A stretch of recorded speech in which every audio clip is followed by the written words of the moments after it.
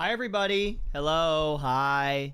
Hi, hi, hi. How's it going? How are you? Greetings. I'm back. I say I'm back like I kind of like went anywhere, but also I didn't. Hey, Octo, happy birthday. Hi, Walnut. Thanks. I mean, if you think about it, like every day is my birthday because we're all waking up and we're born into the new day. So, maybe you're not that far off. Hi, everybody. How's it going?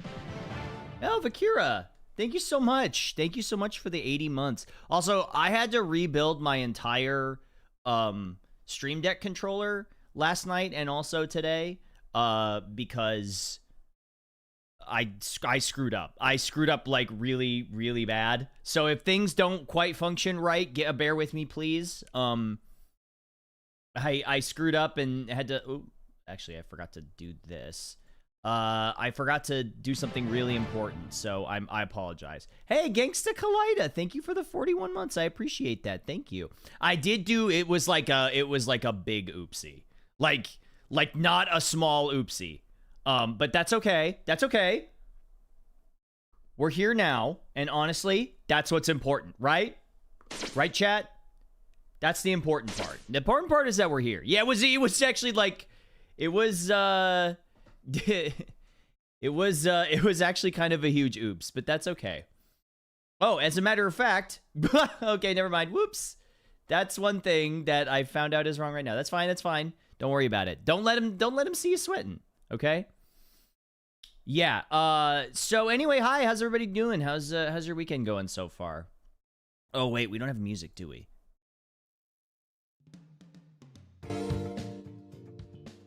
Oh yeah. Now we're talking. Yeah. Okay, can you guys hear this? So what are the odds on an accidental Akegao? Well, pretty high considering that is the newest pose that I added. But it's going to have to be, like, in the right situation. My weekend is decent. Just chilling. Hell yeah. That's what I'm talking about. Ugh. Is your avatar more pale than usual? I don't think so. Hold on. Oops. Wait a second. You can't say that. You can't just ask someone why they're white. Did I? Wait, hold on. No? Oh, wait a second.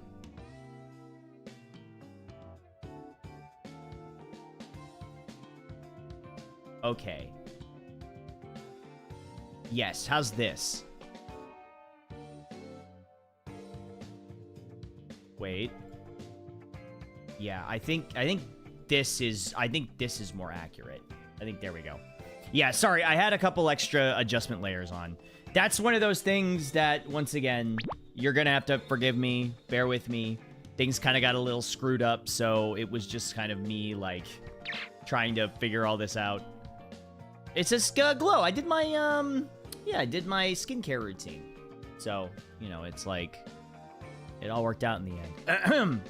Anyway, yeah, so yesterday, oh, by the way, that reminds me. Yesterday we did our first ever Discord anime club, and it went super well.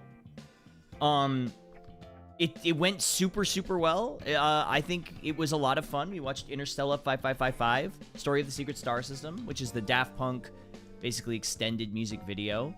I wanted to start us with something kind of low commitment, like, only about 60 minutes.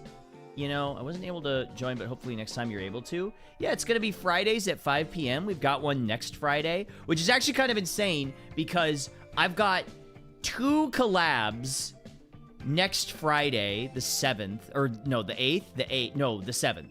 Next Friday, the 7th, I've got a collab at 2:30 p.m. PST, Anime Club, and then another collab at like 7:15.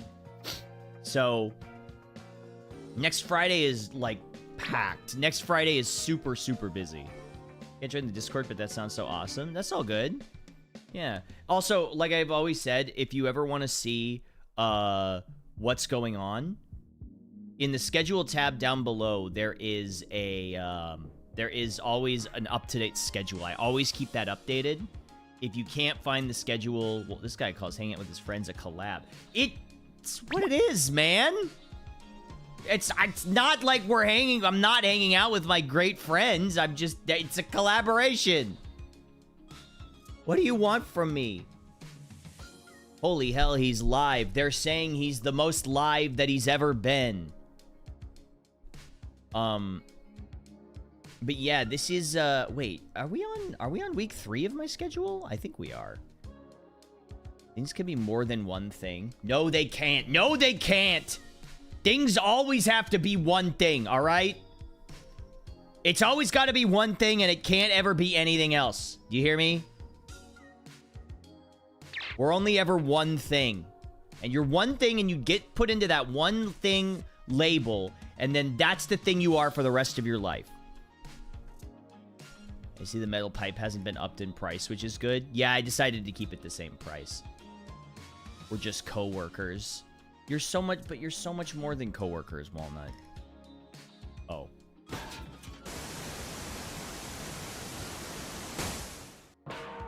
Took a second to catch up. But on the good news, it only happened one time. So, you know, I think that might be fixed. Get piped, get piped, get piped, get piped, get piped, get piped. Plap, plap, plap, plap, plap. I love the new point animation. Yeah? You like that, huh? Yeah, you like that, don't you? Yeah. Yeah, you like this? You like being accused of things. Anyway.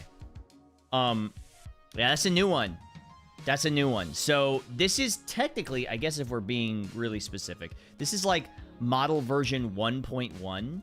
Although, I was talking to my programmer, and he said, I said, is this 1.1 or 1.01? And he's like, well, it can be whatever you want. And I said, can we name the different versions after, like, natural disasters? So there's, like, version flood, and version quake, and version hurricane, and version cyclone. And he's like, sure. He's like, you're... We can name it whatever you want. And I was like, you got it, buddy. So I think this is version temporal rift or something like that. How am I doing today? I'm doing pretty good. How are you?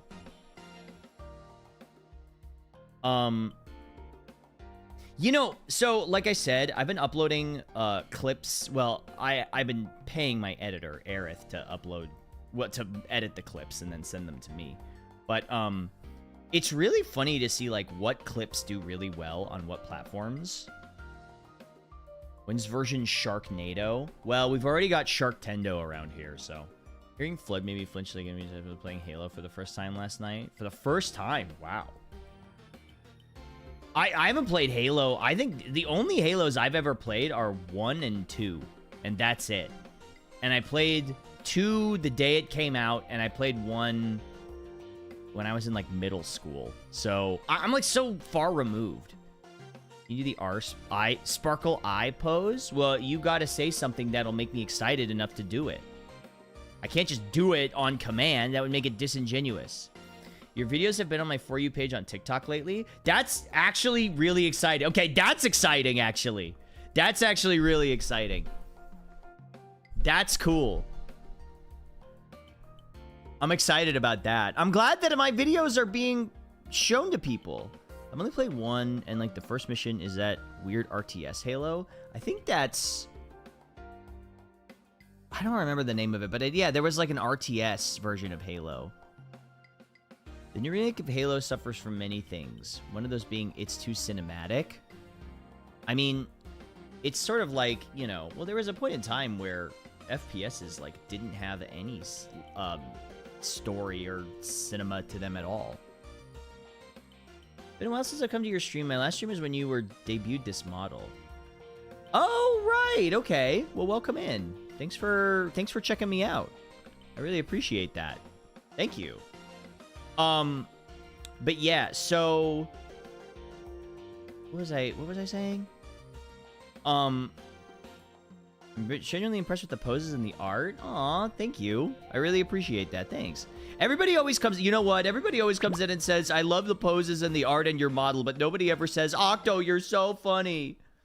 Octo, you're so funny and charming and charismatic, and everybody likes listening to you talk about things and engaging in conversation with you. Nobody ever says that, huh? Why doesn't anybody ever say that? Why does everybody always just look at the model? What am I to you, huh? What am I to you? Just an animated VTuber? I'm not a person? There's not a person behind this model? You're funny too, I mean it. Oh, okay, well. There you go, now I feel better. Thank you. You're so funny and charming and charismatic, and everyone listening to you talk about things can engage in conversation with you. Aw, do you mean it? Do you mean it? Do you really mean it? Oh, you're so nice. No? Oh, okay, well. What is it about me that just says bully me and ask me for money? Hey, speaking of which, okay, so last night, hold on, I gotta pull this up on my phone. Last night, I got DMs from Ecto and Chromu. Chromu, for those that don't know, friends of the stream, Ecto and Chromu DM'd me and said, well, first it was Ecto, and Ecto said, Octo, give me money for gambling. And I said, okay, first of all, hi, but also, why do you need money for gambling? And she's like, please, Octo, I need money for gambling, please. And then, no joke, like 5 minutes later, I got a message from Chromu that said, Octo, please, twin, Octo, you should give me a loan. Twin, please.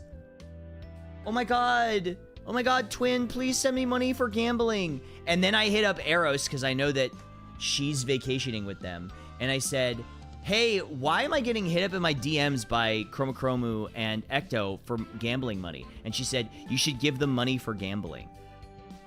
And I said, what? Why? We should play slots, Octo. You're so right about that. We should start gambling. And then she was like, no, give me money for gambling. And then I tweeted about it, and I was like, I got all these VTubers up in my DMs asking me for money like I'm some ATM. And then more VTubers started sliding into my DMs on Twitter being like, give us money for gambling. How much money do you think this VTuber costs, man? It wasn't cheap. I've already said that, though. Boone hasn't asked you for $5 in the past 24 hours. Well, if Boone asked me for $5, I'd give it to him. We see the money behind you. Yeah, you see all this? Yeah? You see it? It's the Spike Spiegel energy. Isn't Spike Spiegel, like, consistently poor, though?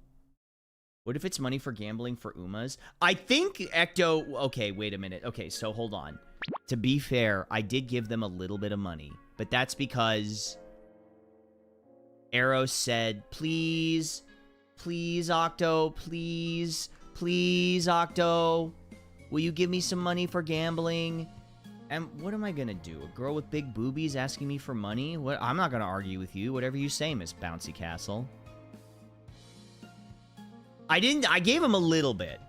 But, like, you know... It's a compelling argument. I'm no better than a man. It was her birthday the other day. That's true. Thank you for the bits. I appreciate that, Zach. Thank you. Your wallet is crying. It really is. It really, really is. The world's easiest mark, ladies and gentlemen. I'm not the world's easiest mark. I've got some self-control. They ever say for what gambling? Well, okay, Chromu said slots, which, first of all, I was like, Chromu, don't play slots. Slots are like, that's like the worst way. If you're gonna actually try and win money at gambling, don't play slots. Play fucking, what do you call it? Play like blackjack or cards or something. Don't play roulette, though. Don't play roulette. Roulette's got really bad odds. Eros has been playing so much slots. Eros. You can't be playing slots. Don't play roulette. Don't play roulette. Romo has old Chinese lady on the slot machine energy. She does. I think the other thing about Chromu that I didn't know, and I think is really funny, is I thought Chromu was like kind of doing a voice, but I met her at Offkai. She's not. That's just what she sounds like. She just like kind of sounds like this. That's just kind of what she sounds like. Hop on Blackjack. Hop on Blackjack, twin. Oh my god, twin, hop on Blackjack. Don't play slots, he says. Me as... Yeah, seriously. Oh my god.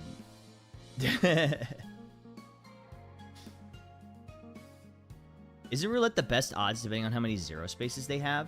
From what I understand, roulette is actually really bad. It's got a huge house advantage. Although I guess technically if you just bet on red or black, like just bet on red or black, right? You have a little less than a 50% chance to get your money back, right? But there's no skill involved. It's all luck. I mean, listen, first of all, don't gamble, right? Just don't do it. You probably won't make any money back. Craps is my favorite. It's a game where the group hypes you up. Yeah, but I feel like if you roll and you consistently roll bad, people get pissed at you. Green spaces make the house odds better than 50% on betting red or black. Well, does it? Because you have less of a... Yeah, the house odds better, right? Because that's why I said you have a little bit less that's why I said you have a little bit less than a 50% chance of winning if there's more green spaces. But there should only be one green space and it's 0-0, I think. Everything I know about craps I learned from Guys and Dolls. Yeah, me too, which honestly isn't much. Roulette is better odds. The zero spaces is different if it's European or American. It changes it from 48% to 46.1%. Yeah, so like, yeah, but yeah. I mean, I can't claim to know anything about gambling. I really don't. The easiest gambling is the stock market. Well, yes, but that's because if you do a little bit of research... No, once again, this is not financial advice, chat. This is not financial advice. If you do a little bit of research, typically your money will come back. But currently at the mall for your birthday? Well, happy birthday, Starbulls. Thank you for the financial advice. It's not. Don't take this as financial advice. Don't take it as financial advice.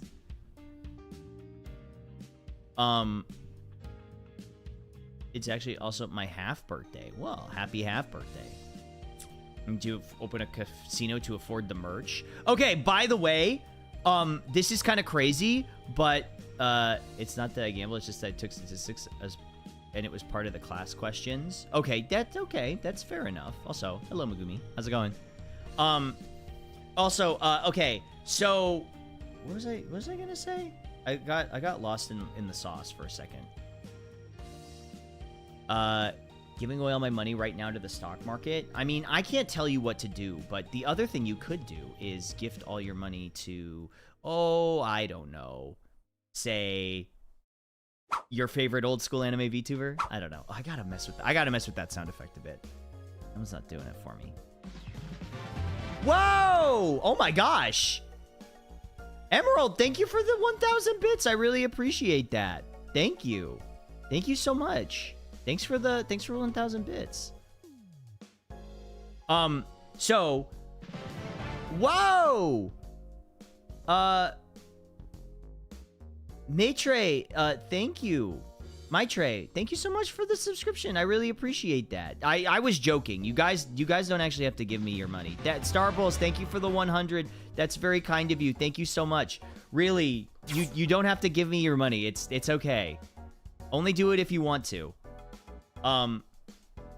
Give handsome man money. What, me? Handsome? You are spike coated. Boo. Why is that boo? I don't think I am. I don't even think that's a boo. We're richer for following. You're chilling. Pronounce my Treyi. Okay, got it. I'll remember that from now on. I feel like I'm really good at pronouncing people's usernames. Like, I either get it in one or I'm really, really bad at it. Haley, thank you for the 10 bits. I really appreciate that. Thank you. Okay, so What was I saying? What was I saying? Hold on. My ADD's going crazy. This is bad. I gotta focus up more. You're a good combo of Space Dandy and Spike. That's so funny. Like, neither of those were the inspo, but, you know, it's whatever. These are profits from your financial advice. Whoa, really? Damn, we'll call it a finder's fee then. Okay, so Hi. They were both made by the same director. That is true.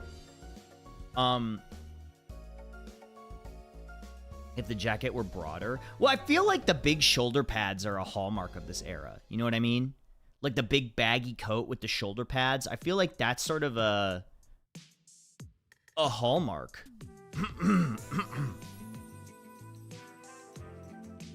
Ow. Ugh. Does anybody ever wake up with, like, a random bruise on their hand for some reason? I wonder how this happened. I've got this, like, I woke up today and where my index finger meets my thumb, it, like, it's a sign of getting old? What does that mean? What do you mean it's a sign of getting old? He bruises easily from the online bullying? Okay, well, you're right. But that's because of you guys.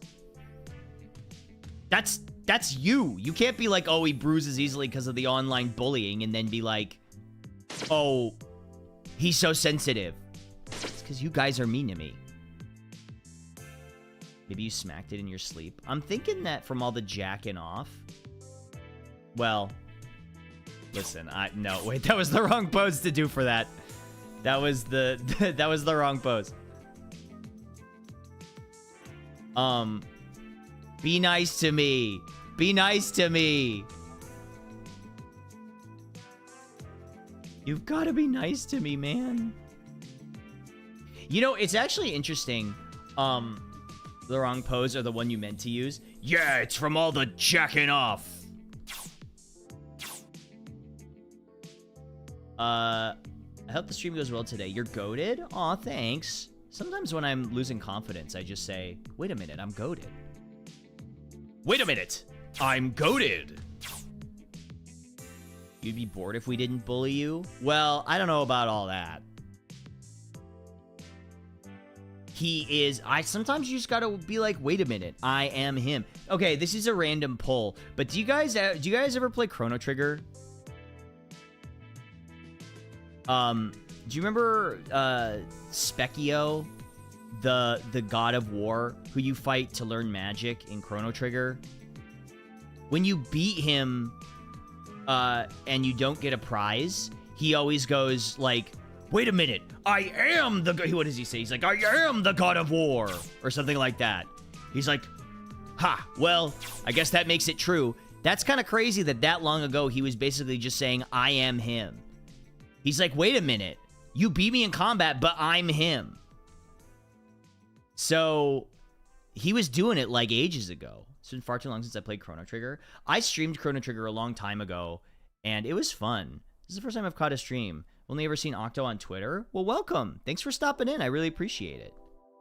Thank you so much. I think game's about 2 years now. Oh, that's you got a lot to catch up on. I've been playing games for way too long now. Basically since I was a kid.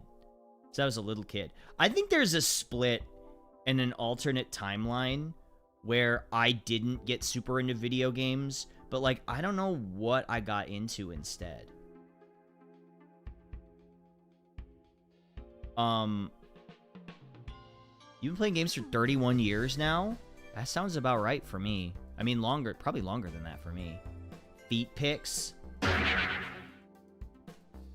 Why feet pics? Oh, wait, that's something I gotta fix. Hold on.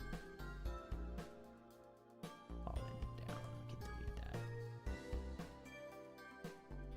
I was an NES gamer as a kid. Yeah, same. Same. Although I actually was doing like a lot of PC stuff as well. Even though Unk is considerably different from Spike, there are key points that line up make people see it. Same Arab art style, colored shirt and jacket, rolled up sleeves, dark hair that sticks out the sides. If I pull up a picture of Spike, then you will see that it's different. The first game I got into was Wii Sports Resort, but it broke our Wii broke. Oh, I was like, how did Wii Sports Resort break your Wii? Wait, that was the first game you got into? The first one? Yeah, side by side, it's different. It's different. I'm my own person. I'm my own guy, man. I was only in the YouTube chat. Oh, I'm so sorry. I'm so sorry, Natsu. I keep forgetting to pull up the YouTube chat. My bad. I'm not used to running 2 chats at once, and I can't figure out how to combine them in one thing. I've just been so busy, I haven't had time to do it. I know that there's a way. No, but I appreciate people, whoops, coming by in the YouTube chat. So hold on, let me pop this out. Let me, pop the top off. You'll see a sweaty hog that won't quit either. Okay, hold on. I'm doing this. Also, I like for obvious reasons, I also like your model. I peeked at your model a bit, Natsu. Okay. All right, YouTube chat is out as well now. How's it going, baby girl? Me? Baby girl? I don't know about all that. Octo is a busy bee. I am. Okay, hi, YouTube chat. Everybody be nice to YouTube chat. My first game was Need for Speed Most Wanted. That's why I said Unk. I'm getting there. Okay, do you guys want to see a screenshot of my first game? And you can decide if I'm Unk.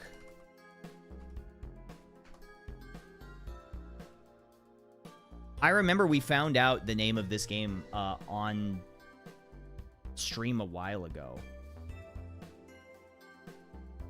So it's called Designosaurus, and it was for the PC.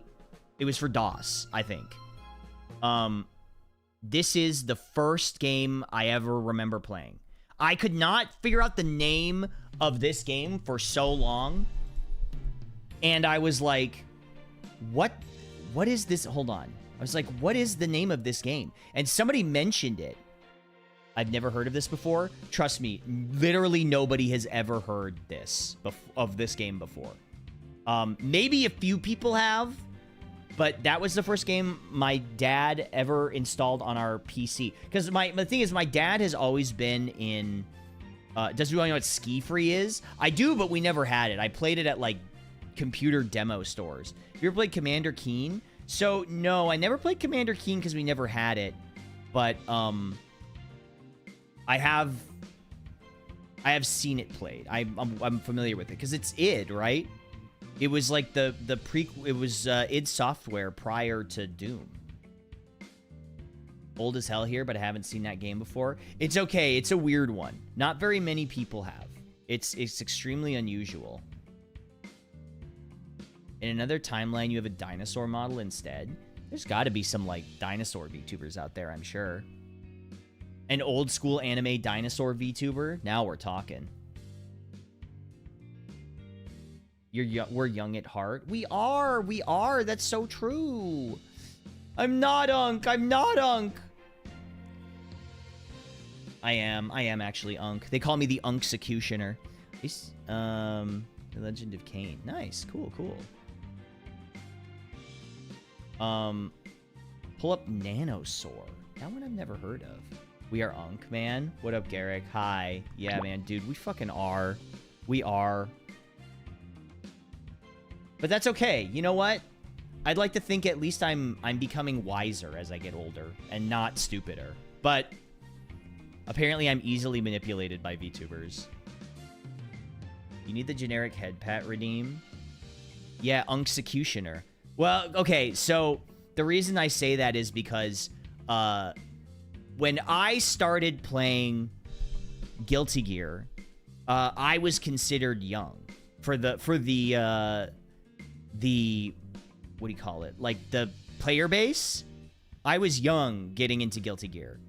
But then as I started to keep playing and consistently play more, now I'm old, especially with Strive. Although I will say I did win the Strive tournament at Offkai. Not to brag too much. I won the Strive tournament at Offkai, and I got 3rd place at Evo. So, but that was for Xrd. That was for Guilty Gear Xrd. That wasn't for Strive. But still.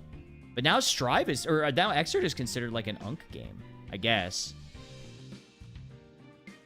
That's fine. That's the better one. Well, I like both of them. Looking forward to taking your crown next year, maybe. Okay, all right. All right, I see you. Don't come in here without backing up that challenge. Okay? You're still playing Accent Core? Well, you wouldn't be the first one. Oh yeah, Zone of the Enders is good. I played it on PS2. I think it was one of the first games I ever rented for PS2. Nanosaur.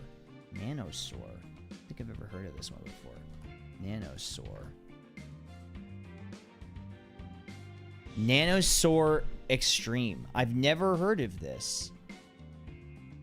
A platform third-person shooter developed by Pangea Software. One I've never heard of before.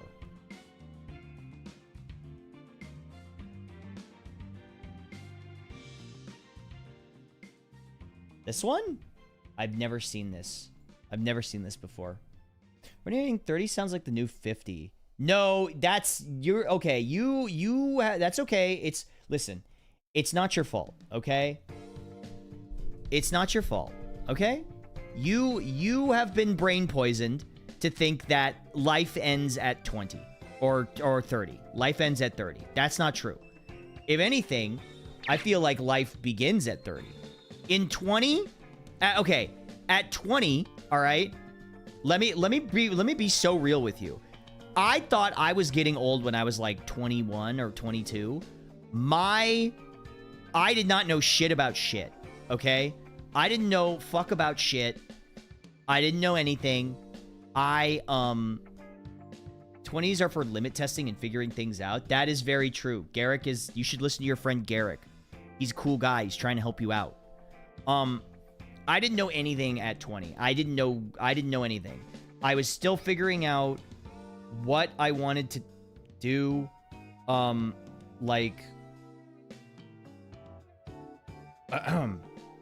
Sorry. Who I was. I don't know shit about shit. I don't know fuck about shit. It's true. It's true though. Like, I don't know if you're making fun of me, which to be fair, you should, but it's true. I didn't know anything. I was like still figuring out who I was as a person. I was figuring out who I was as a person until, I mean, listen, I'll be real. I still don't know who I am as a person. I'm figuring things out. I know more now than what I did then. 36 in 9 days. I inch closer to the grave. Garrick, where's the... Shut up. I'm 3 years older than you. I'm 39. I turned 39 in... when did I turn 39? I think I turned 39 in May. I was quoting your wise words. Got it. Understood. Sorry, my mistake. My mistake. I apologize. You're a few years older than me. I'm 42 in November. Dude, Mr. Bicey, like, that's not even that old. 40 is when you implode. Yes, that's true. You go through the supermassive birth of a black hole. You collapse in on yourself. 40 years young. Yes, that's what I'm saying. But okay. So like I was saying, right? I'm still learning about myself. Okay, so I mean, do you want like the real talk? Do you want me to like get so real with you? I think I was kind of getting real earlier, but now like do you want me to get like really real? I kind of thought my time as a creator, like if you had talked to me like a year ago, I think I felt my time as a creator might have been over. I was like, maybe it's time to just like give up and try something else. Like I don't feel like I'm really accomplishing much or innovating much as a creator. But listen, I'm almost 40 and look at what I'm doing now. I'm pretending to be an anime man on the internet. But still, I mean, it's kind of cool way. In a cool way. I'm doing it in like an interesting and cool way. Okay? You mean like those 80 times you said maybe I should become a shrimp boat captain were not a joke? Yeah, that was real. That was like a real thing I was thinking about doing. I thought maybe a shrimp boat captain would be nice. He became more breedable. Okay, listen, buddy. Why do you say it like that? Why? Because I got a slutty little waist? Why do we gotta take it there? I don't know why we gotta... Listen, okay? Is it playing video games and watching anime wasn't being productive? It's true. Sometimes you can learn something about it. 36-year-old myself, I love your model and 90s anime aesthetic. I moved to Cali in 2017 to work with Tempo Storm and Red Bull when Hearthstone goes big. All over the place. Do a ton of stuff. A real grown-up job. Wish I'd stuck with it, though. I mean, you know, it's one of those things that's like... You give me such cute aggression with this model. What, do you want to, like, smash me with a giant mallet or something? Epic Voyages. He's a shrimp boat captain and content creator. That's cool. Still the same level of breedable. That's crazy. That's crazy to say. I think our parents are jealous that we decided not to speedrun life like they did. Well, you know, it's one of those things that's always... when you're a kid, right? Your parents are always like, you know, stop wasting your time playing video games, right? You know, stop wasting your time playing video games. You're blah, blah, blah. You're wasting your time, whatever, whatever. But if I had played all the video games that I did, I don't think I would have the breadth of knowledge that I do now. You know what I mean? I wouldn't be the well-rounded entertainment gaming-based person that I am now. I wouldn't be at all who I am without video games. That's so true. That's so true. You're so right. I mean, I feel the same, you know? I was never like that. In fact, it's her fault I started playing them, and now I'm FCEQA. Yeah, see? There you go. I would 100% be more financially secure if I never played League of Legends. That's where everything went wrong. Well, see, Garrick, that's your problem. Yeah, that's the caveat there. It's League. It's because of League. All right? That's what here's your okay, there's your problem. It's the League problem.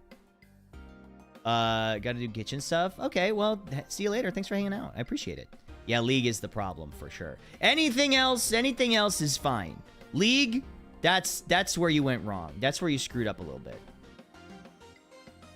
League destroyed the world and we never recovered. If you think about it, that's kind of true. See you later, Fairy Broad. Thanks for playing League, Garrick. My paychecks appreciate it. Oh, God. Maybe I shouldn't say anything. I'll never get hired to voice a League champion. Who's that new champion that came out? The one that looks like a combination of Gojo and he kind of Locke, is that him? Locke? Yeah. I read for him. The person who got it did a really good job, but I thought my read was pretty good. I remember getting that audition months ago, like last year or something. I could own a fancy car if I wasn't a retro gamer. Yeah, I mean, the retro games market is crazy. Dream video game character to voice. That's so funny that you asked that because, well, I don't think I could have been Locke. I mean, if I didn't get it, then it wasn't meant to be, right? Like, the way I figure it is, like, if I didn't book it, then I wasn't meant to be. I just wanted to be in Guilty Gear, and I am. I got to be in Guilty Gear, which is cool. I'm Axel Low in Guilty Gear Strive, which is cool. I mean, because it's like my favorite video game series and like my favorite fighting game, so getting to be in that was really cool. I am Axel. Yeah, that's me. Hello. In English, not in Japanese. Obviously, I don't speak Japanese, but that's sick. Thank you. Thank you so much. Yeah. Well, you know, it's funny. Like, I thought about making a video for short form, right? You know, on Instagram and TikTok and stuff, because so many people have commented on my content being like, oh my God, I thought you died. Or like, whoa, he's not dead. Which is like, I said this on another stream, but there's no reason why anyone would know what I've been up to in the interim when I stopped posting on YouTube, because, like, I didn't post anything. There's no reason why they would know that. I remember when I promised my cousin who was an actress when we were growing up, we are going to design our own games. I'd write a part for her to VO. Oh, that's awesome. And the time of initial league was when I was working for huge advertising companies and actively going out and socializing. Now I video game. Yeah, me too. I also thought you died. And that's, like, totally fair. Like, I'll be real. Those comments used to get to me, but I sort of did some self-reflection, right? Because, like, you know, you gotta do a little self-reflection to improve. And, it's like, why would they know, right? Why would they ever know what I've been up to? There's no reason. I never posted about it. I kind of vaguely talked about what I was doing. Axel is badass. I actually think Axel is also kind of baby girl. Whoa, Moomy the cow. Hello, hello. Welcome in. Hi, everyone. Hello. Welcome, welcome. Thank you for the raid. I appreciate that. Welcome, raiders. Hi, what's up? My name is Octo. I'm a 2D animated retro VTuber. I've got dozens of frames of hand-drawn animation. You'll never believe how much it costs, but I'll just have to live with that. Anyway, hi. It's so nice to see you. I hope you had a good stream. Timid Ghost, hello on YouTube. Hello, hello. I never thought you died, more so you moved on to something else, and technically you did. I guess you're right about that. I did kind of move on to something else. But, like, yeah, it's, like, I keep getting sidetracked. It's true, right? We watched your video from back in 2013, 50% off. Oh, yeah, for sure. I mean, that's where a lot of people knew me from. Maybe she had a crush on your avatar? No, me? What? Me? You have a crush on my model? Stop. Stop. I assume every YouTuber just jumped ship to streaming bigger avenues than dying off. Yeah, but, like, there's no reason why anyone would know what I've been doing, right? Like, literally. There's no reason why anybody would know what I've done or what I did. You did 50% off? I did. Well, okay, so to be fair, there were two of us. There was myself. I edited and voiced Nagisa, Makoto, and Rei. And then my writing partner who wrote the whole thing, and they voiced Haru and Rin. You look like this. I mean, you're not that far off. I do kind of look a little fucked up. I watched that ages ago. Aw, thank you so much. I really appreciate that. Thank you, thank you. Hold on.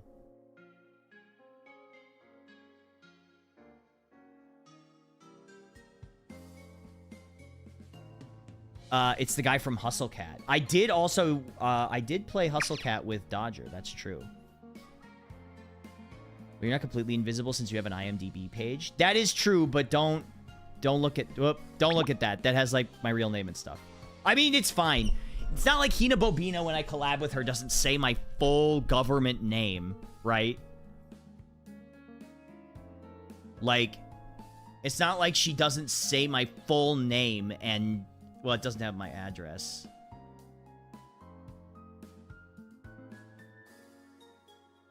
Heh. Not your full government. Yeah, Octavius Pimpington. I can't remember what does she... I think it's Octavius Pimpleton. Hold on. But anyway, yeah. It's kind of weird how Hina says your full social security number. Yeah, it was weird. I think it's very strange how Hina Bobina, whenever I come into her stream, looks directly at the camera and says my full name and social security number. Was so odd when Axel looked at the camera and started reading. Yeah, exactly. That's what I'm saying. And my home address?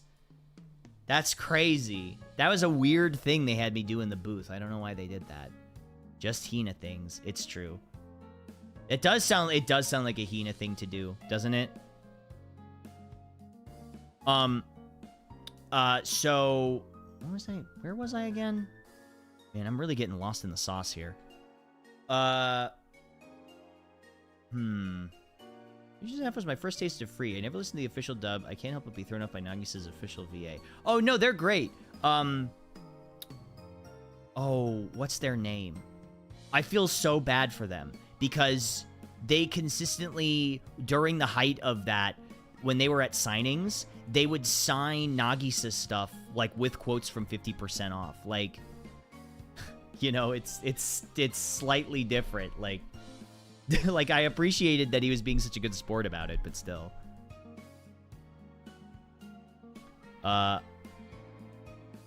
Yeah, no, they would have them do that. They would have him sign things like with Nagisa quotes on it from 50% off, which is fine, right? But he was a good sport about it.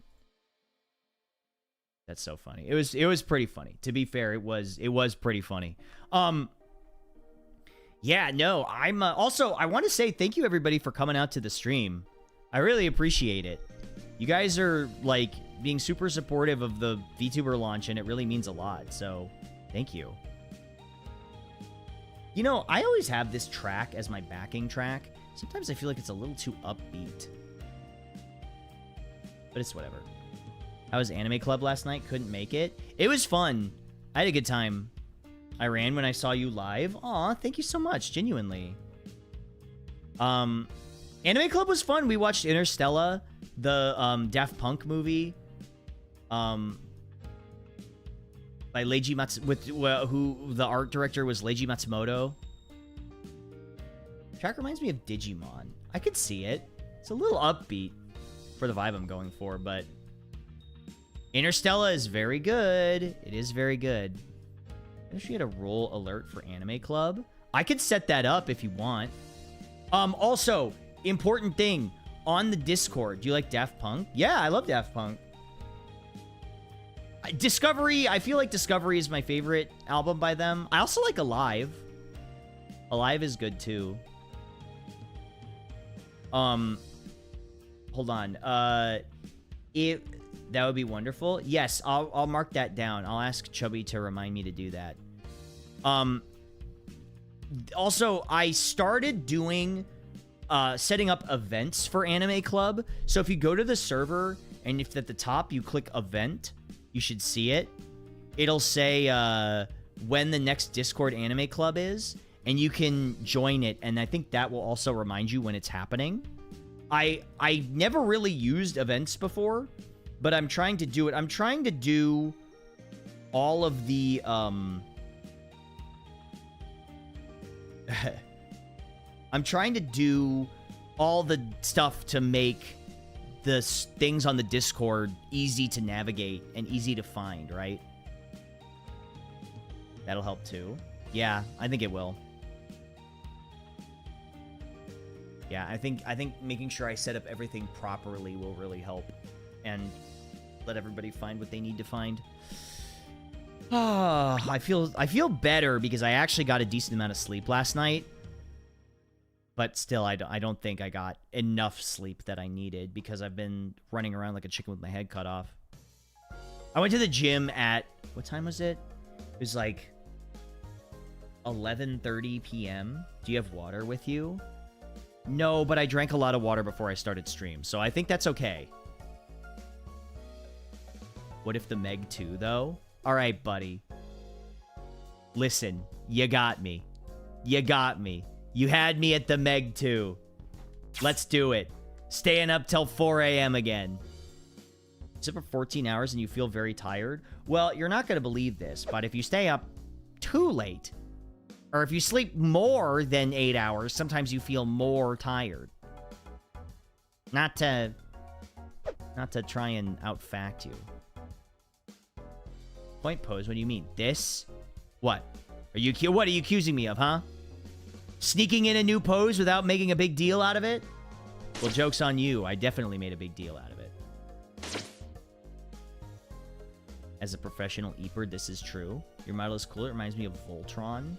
Well, okay, but I think Voltron reminds you of this style rather than this style reminding you of Voltron. Oh, the model and animations. Oh, thank you. I appreciate that. Thanks. Depends on sleep cycles. If you wake up in the middle of a cycle, you'll be more tired even though you were sleeping. Right, so I guess technically you'd have to sleep like 16 hours to get through 2 cycles. So what you're telling me is if I go back to bed and sleep another 8 hours after the 12, it should balance out and get it back to normal. Well, isn't a typical cycle like 6 to 8 or something like that? So if you sleep and you get 8 hours, and then you slept another 8 hours, that would be 2 cycles. 7 to 9? A sleep cycle is like 40 minutes? Man. Why? They gotta patch that shit out. Sleep is so... Like, sleep is so... It's so last patch. We gotta patch that shit out. The animations... We have early anime when it came to the West. Yeah, I'm definitely going for the 90s anime feel. I mean, listen, I feel like I've talked to death about the model, but it's true. Like, this was a style that I didn't really see a lot of people tapping into. Not to say that some people weren't. There definitely were, like, a good amount of people doing this style, but, you know.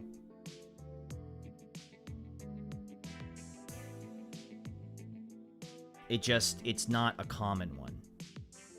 What if I slept for 1 hour at a time throughout the day? 1 hour sleep, 2 hour awake, repeat. Isn't that like, there are some people that try to do that? Show me your moves. What? Like this? I mean, those are my moves. That's some of the moves that I got. I can't move around a whole lot else, but...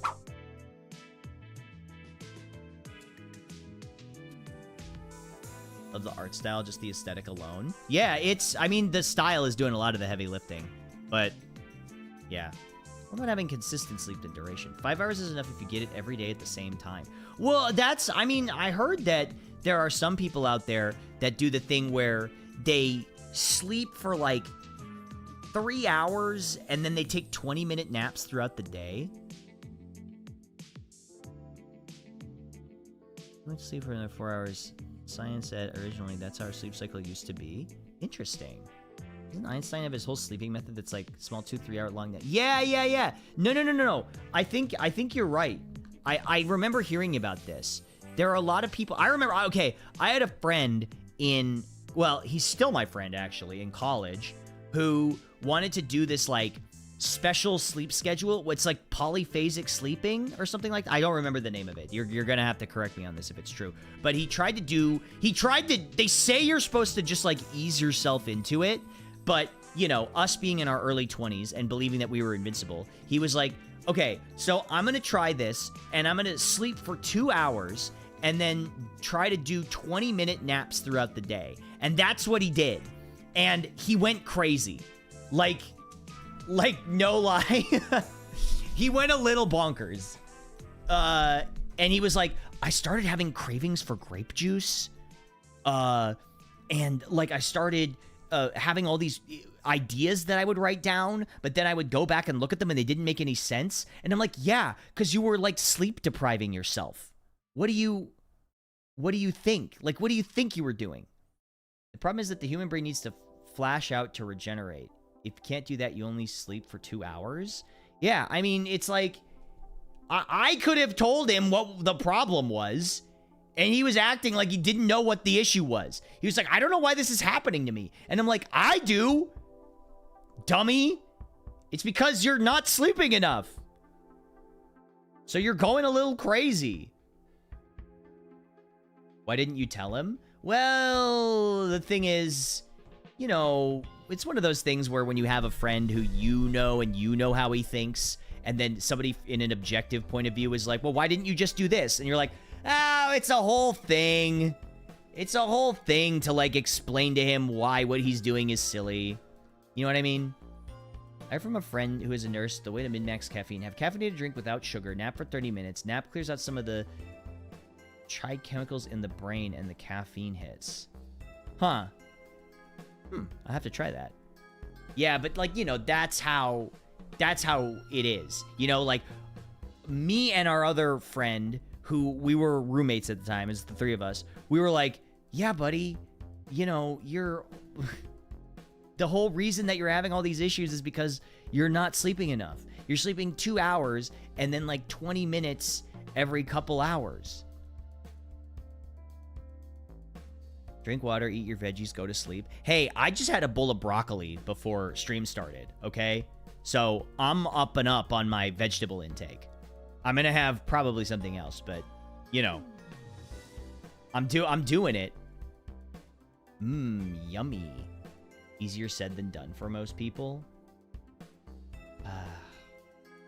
Yeah, you're right. Just broccoli? No, I had chicken too. I had chicken as well. I had a rotisserie chicken. I had like half a rotisserie chicken, and I had some broccoli, and then I had some yogurt with blueberries and honey. And yeah, I mean, I didn't listen. I'm not just eating vegetables. I don't need to lose weight. Let's put it that way. I'm already pretty skinny. Chicken and broccoli. Well, like I went to the gym last night, you know?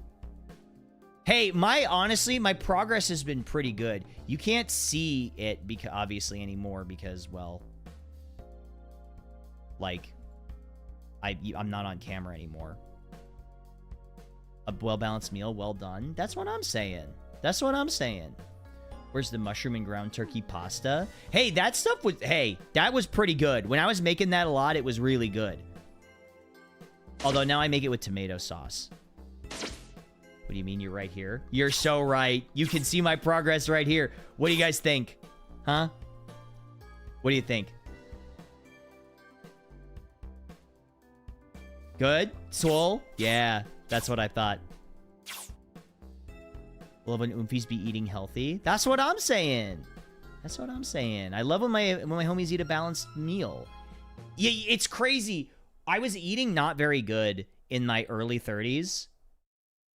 Those are some gains. Thank you. That's what I'm saying, right? The tone is there but lacks definition. Well, you know, that comes with time, right? That comes with time and practice. So in my early 30s, I wasn't eating very well, right? I wasn't eating super healthy. And I was always feeling like crap. The avatar looks so cool. Thanks, Kazoo Gremlin. I appreciate that. And when I started eating better, I started feeling better. And I was like, man, why do I feel so much better? Like, it doesn't make sense.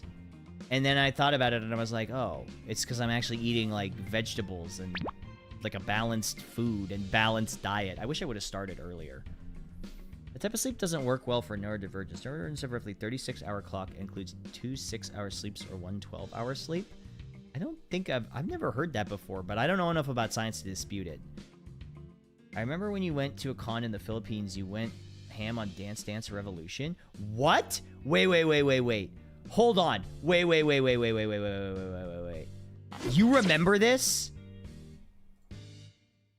Hold on. Everybody pause. Everyone pause. Everything pause. Pause.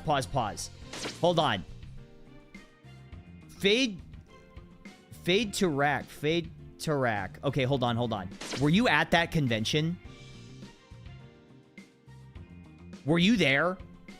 Were you there? 2019? Okay.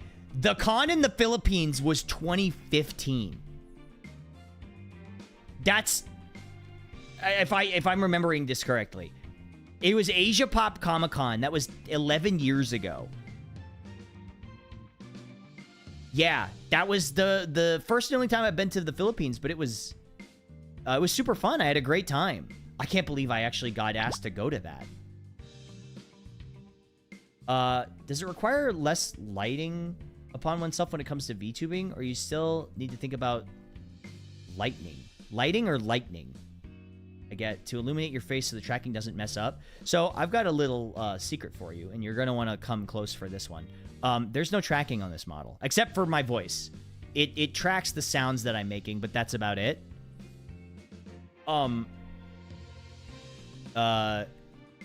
It's all manual. There's no lighting that I have to do for this model. It's not live 2D. So I know, and everybody's like, well, then that's not a... Well, hold on.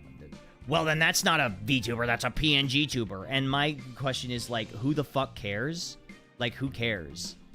It's a digital avatar that I'm using. No, you know what? I'm letting the haters get to me. You know what? I'm letting the haters get to me, and I can't let the haters get to me. I can't let the haters get to me. I can't do it.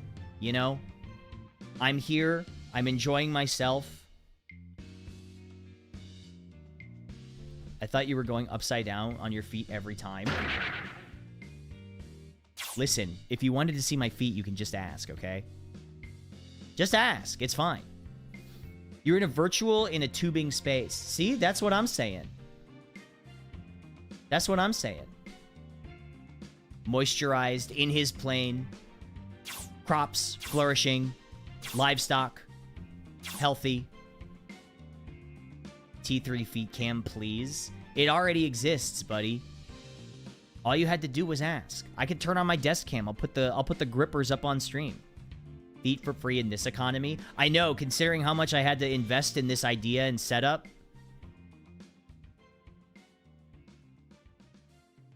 It's true.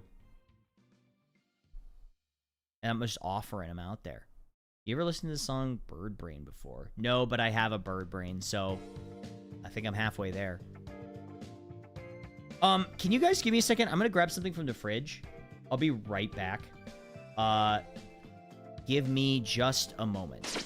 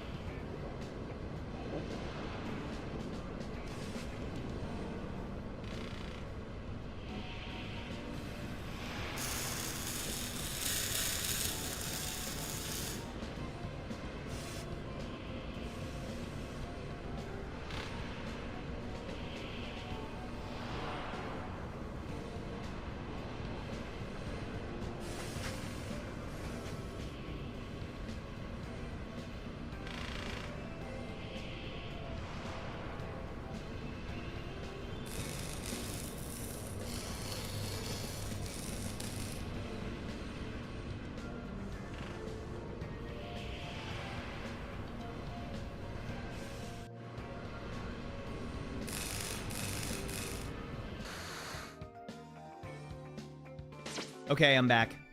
Hello. Hi. What's up? Sorry, I had to get some water. Let's go with that. Gotta go, mate. See you soon. It's first time here, but I'm sure I'll see you again. Well, thanks for stopping in, Monarch Dawn. Monarch's Dawn. I appreciate that. Thank you.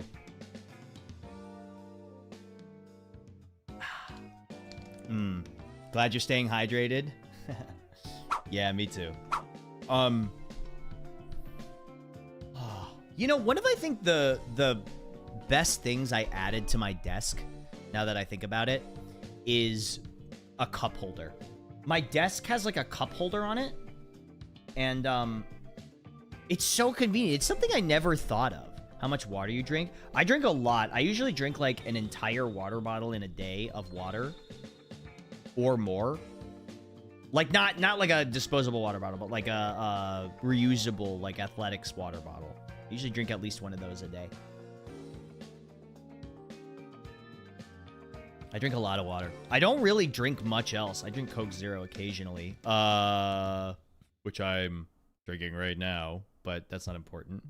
Have a fun stream. That's okay. Thanks, Timid Ghost. Also, you know what I was considering today is we used to do the dailies all the time, right? We used to do the dailies constantly. But like now, we don't ever do them, but that's because I feel that the conversation is so good. Like, the conversation in stream is so good that we don't need to do the dailies. You miss the dailies? The dailies are fun, don't get me wrong, but I feel like we don't need to do them. Oh, you don't miss the dailies. Never mind. Never mind. You said you don't miss that. Never mind. You said fuck the dailies. This man said fuck them. Now we yap for 2 hours instead of dailies for 2 hours. It's true. But, like, I think conversation, to me at least, is much more interesting. There's line art of the cockpit for your mech later. Be sure to include a cup holder. Also, one of the monitors slide back to reveal a hidden mini fridge. It's actually not a bad idea. I've never much cared for Scrandle. Damn, it's all coming out, huh? All the real info is coming out. What do you mean by dailies? So, we used to do, like, sort of daily puzzles or website activities, at the beginning of stream to sort of warm up, right? But it was also better than getting obnoxious chatters coming and constantly typing the correct answers in chat. That is true. Yeah, Scrandle, Gamedle. I do like Gamedle. I actually do like Gamedle a lot. I feel like the problem with the dailies is they were, chat, shut up and let me play my game. Well, yeah, but like, okay, yes, but the point is, think about it like this, right?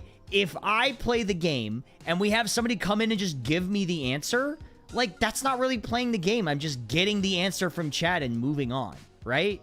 Like, where's the... To me, now, and I'm open to hearing the other side of the argument here, where's the fun in that, right? Like, if I start the daily and somebody says, oh, yeah, the answer's this, right? Then where's the fun in that for you or for me? It's just chat giving me the answer and then the game's over, right? Nobody be annoying and guess the thing you're trying to guess. We've all said millions of times to not guess for Mr. Streamer Man. Yeah. I've heard some streamers trying GeoGuessr recently. Recently? I don't think there's anything recent about that. I think that's been going along for a long time. Takes the fun out of everything. Well, that's why I think Scrandle is that sweet spot, right? Think about this, right? Because there's no correct answer. You just, it's all opinion based, right? That's why people like Scrandle, because there's no objectively correct answer. You just have to guess what you think people thought the answer or the more preferable one was. And so you can't be like, oh, the right answer is the right one, the right choice, because it looks better. But I was like, well, I think the left one looks better. What the heck is Scrandle? Scrandle's a game where it gives you 2 pictures of stadium food from soccer games or sports games, and then you have to guess which one more people prefer.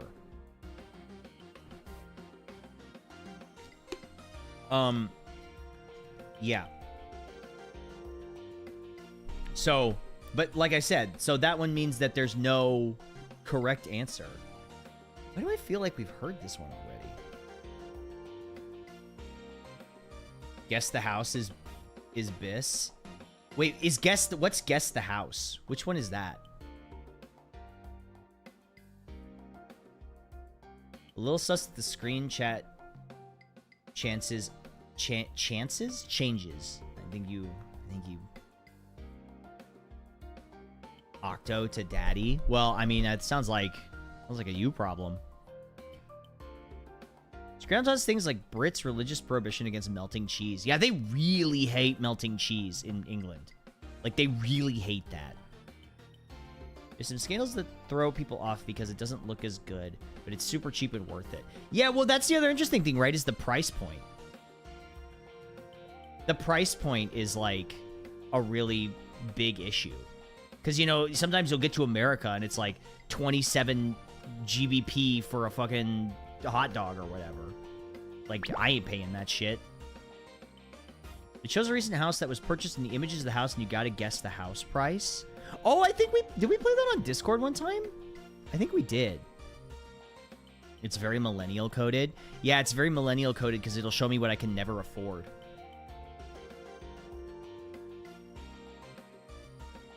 And that's a house. I simply just cannot afford a house ever in my life.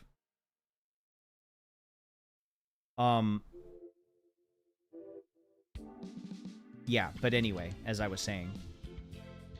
Just gotta hit up Costco for hot dogs. True. What if just... Okay, hold on. What if to save money for the rest of my life, and hear me out on this one, I simply eat Costco hot dogs for every single meal? Right? Think about it.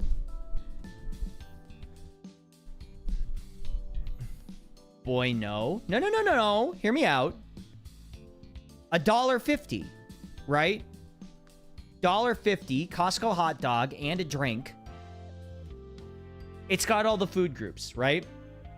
You've got meat, you've got bread, you got soda. That's it. That's all you need. Why has no one thought of this before? That's what I'm saying. How has nobody thought of this? It's crazy. Perfect YouTube clickbait. I ate only Costco hot dogs for 1 year, and you'll never guess what happened. My final upload because I'm dead. Should eat some fairy bread. Australian spotted. Australian spotted. Locio, are you Australian? Legally, you have to tell me if you are. You got me? I knew it. I knew it. We found him. Yeah, fairy bread. I see you. I know what you are. Just eat the Costco free samples. That's true. Well, hear me out. Actually, you make a good point. If I need vegetables, we just put relish. We put the neon green Heinz relish on the hot dog. Isn't that just bread with sprinkles on it? So apparently you serve it at parties, at like kids' parties. You have fairy bread. And it's like, yeah, it's basically just bread with hundreds, excuse me, it's Australian, so it's got hundreds and thousands on it. What they call it there. Oh, you call them sprinkles. Okay. I see. Were you Americanizing yourself for us? You don't have to code switch here. It's okay, really. You're safe here. Jimmy's. Oh, are you from the East Coast? Sorry you're late. That's okay. Welcome in. It's all good. Octo, you ever wonder that over time pressing the hotkeys for your pose on the model will become a second nature and you randomly press buttons while emoting IRL? You know, you're not the first person to suggest that. And honestly, I don't think it will because I can separate enough. But still. Such a childish start to the day. Let's have really good chocolate sprinkle variant. I do. You know what? I think my favorite... So there was a place... You should try Spam Sunny Side Up Egg and Furikake on toast. Hi, Nyati. How's it going? Welcome in. Spam Sunny Side Up Egg and Furikake on toast. That sounds really good. I'd try that. You say both, honestly? Okay, that's fair. I was thinking about my favorite cupcake. So I had a bakery in the town where I grew up that did cupcakes that were like, it was marble cupcake, right? So chocolate and then regular cake mix swirl with vanilla frosting and then chocolate sprinkles on half. And it was really good. Sounds weird, but it was really delicious. It was my favorite cupcake, but that bakery went out of business and I was really sad. When I was home last, I was like, can we go to my favorite bakery? And they're like, oh, my mom was like, oh, they closed. They're gone. They're not here anymore. And I was like, what? Nope, no, not the laugh. I didn't want the laugh. I wanted to freak out. Ah, I pressed the wrong button. I love Spam. I like Spam Masube. I'm not laughing. I swear. I'm not laughing at their demise. I was sad about it. I really was. I was sad. I was shocked. And then I was sad. That's how I felt. I pan fry Spam and put it on rice. That's like a Spam Masube, right? That's like a Spam Masube.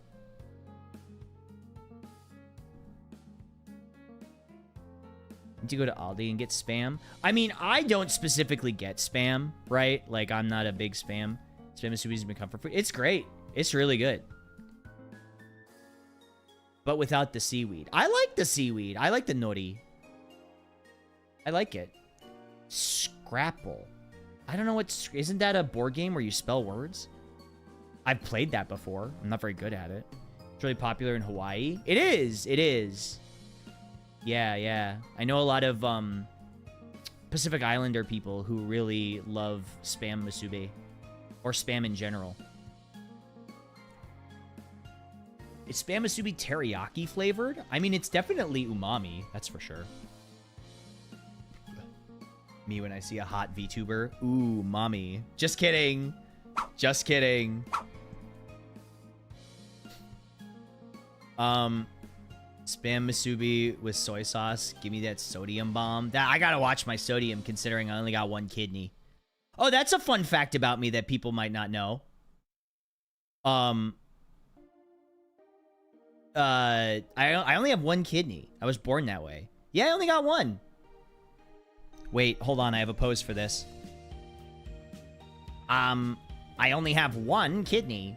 Fun fact. And no balls. Yeah, one kidney and no balls. Ugh. Really, I'm just defective. Born with the single kidney debuff. Okay, well, to be fair, the balls thing is half true.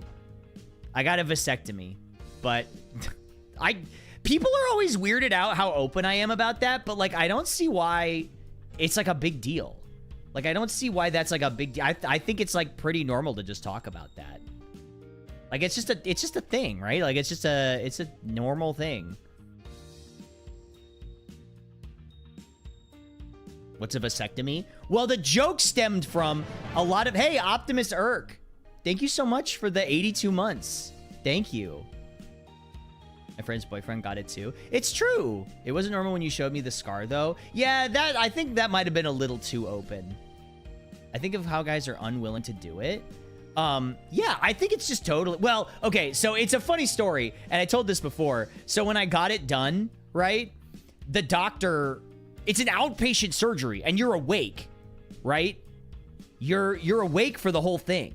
So here I am on the operating table, and the doctor is like doing the surgery, and he's like, "So what do you do for work?" And I'm like, I stream video games on the internet." And he's like, "That's a job you can do? On what website?" And I'm like, "Doc, you're holding my balls right now. Can we not have this conversation?" This is a little weird for me to like give you my Twitch channel. Well, which by the way, hi. Hi Doc, if you're here watching my Twitch channel, great job. It worked. I'm still sterile. You know what? Maybe I made a viewer. It's true. It's true. Well, I talked to my nephrologist, my kidney doctor, right? And she asked me one time. This was, you know, separate from all that. She was not performing surgery on me. She was like, "What do you do?" And I was like, "Oh, I stream Twitch." And she's like, "Oh, you're a gamer." And I don't know what's up with that. When people say that, it feels like a slur. But I was like, yeah, Doc, I'm a gamer. She's like, "Oh, do you play Valorant?" And I had to explain to her that like not everybody does play that. You know, not every gamer plays the same thing. I was like, not really. I've never really played that before. And she's like, "Oh, well, if you ever play Valorant, this is my husband's gamer tag."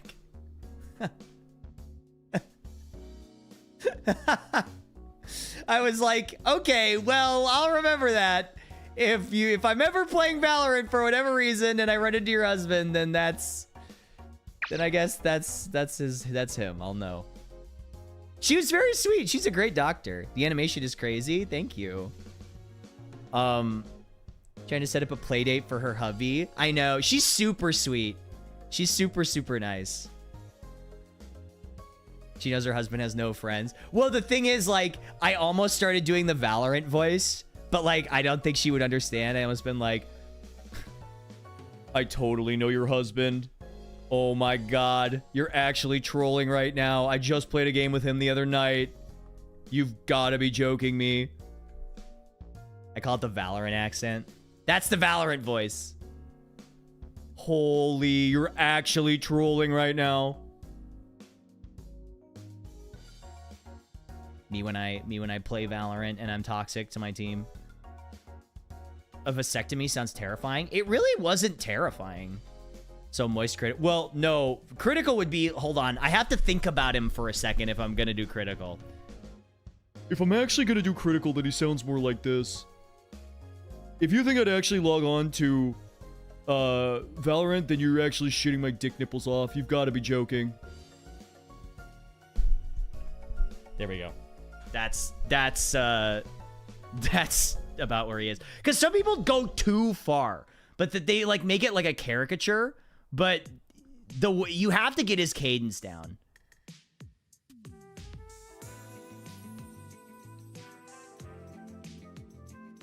And my eggs have dried. Well, you know, them's the break sometimes. But so fun fact that you guys might not know is he actually did a voice in a bonus episode of 50% Off one time, which was really cool. It was very cool of him to do that. Yeah. If you watch the old bonus episodes of 50% Off, he does a random Haru voice. He's like, "Hey, I'm Haru. It's me, Haru." Wait a minute, we don't remember you here. Yeah, it's totally me. He's in the Hunger Games? That's crazy. I actually didn't know about the Hunger Games one. Good for him.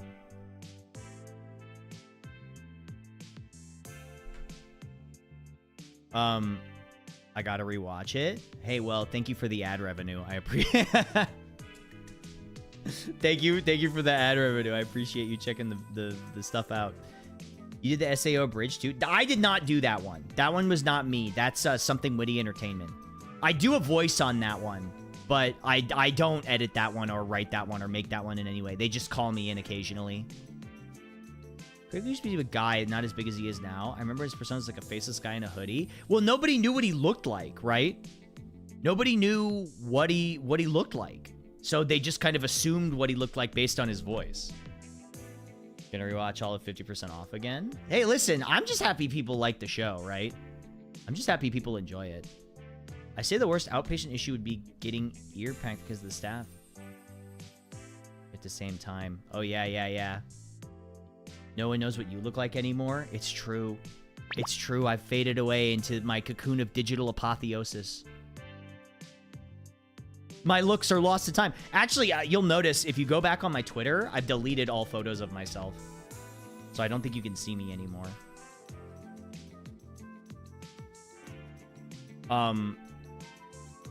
You ever want to play Dispatch? You know, actually, I heard that game was really good. It's got a lot of Tumblr sexy men in it, which, you know, I feel like I sort of fit the bill now. It's good. I hear it's really good. I'd love to play it. I remember auditioning for that ages ago. I auditioned for the main character and also Flambe, I think. I got the reads for that. But like I wasn't booking the main character. They hired what? Didn't Aaron Paul book the main character or something? I wasn't booking it over him. Are you kidding me? I don't have the clout to be in that game. We have hours of old VODs with Cam on. Oh yeah, those are all getting deleted though. Oops. You wanted an Aaron Paul sound like, and then they just got Aaron Paul. Yeah, they just, I mean, just get Aaron Paul, right? Yeah, and he did a good job from what I've heard. So, like, you know, just get him to do it. His feet VODs will be gone soon. Okay, well, actually, I'm kind of joking. I'm not deleting the old VODs. I'm not doing that. The VODs on the old archive are still up and will be up. But I do think I'm going to clear out my clips. I think I'm gonna, so if you want to watch any clips, I figured what I would do is download a bunch of popular clips and then upload them to a zip file on my Dropbox and then just make that file public. And then anybody can download that file if they want the clips from pre-debut. And then I'll just be like, if you want these clips or you want to save them for whatever reason, then here they are. You can keep them. And then once like a year has passed, I'll take that down. And then, yeah. And then that'll be it. Hey, Dev, what's up? How are you? I gotta catch up on all the streams I missed through the past 10 years. You're gonna be here a while. Rivier, see you later. Thanks for stopping in. Bye. See you later. I think something's going on with the chat algorithm today. Or not the algorithm, but like the way that it shows everything. See you in 10 years. Yeah, see you in 10 years. I think if I'm gonna ups and downs doing well, I'm glad for the ups, not so much for the downs though. Sorry about the down. Are past streams required reading to watch Octo now? Yeah, do I have to play Mega Man 1 through 63 to play Mega Man 64? But yeah, it's like, I did not know you were a streamer. I saw TikTok and was like, oh, that guy. You know, it's so funny. We literally, sorry, I don't mean to use you as an example, but I'm about to use you as an example. So, like, don't be upset about that. But there are Goblin Bottom? What is this? Am I talking about how I'd eat goblin ass? Because I would. What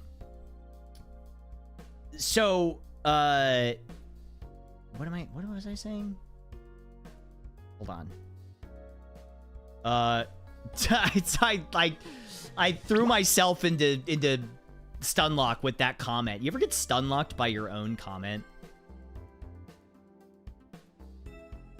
What was I saying? People who didn't know you're a streamer. Yes, right. Thank you. Okay.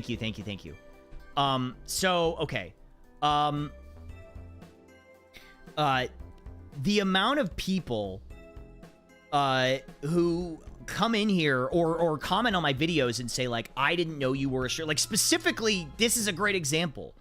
People who come in and are like, I didn't know you did anything past 2015 or anything, right? I didn't know you were still making content, or I didn't know you were still around. And like I said, that's totally fine. You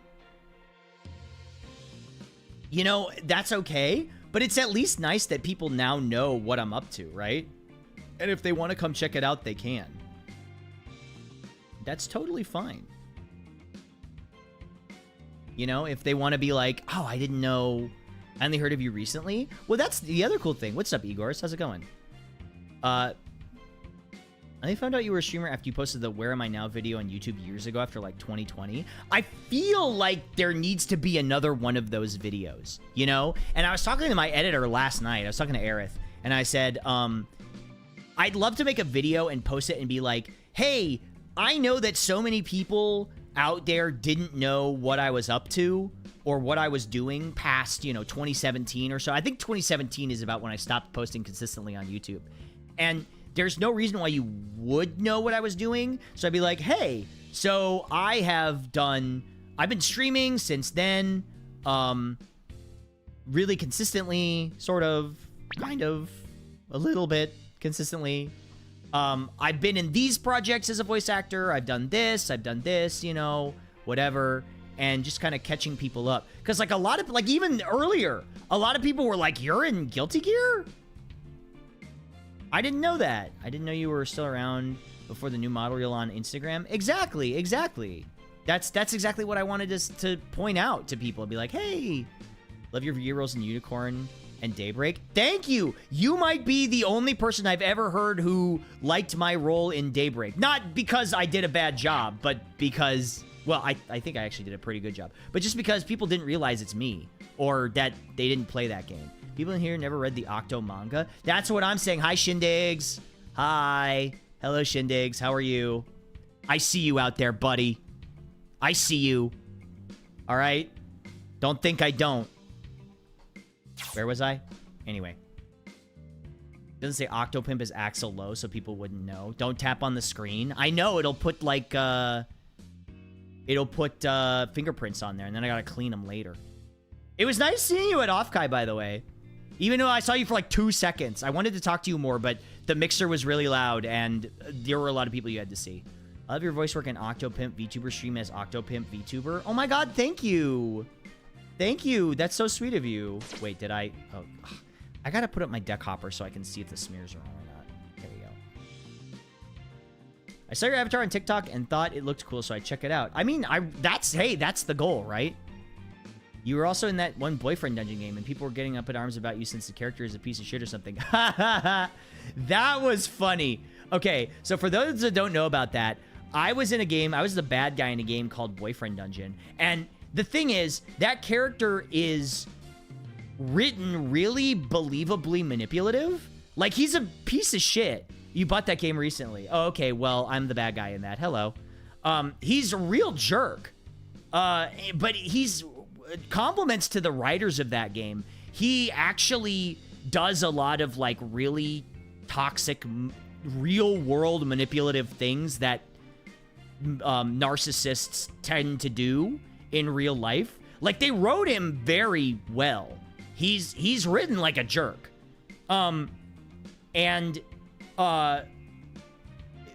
got messages on Twitter, not that many, like maybe 3 or 4, from different people saying, like, you shouldn't be playing that type of character. He's really, he's a bad guy.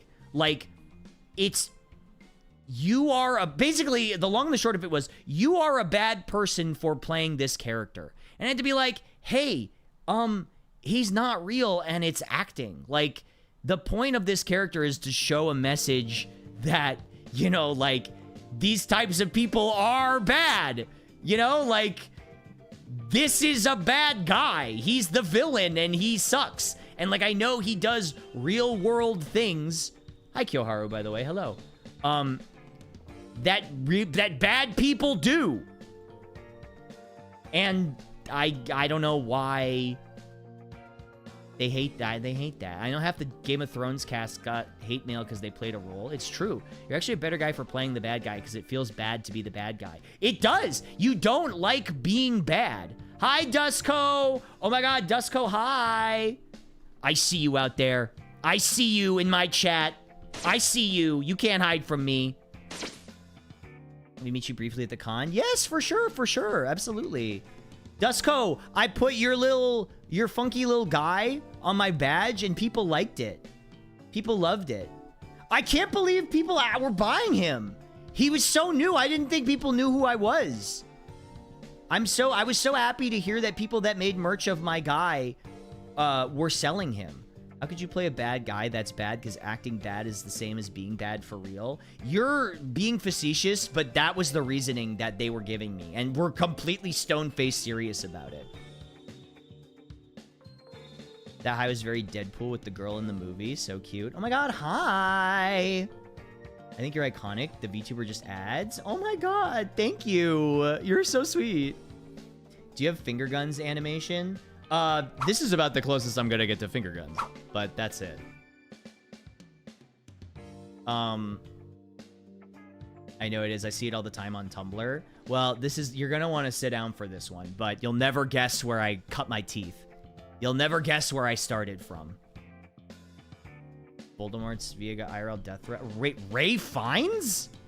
Are you... Badgers, are you talking about Ray Fiennes? I love Ray Fiennes. He's an awesome actor. Just fantastic actor. You want to see the guns? Oh yeah, we got the guns here. I think I might swap the sound for this one. I don't know if I love it. After drawing you, I've noticed your model has very sharpshooter vibes. Interesting. That's an interesting one. Didn't Jeffrey Baratheon's actor quit acting? Did he? I know that there's a couple young actors who quit acting after they had like a big breakout role. Did you hear Grand Theft Auto had guns and murder? No. What? I'm shocked.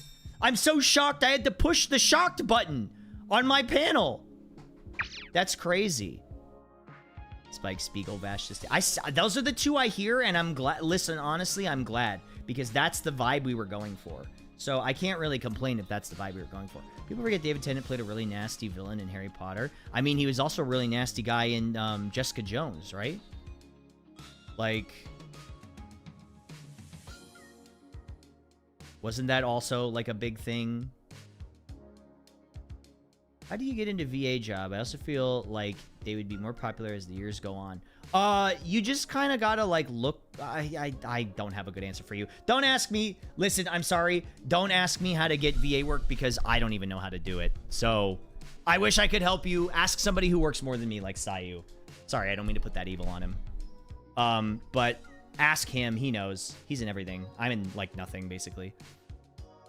How the VA world on YouTube and industry changed in, like, the past 10 years. Dude, we used to be, like, the butt of every joke.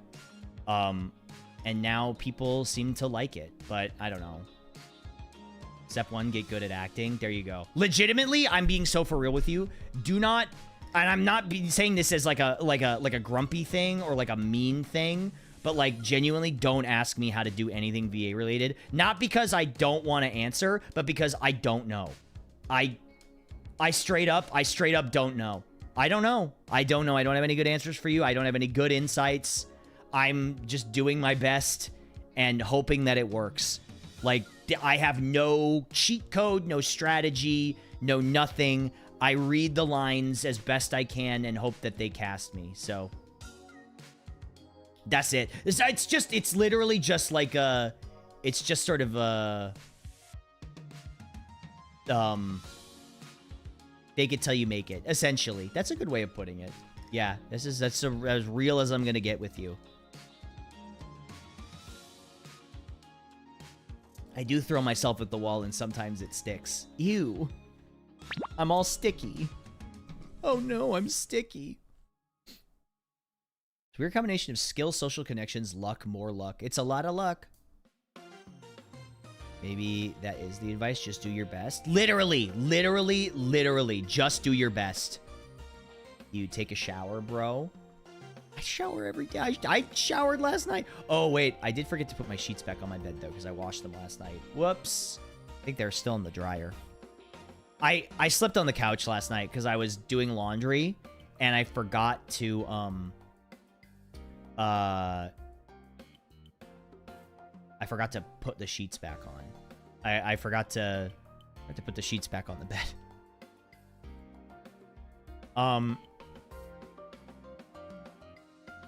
We're getting called back. Get blackmail material on a director. That's never failed you? Yes, I'm sure. I'm sure that'll work great. Felt. Oh my god. Thank you. You're so valid, queen. If YouTuber feels sleeps on the couch coded. That is true. Sleeps on the couch with like an empty cup noodle on the nightstand or whatever. How did you choose your name? Octopimp is funny as hell. It was a name that I used back in high school when I would play Battlefield 1942. And I thought it sounded funny and it was like really illustratable. So I was like, you know what? I'll just keep it. And I did.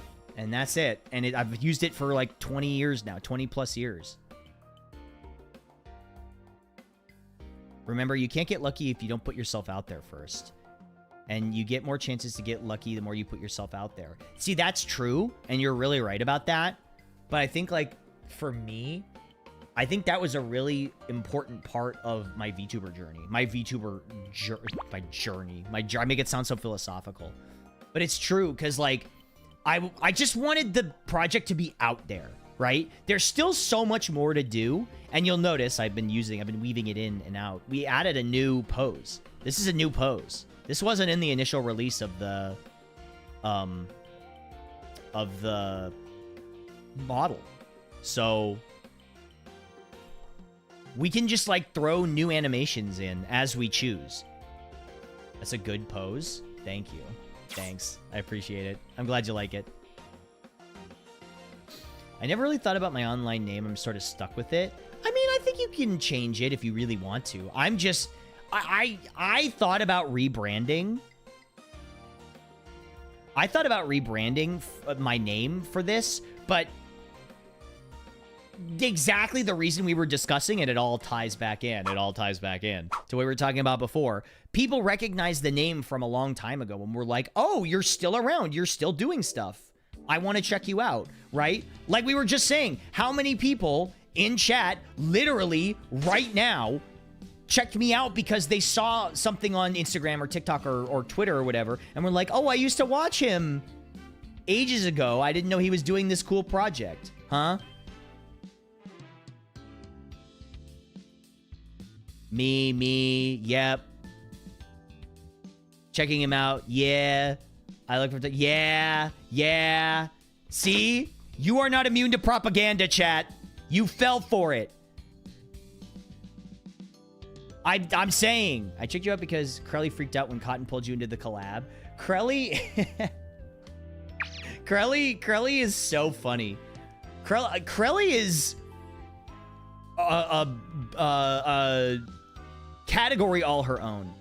I adore Crelly. Crelly is so funny because she'll go from being like the sweetest, like funniest little funky guy to like the most vulgar, sexual, graphic descriptions of like sex out of nowhere. And I'm like, Crelly, what are you? Hi, Fleshy. Hi, Fleshy.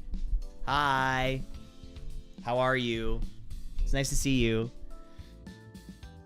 I found out when I saw you submitted a video to Jimmy here for his You Laugh, You Lose. Was it the Dark Souls? Whoa, you saw that? That's so funny. Was it the Dark Souls one where the guy looks in the binocular and falls off the thing when he's looking at the tits from the statue? That shit makes me laugh so hard. That shit kills me every time because he DM'd me. I love Jimmy here, by the way. Jimmy's awesome. Shoutouts to Jimmy. He was like, can you submit a video to this? And I was like, I got one. I got one for you, buddy. That shit makes me laugh every time. From wholesome sweetheart to graphic sex deviant and back again. It's true. Crowley's the homie, for real. Shout out to Jimmy. Shout out to Jimmy here. Jimmy here and I were in, we were in,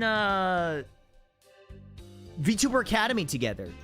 Because he had the Sonic the Hedgehog thing, right? The Sonic OC VTuber that he was gonna do. He's a funny guy. I like Jimmy. I just saw him the other day.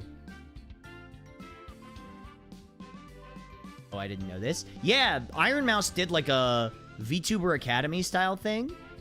And it was super fun. I had a really good time. I met a lot of people. I remember when you provided your Joey Voice to SoundCloud mashup thing, quality of SoundCloud. Whoa! Yes, I did. Yes, I did. Hey, listen. I certainly did my Joey voice. I think, now, you know, I think these days a lot of people like to do this kind of voice. But I think I actually do. I think I actually do a pretty good one. Because a lot of people, like, just try to do the accent. They don't actually listen to the way, like, the cadence that he does. Because he's got a really unique cadence.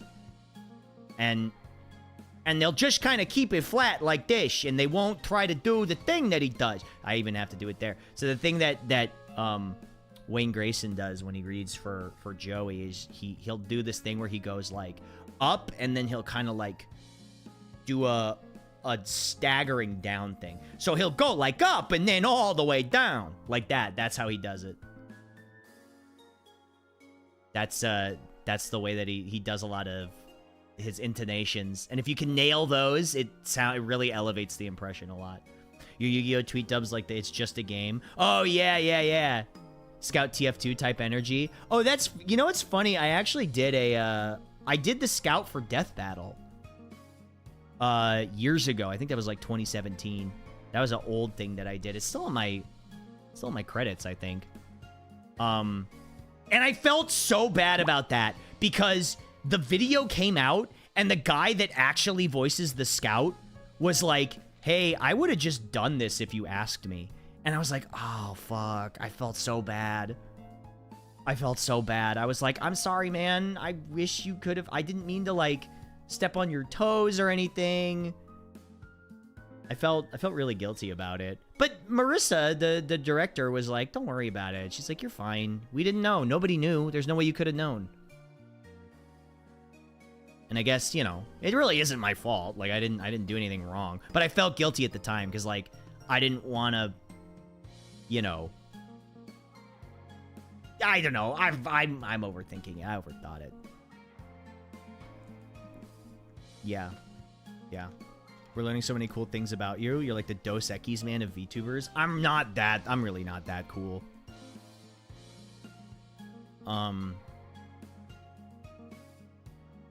It is on you, for sure. Oh, would it have been your fault? I don't know, but like in the moment, you feel like it's your fault. You know what I mean? In the moment, you feel like I felt like I did something wrong. Chad and Ben still mention that story occasionally. Do they really? Oh, God. I feel bad. Now I feel bad again. No, it's fine. It's fine. It's fine. I don't feel bad. I feel okay. I think you're cool. Well, thank you. Yeah, but still. I fix my sleep schedule. Bully him too much. Oh, well, thank you. Yeah, please don't bully me too much. I think it's funny that, we're starting to get less of the redeems because you guys are running out of points. Because it worked. It worked. I was able to drain your points. Get point drain, nerds. You know, top 3 favorite animes? Oh my god. Okay. Wait, what? Wait, why didn't the shock go off? Okay, well, that's a problem. Hold on.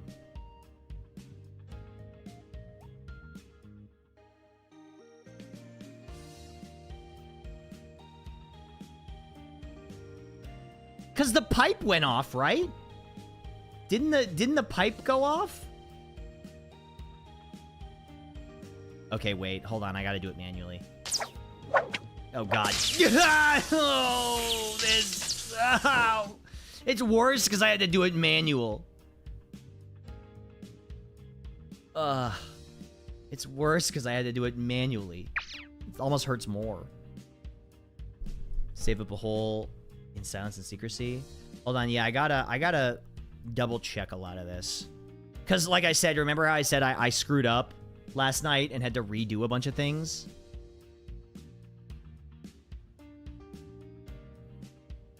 I think, hey, computer. Thank you so much for the raid. I appreciate it. Welcome in. You're cool right away? Well, I don't know about right away. I think it takes me a minute. Welcome, Raiders. Hi. Hope you had a good stream. Welcome in. Welcome in. Hi, my name's Octo. We're just chatting for a while. I can't believe we've been chatting for 2 hours. I gotta tell you, good conversation in a stream really makes the time fly. I can see how Michi does it now. Like, I used to be like, man, because I would watch Michi late at night, right? Because she streams when I'm late at night because she's in Indonesia. And I was like, I don't know how Michi does it. Like, she talks for like 6 hours and then starts the game. But then now, I'm just like, I get it. Like, I understand now. I totally see how she can do it. That's the true VTuber. Listen, I'm understanding the culture. I get it. I get the culture now.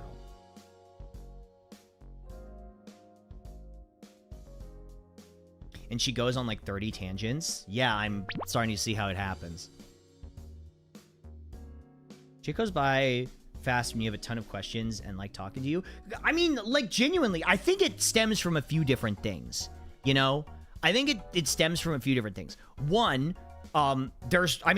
let's just address the elephant in the room, you know? Address me. Address me. There's more people here now, right? By about a fact, like, by 3 times as much, I would say. Maybe more. There's like 3 times as many people in here. Which is awesome. I'm glad that people are coming by to check out the stream. And also, there's more people talking. Because previously, I would start pretty late at night, right? I would start streaming at about, like, 6 or 7. And so, it would be late for people, so they would either just be chilling out or not really talking much because they're, you know, doing other things or having me on in the background. And so they were more tired. They weren't as involved. Big man, what's up, Wiv? Hi. Hi, Wiv. How are you? Because this isn't starting time really helps people stop by. Before I would catch your streams randomly whenever. Yeah, listen, that one was on me completely, like 100%. There's no lie. I was seriously just... That's what happened. It was on me. Consistent start time really helps. Yeah. But honestly, having a real schedule helps a lot. It's true. And I remember people would be like, you need to have a schedule. You need to have a schedule. You need to have a consistent schedule. And I would be so bad about it. But now look, You can see down below in the schedule tab, right? I've got a schedule. I post my schedule online. I post it so that you can see it. Oh, my top favorite favorite animes. Right. Okay. Top 5 or top 3. Top 3 favorite. Fist of the North Star. Cromartie High School. Trigun 98, probably. Those are my top 3. Maybe Outlaw Star swapping for Cromartie High School. G Gundam is up there as well. I don't know. It's hard to pick. It's hard to pick only 3. It's hard to pick 3. You know? Good Cromartie pull. I love Cromartie High School. I'd love to watch it for Anime Club sometime because people don't realize how good it actually is. It's so funny. It's really bizarre. I got 98 Trigun on DVD box set. I would love to own that physically. I want the Cromartie walking animation of your model. I love the opening of Cromartie High School too. Absolute banger. I need to watch more anime. Well, if I can promote myself a bit, every Friday at 5 p.m. PST, we'll be watching 3 episodes of an anime. We're doing it the way I decided to do it was like this, right? We watch 3 episodes at Anime Club, and then you can decide if you want to continue it, or you can dump it too. If you decide you don't want to continue it, then you don't want to continue it. In the Discord, check the Discord and look in the events tab at the top. So if in the left-hand side on the Discord, there's an event tab. You can click interested and it'll remind you about the event. It's a great time. We had so much fun yesterday watching Interstellar. It was so much fun. We had a great time. And so, you know, it's like, it's just a little fun thing to do, right? It's a fun little activity. Activity is the word I'm looking for. Smile's the sickest smile I've ever seen. So much work put into this. Not gonna lie, I will miss staring at your pretty face. Oh, stop. Me? You'll miss looking at me? Come on. Stop. Missed because of the time conflict. I was watching Henya play Until Dawn and scream at all the things. Hey, listen, I will not judge you for wanting to watch Henya. She's a sweetie pie. I remember when I've only ever interacted with Henya one time, and that was we played Repo. It was like a big collab in Repo, and I think it was me, Joel, Henya, I think Giga, maybe it was Giga. Yeah, BBW Dio. That was us, and I got her to say hell yeah, brother. Hell yeah, brother. Hell yeah, brother. Dio. The Giggler. Giga's so nice. I love Giga. She's super, super sweet, but she scares me a little bit because I feel like she could say something that would make me cry. Not that she would, but I feel like she's got big New York energy, if that makes sense. You know what I mean? She's got like big New York energy. Gigaphobia is real. She has aura. You're right. She has crazy aura. Now that you're a VTuber, when's the collab arc? So I would love to collab more. I just need to like actually make it happen. Actually, next Friday I'm doing a collab. I'm doing 2 collabs. So next Friday, before Anime Club and after Anime Club. Wait a minute. I also think I have a collab on Monday. Wait, I meant to write this down. Hold on. I gotta write this down. Monday at 9 p.m. So after stream, it's gonna be Mega, Fleshy, me, and some other people. And I think we're playing Berglund Gnomes. So I'm gonna be real. I think a lot of my collabs will be not on my stream, but on other people's streams, right? So I won't be streaming, but I'll be on others' streams. And I have 2 collabs on the 8th. So on the 8th, or no, sorry, not the 8th, the 7th. Sorry. Things are crazy. On the 8th, I'm doing Porcelain Parlor with Joel. So on the 8th, we'll be doing Porcelain Parlor with Joel. That's at 2 p.m. And then on the 7th, I've got Firefighter Simulator with Garrick and Walnut. And then Anime Club at 5. And then we're doing Left 4 Dead modded. At what time is this? At 7:15 PST. I'll announce this all on the Discord and everything. It's a super busy schedule. Listen, I'm not gonna lie, I've been having a lot of people asking to collab with me. It's kind of nice. Soft boy? I'm not a soft boy. I'm tough, see? I'm so tough. And Blue Sky? I really got to start announcing things on Blue Sky. I'm so bad about posting to Blue Sky. It's just because my Blue Sky is so small and, like, not very active. It's tough to start posting again. I've already got to post on 3 social medias as it stands. I've got to post on 3 separate social medias. Now you want me to start posting on fucking another one? You're a big, strong man. I'm a real ass man. I'm a big, strong man.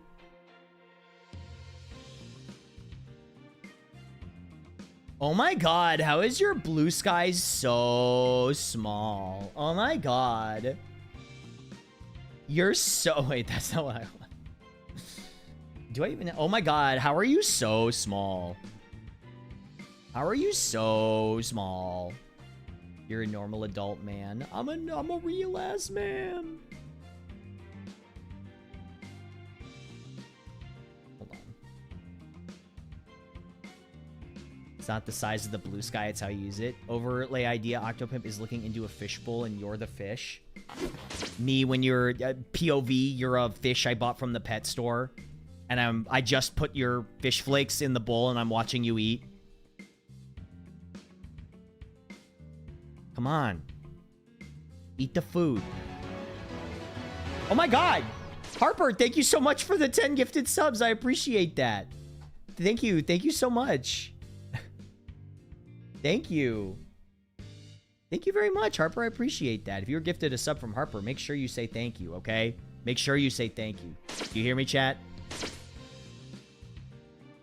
Me when you, me when, me when, me when I, me when I... Me when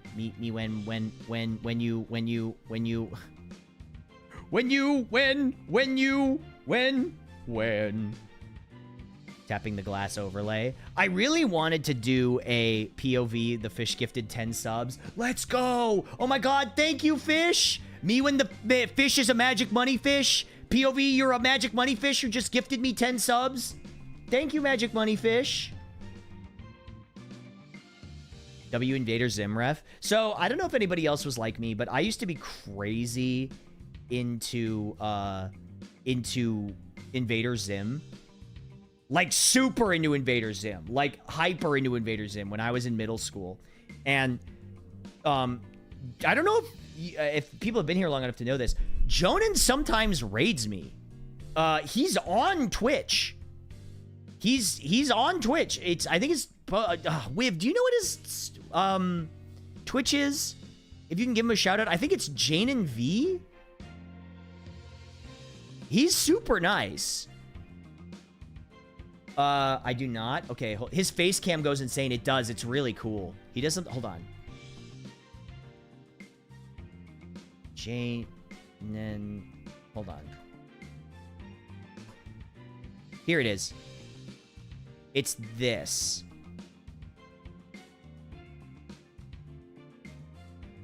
There it is. Stopped streaming New Year's Eve and hasn't streamed since. Well, okay, if you want to follow him, that's his Twitch. He's an awesome dude, and the reason I know him is very funny. So, I got invited to a holiday party at the Game Grumps office years ago, and he was there. And I tried to be cool about it, and I think I was. I think I was cool about it. I was like, chill. I was like, hey, nice to meet you. You know, oh, hi, what's up? My name's Octo. Or I said my name. I gave my real name. I was like, hi, what's up? My name is my name. He's like, oh, nice to meet you. And then later, we were at Aaron's house, Aaron Hansen, Egoraptor. We were at his house, and he was doing a ramen night where he, like, made ramen from scratch. He made, like, the broth and the noodles and everything, and it was really delicious. And there was a bunch of us together at his house. And Jonan was there, and I met him again, and we were talking about Dreamcast games, because he really likes the game Sword of the Berserk for the Dreamcast. And he said, oh, yeah, I remember having a Dreamcast set up in my office when I was making Invader Zim. And he was like, I had a Dreamcast on 24/7 in my office running Seaman, which, if you don't know, Seaman is a game for the Dreamcast narrated by Leonard Nimoy, where you have, like, a virtual pet that's a fish with a human face. It's really weird. But I was like, that makes a lot of sense now that I think about it. Based on your creative process and the things you do, that you would just have that going all the time. That game goes crazy. Yeah, but like so he's just like that, right? But the other cool thing about that hangout, which I thought was awesome, was Aaron had just gotten a new iPad for drawing. And Jonan was like, oh, can I try this out? And he opened up Clip Studio Paint, I think it was CSP. And he started doodling. And it's like, what the fuck? Like, how you're watching somebody whose comics, because, you know, I had Squee and I had Johnny the Homicidal Maniac growing up, right? You're watching somebody whose art you idolized for ages draw. And so many people try to mimic that style, the Jonan style, right? But it's his style. He's doing it. And you're watching him do it, and you're just like, oh my God, you know? You're freaking out watching him draw because he just does it. And it's so effortless to him because he doesn't have to mimic anything. And it's so cool to watch him draw because his style is so cool and so unique and so of that 2000s era, right? Well, actually, I think it might have been like late 90s. Yeah! I mean, that's why I respect artists so much, man. Because they're so good. They're so amazing at drawing and making cool shit. And, like, because I'm so not talented in that regard, or not skilled in that regard, that it's really cool to watch people do it. So it was a really awesome thing to watch him do. I thought that was super cool. He's a doodle wizard. He's pretty amazing.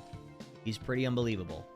But watching him do it in person is fucking awesome. It's so cool. It's childhood. Same. I really liked Florpus, the movie that they did. I thought it was very cool. I had a good time watching that again because I hadn't seen Invader Zim in so long. Oh man. I don't know. What did you say? You guys want to get started with game, or are you having fun talk? We'll go. Wait, hold on. I got to do the meat sheet. We'll get started with game in just a second, chat. Chat, we'll get started with game in just a minute. Was hoping we get more after Florpus, but nice we got something. Yeah, it's true. Well, because the thing is, this game is a visual novel. So, what'd you think of the new movie they ended up doing for Invaders? The rounded off style? I thought it was good. I mean, it felt like definitely an evolution of the style, because it was also like a movie, right? What's your least favorite thing you've done that people want more of? That's kind of a tough question. My least favorite thing people want more of.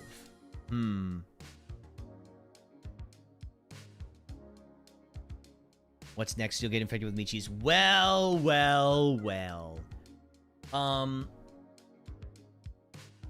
My least favorite thing... I gotta think about that. My least favorite thing people want more of. I mean, I don't think people want more Homestuck content. That's the thing. And I like 50% off, and people want more of that. Have you ever played Valhalla? I haven't, but I have many friends who have and who really like it. I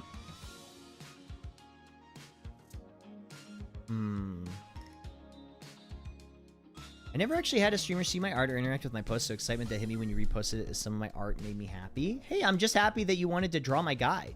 My weird little guy. Thanks for drawing my weird little guy. Have you played any of the Yakuza games? I have, actually. I played Yakuza 0 through 3. And also Like a Dragon. Oh, Yaoi on the Rocks was really funny. Saying you couldn't do more because of reasons. Yeah, copyright stuff. I just didn't want to have to fight with, you know, the anime studio about it because it's silly.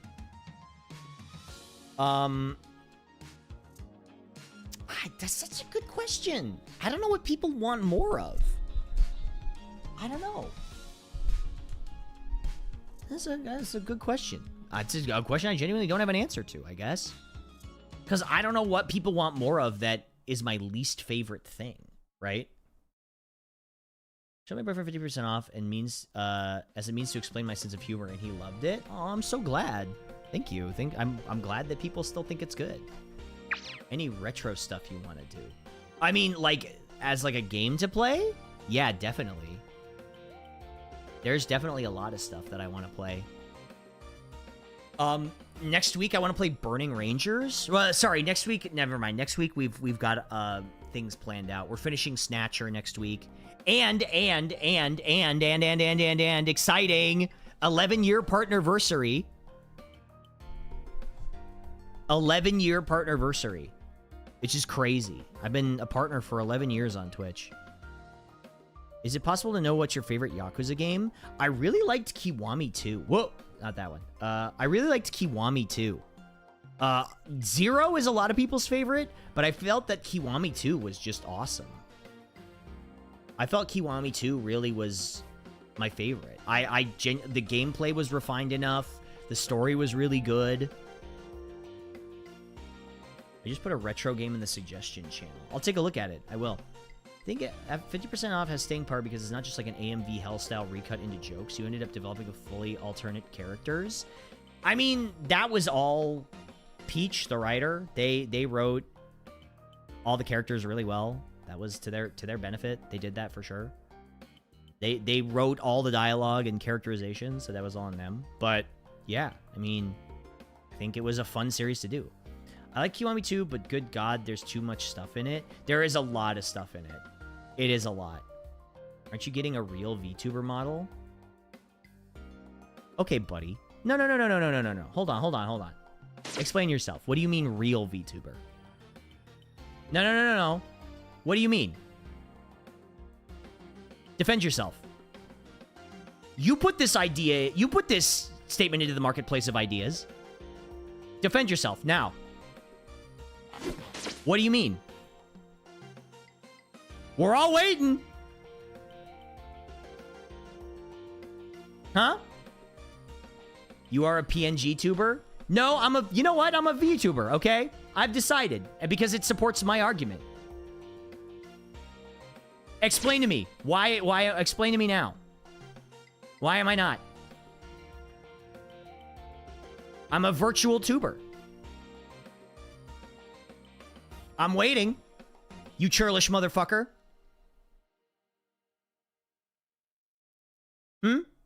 Well? Oh, got real quiet all of a sudden, didn't you? You're the highest quality PNG YouTuber I've seen, but a PNG tuber all the same. No, okay, so explain to me. No, I'm getting one guide right now, but listen. This is... You started this, okay? You started this, we're gonna finish it. What is the difference? No. I don't want to silence them. This is a free exchange of ideas. It's actually not GIFs. It's it's animated sequences. No.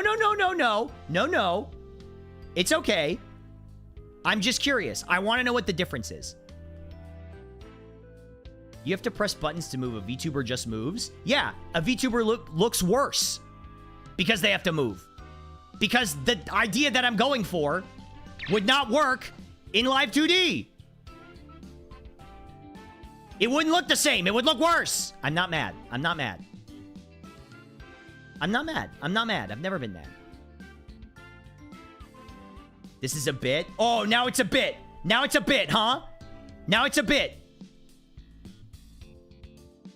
Neither looks worse. It's just different is all. Yeah, okay, yes. Maybe that wasn't the right choice, the choice of words. But the point is that this looks better for the idea I'm going for because of the way that it works. Someone cool him off with a pipe. No, no, no. Wait. Wait. Don't do that. This definitely looks better. Listen, what I mean is, it doesn't look worse. It just wouldn't look as good for the idea that I'm going for. I mean, if you think about it, all VTubers are just PNGs that are animated. Some are just rendered from different programs, right? Your PNG to be a subcategory of VTuber. Like dogs are a subcategory of mammals. Are you calling me a dog? Is that all I am to you? A very loud chihuahua? Bark, bark. Woof, woof. But if it's true, if you think about it, right? Like, a VTuber, I'm using air quotes, but I don't have an air quote animation. A VTuber is just a PNG chopped up and put into live 2D. This is a PNG that's not chopped up and put into our own program. An oops tuber? I don't know if I want to call it that. That has some implications. I'm going to get canceled by the VTuber community in September. Man, I'd be speedrunning that, huh? I only debuted in July. Yelling sit boy like Kagome caused you to do the fallen over pose. Sit! Oh, wait a minute. I should get the Inuyasha sit sound. You know, the sound when he falls over? I wonder if I could find that. Maybe I could. It probably wouldn't be that hard to find. When are you getting a fake VTuber model? Oh, you mean what, just like a regular live 2D model? There's so much more. We had to make our own program to run this. The bead glowing gravity pull sound. The thing is, that sound is so specific that, like, you know, I don't want to, like, I don't want to pull stuff that's so specific. There are a few specific sound effects I use, but that one is so unique. I can see this becoming an offshoot of VTubing. I could see it too. The only thing is, really, I thought PNG Plus would work for the toggles you seem to have. It does not, believe me. We tried. Because no PNG program, and I've talked about this before, no PNG program supports the interstitial animations. So, like, me going into sad like that, or me, doing the smears, no program can do that. We're the only program right now that can support something like that for a VTuber model like this. Nobody else can do this. I don't know why. I don't think it would be that hard to add. Of course, I don't program, so I don't know.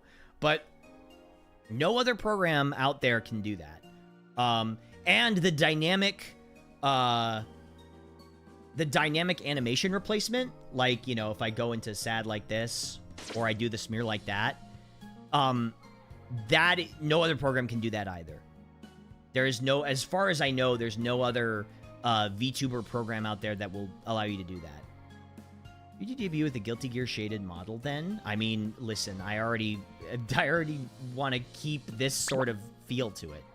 If you're getting any additional assets outside of this rig, it should be a low poly 3D model that you have your mech. I've thought about it, but I also, like, I'll have to, I mean, one thing at a time, right? Are you planning on adding more animations? I mean, literally, I added this. We added this, like, 2 days ago. It's in there now. This was not in the original release. This is a new animation. Don't point at me. Listen, I know what I'm doing. Where's Shining Finger? You want me to do a whole Shining Finger sequence? It's so specific, though. Not to change the subject back, but you think you do another bridge series other than 50% off? No. I will never do another abridged series. It is too much work for absolutely no benefit at all. The amount of time it takes to edit one of those episodes is so much, and it gets claimed almost instantly. You would be essentially, think about it like this. You would be asking me to edit for 40 plus hours, right? In a week, or in however much the release schedule is, probably more than that, to release a video that will almost undoubtedly get immediately claimed and blocked. I will make $0 from it for reasons, I guess? Question mark? Like, what would be the benefit to me? Other than that, I would have to really want to make it, to make people laugh. And don't get me wrong, I love making people laugh. Would you do it if it was funded? Yes, but like, you have to understand how much time I'd be giving up to make something like that. Do you think YouTube will ever fix their claim stuff? I think it's too far gone at this point. I really don't. I really don't think that they'll ever fix it. Direct to DVD abridged series. I cannot even begin to explain to you the legal ramifications of attempting to sell something that I don't own on DVD. I cannot even begin to broach the implications of that. Like, how quickly I would be taken to court would be almost comical.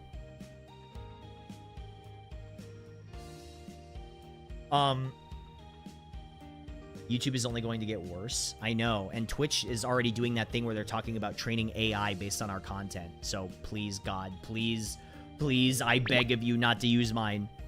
At this stage, you'll probably get more out of just making your own anime shorts. Yeah. Making your own anime shorts, traditionally very easy way of doing animation. I'm just kidding. I'm sorry. I'm just taking the piss a little bit. An objection animation might be fun, like from Ace Attorney. I feel like everybody kind of has one of those. At least who does like the PNG tuber thing. Don't get me wrong, I love Phoenix Wright, but I mean, I sort of have one, but in reverse. Instead of pointing at you, I'm pointing away, and then when I'm pointing at you, it's more like this. So if you combine those two, you would kind of get a Phoenix Wright animation. I just want one video platform. Is that too much to ask? Yes, because remember, line must go up. People must make infinite money forever, and it has to be more money than they made last year. Otherwise, what's the point?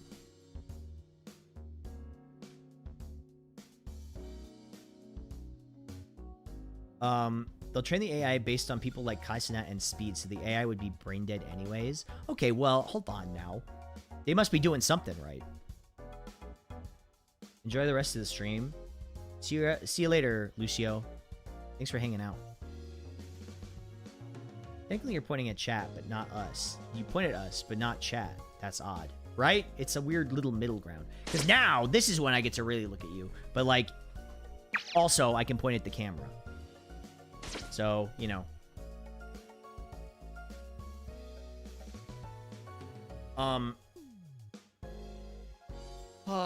Okay. Hold on. I might take a quick stretch break. I might take a quick stretch break, and then we'll come back and we'll start the game. How's that sound? Because we've been talking for 2.5 hours. That's a long talk session. That's really long. Yeah, I think I'm just gonna take a quick breather because I need to like stretch and get water, just sort of like center myself a bit. I think the other thing I'm trying to do is take more breaks during stream, because I think it really does help my focus to take breaks and like recenter myself. So I'll be back in like, I don't know, maybe what do I want to say?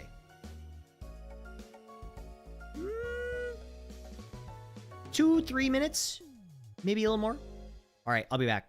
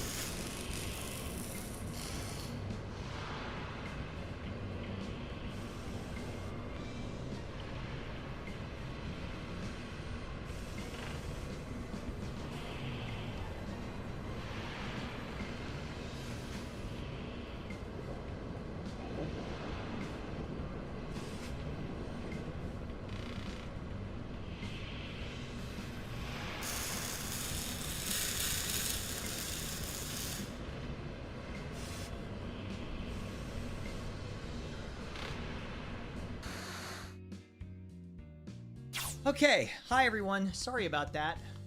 Hi, hi, hi. All right, I'm here. Hello, hello. Anyway, sorry. I need to like respond to some messages and take care of some things. I think one of the things that's like, whoop, I still have smears on. One of the things that's like the craziest to me is the amount of, what am I trying to say here? The amount of like eyes that this project has got on it. It's still a little overwhelming. You know what I mean? But anyway, what do you say we play a video game? How's that sound, huh?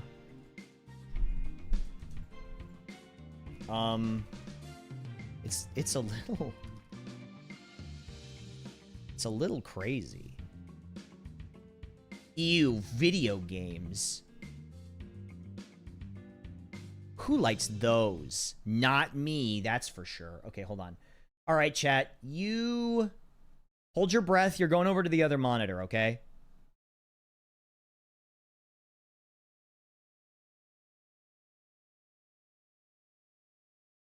Hold your breath. Here you go. Okay, hold on. I gotta move you here. Gotta move you here. This has to go over here. All right. You're safe.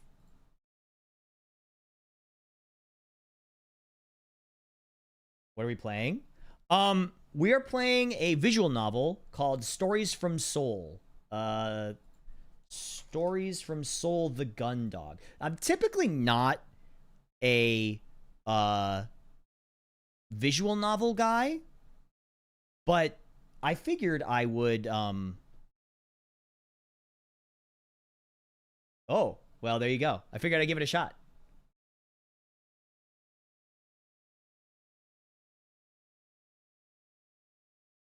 Hold on. I gotta get it set up and everything. You guys probably can't hear this, can you? Ooh, I like this music. Hold on.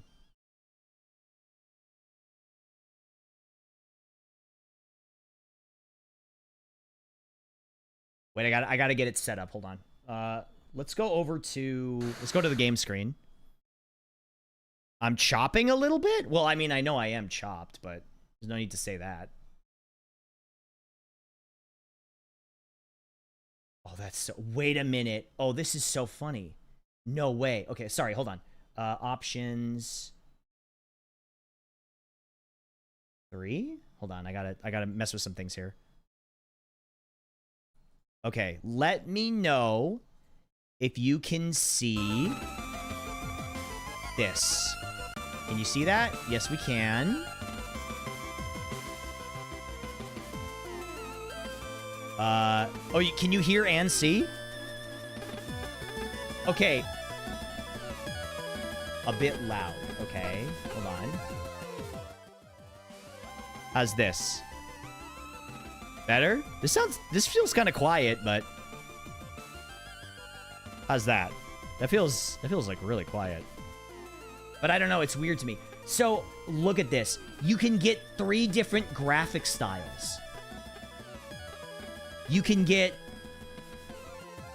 the Dojin mode, the like animated like this. Oops. You can get like this or like this, which is the anime version, or we're gonna do the studio mode because I think that looks better. Or vivid mode. This looks cute. I know, it's so cute. Oh, listen, I'm sure you can't guess why I decided to play this one, huh? There's no way that you could possibly ever guess.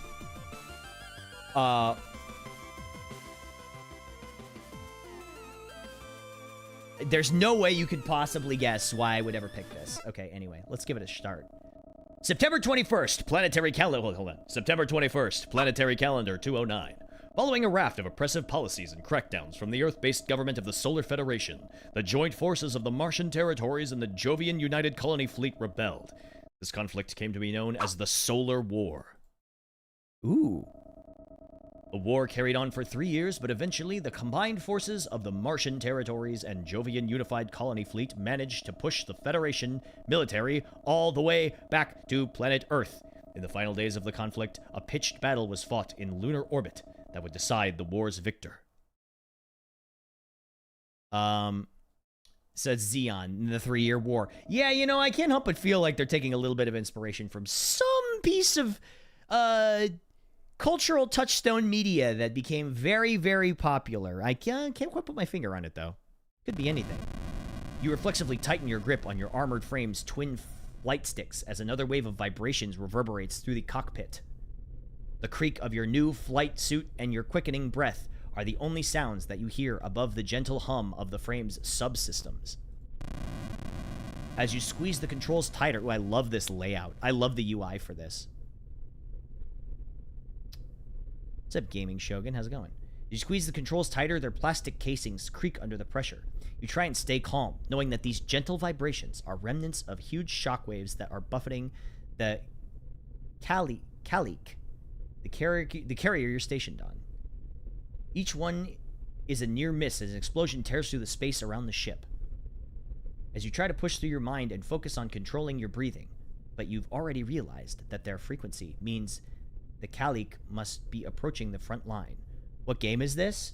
So I'm sure there's absolutely no way for you to tell, or there's no list or labeling of what this game is. I'm sure absolutely nowhere, anywhere. Yeah, this is Fortnite. Anywhere on the stream is there a way where you can see. I'm sorry. I'm getting snippy. I don't mean to be. I'm taking the piss a little bit. Your squadron will be launching soon, and you'll be engaging in your first real sortie. Your first real flight, in fact. You feel your throat tighten. Simulations are as good as the real thing. That's what your trainer told all of you. Okay, this is a little gunbustery.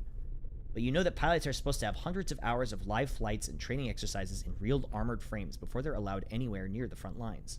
Of course, that didn't happen. Command told you that the modern simulators meant cadets could graduate without need for these exercises.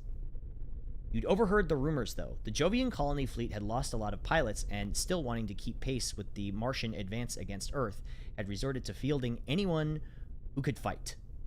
Your whole squadron is just like you, freshly conscripted from the Europa colony. You'd undergone basic training, but almost all of your flight training had taken place on the cruiser. Hold on, I might have to turn up the text speed a little bit. Cruiser's journey from Jovian space. You wonder how the others are feeling right now. Whether... Oh.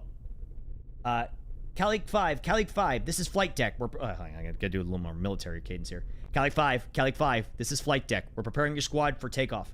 Running last-minute diagnostics on your frame. Activating all systems. Now. Alright, looks all good to go. We'll run a few more checks. Then we'll have you spaceborne in a few minutes. You ready to show those Terrans who's boss? Wait! Are we the bad guys? Hold on. Are we the baddies? Why do you say Terrans like it's a slur? Damn straight, ready to kick some ass. Wait a minute, I have a little bit of trepidations here. Your mind races as you try to think up a response that will convince you... You convince not just the engineer, but yourself, too, that everything is going to be alright. Instead, your mouth dries up and your heart feels like it's about to burst from your chest. Hi, Fleshy. Hi. Wait, don't I look like I could kind of be in this game? Oops. Don't I look like my character could kind of like be a talk sprite in this game? Hey, it's me, engineering. Not anymore. Yeah, don't I could kind of do it. My Fugi would fit very well. Oh, that's probably also true. Yeah, wait, hold on.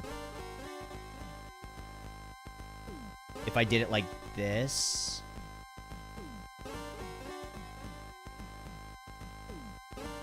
There we go. Yeah, see? Yeah, it's perfect. I kind of like do fit in this a little bit. PC98, it really is the PC. I'm making it a little smaller, like this. You're right. Right? See? I mean, that was sort of the point, wasn't it? Flight sticks creak more loudly as you squeeze them tighter, as if any moment you may snap them in half. Hey, pilot, everything okay in there? Comms green? After taking a few deep breaths, it eventually feels like you have a modicum of control again. You release your grip on the flight sticks and lean back into your chair. The vision is good. You see the vision! That's what I'm saying. Looking forward to the VOD later? Oh, thank you so much. You play games like this so you can self-insert. I mean, if you think about it, like, everyone's VTuber is just their OC, right?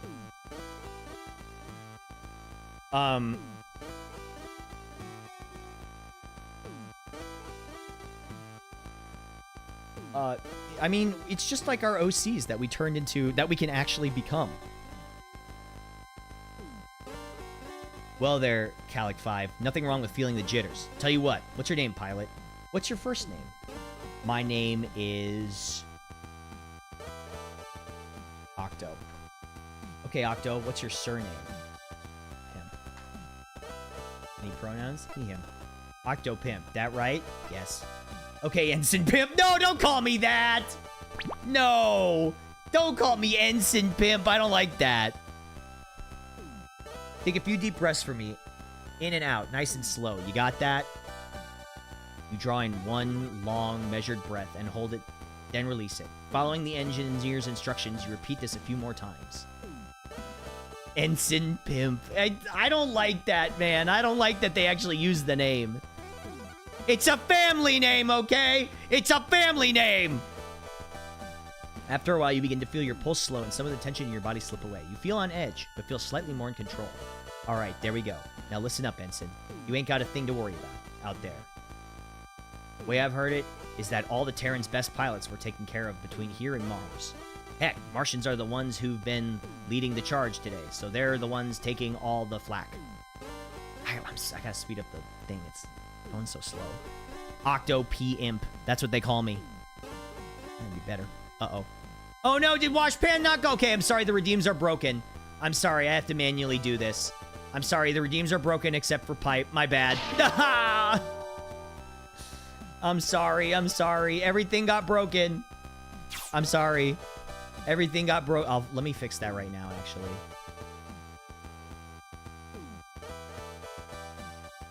Sorry, I have to disable Shock and Washpan because they're busted. It's a load-bearing pipe! It's a load-bearing pipe. I'm sorry, I'll fix it when I can. Propaganda machines selling this as our decisive strike against Earth's last line of defense. But between you and me, it ain't nothing more than a mopping up situation.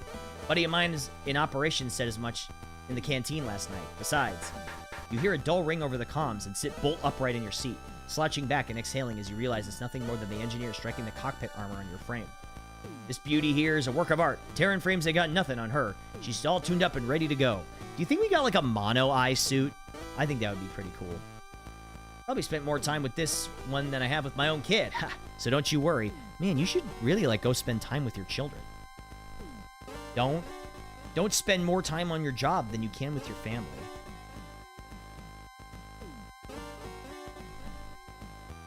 Remember what they taught you in training and leave the rest up to her and you'll come out of this just fine. Despite your startled reaction a moment ago, the engineer's confidence is infectious and it's starting to rub off on you. Well, don't rub off on me! Oh, the reaction. Okay, never mind. You adjust your position in your seat so that you're sat up straight and the soft hum of the frame systems now seem more comforting than ominous. Just mopping up operation. Ew! Wait a minute! He's rubbing off on me and then I gotta mop up? What's my job for real here? That's what I'm saying.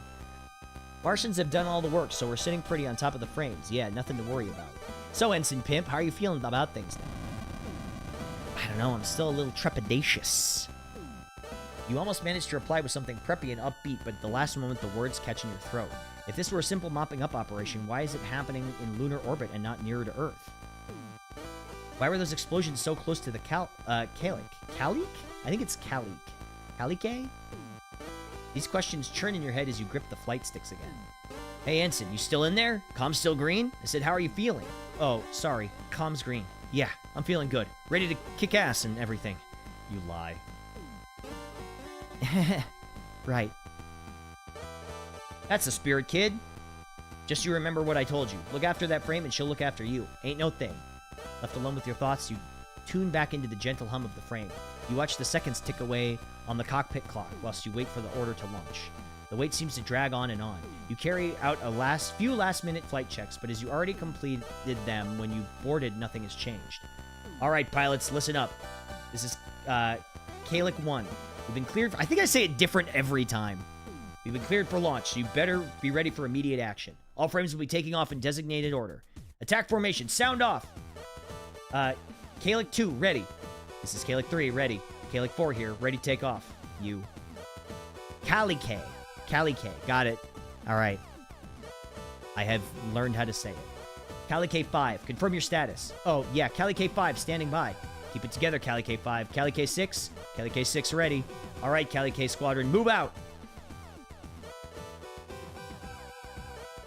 Kalike 1 launching, Kalike 2 launching. They're all launching, okay. Cool. It looks like it kind of looks like a Game Boy game, doesn't it? With like the green screen. I might change it to be like full graphics, like color graphics. The roll call of your squadron as they depart from the ship and accelerate rapidly towards the combat zone. It's almost like a countdown to you. Once Kalike 4 has declared their launch and you know your time has come, you disengage the restraints and prepare yourself. Kalike 5 launching.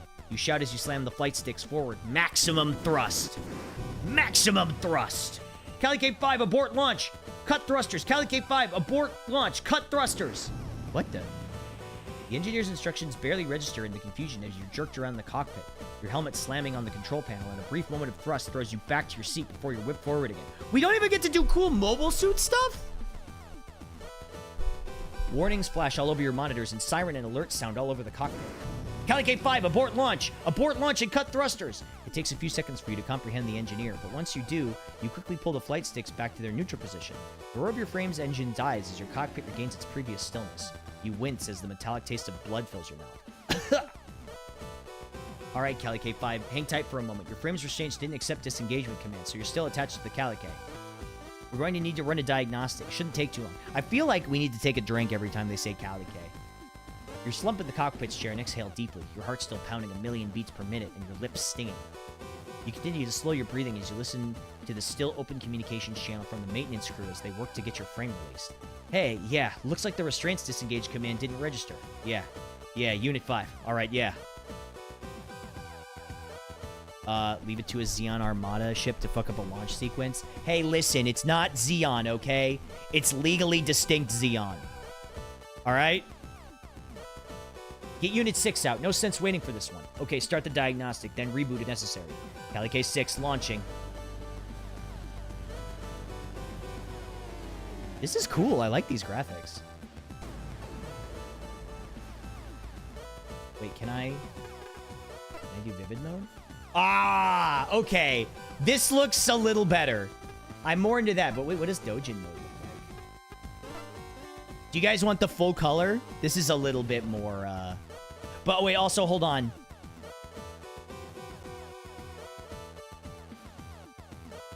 I'm gonna adjust it to be slightly more high def. Now your Fugi would perfectly fit. Yeah, honestly, like, if I did... Hold on, if I did this... Wait, I'm in space! I can't breathe! Wait. I can't breathe! Never mind, get him out of there.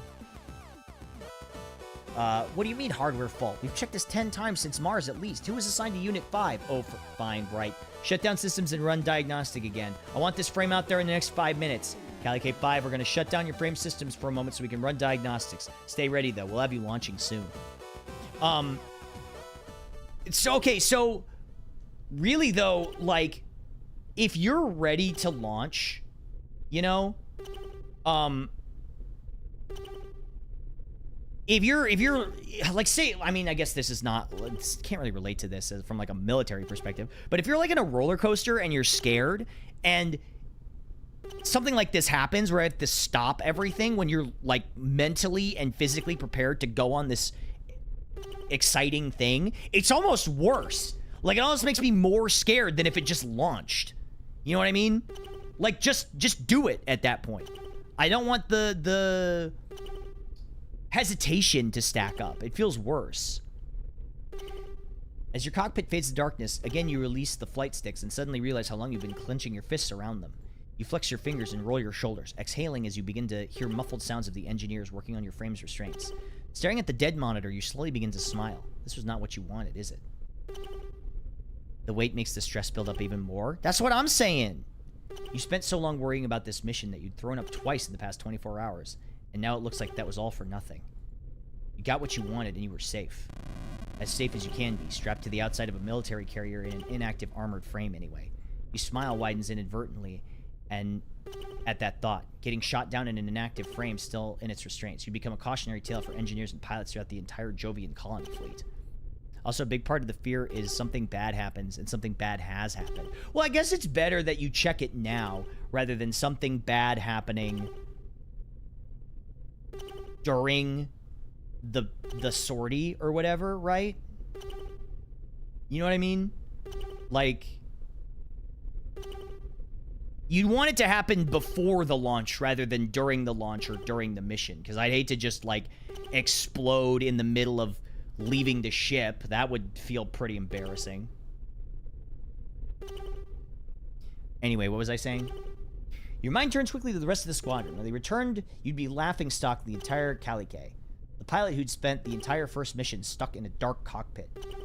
It doesn't sound so bad being stuck in a cockpit, you know what I'm saying? You'd be dodged a bullet even if you never... This is Calique 6. They've cut off the flight path. There's more. Whole squadron of carriers coming from E-Field. Calique 1, they're going to cut you off from the fleet. Calique 6's signal disappearing as you sit bolt upright as you begin pressing buttons, trying to activate your cockpit's main monitor so you can see what's going on. Oh no! Do we have survivor's guilt? However, with your frame system shut down remotely by the maintenance crew, you can do nothing but sit in the dark stillness and listen into events unfold. Calique 6, respond! Calique 6, what's going on? How many carriers are coming in from E-Field? Ma'am, Calique 6 signal has been lost. It's not responding. Ma'am, he's... Hold it together, Calique 4. All units, form up. Defensive formation's on me. I said all units, Calique 2, don't break formation. Ma'am, they're firing on us. There's so many of them. Oh god, ma'am, help! I've seen things you people wouldn't believe. In an instant, your communications channel is flooded with cries of terror and panic. You hear your squad mates, your fellow pilots' exclamations of fear as this unexpected enemy force bears down on them. Screams and yelps, wails and howls fill your head as you sit powerless in dark confines of your cockpit. Hey, who's out there? Engineering! Hey, get me ready. I can help. Get me ready to launch. Engineering! They're getting killed out there. I need to go, now!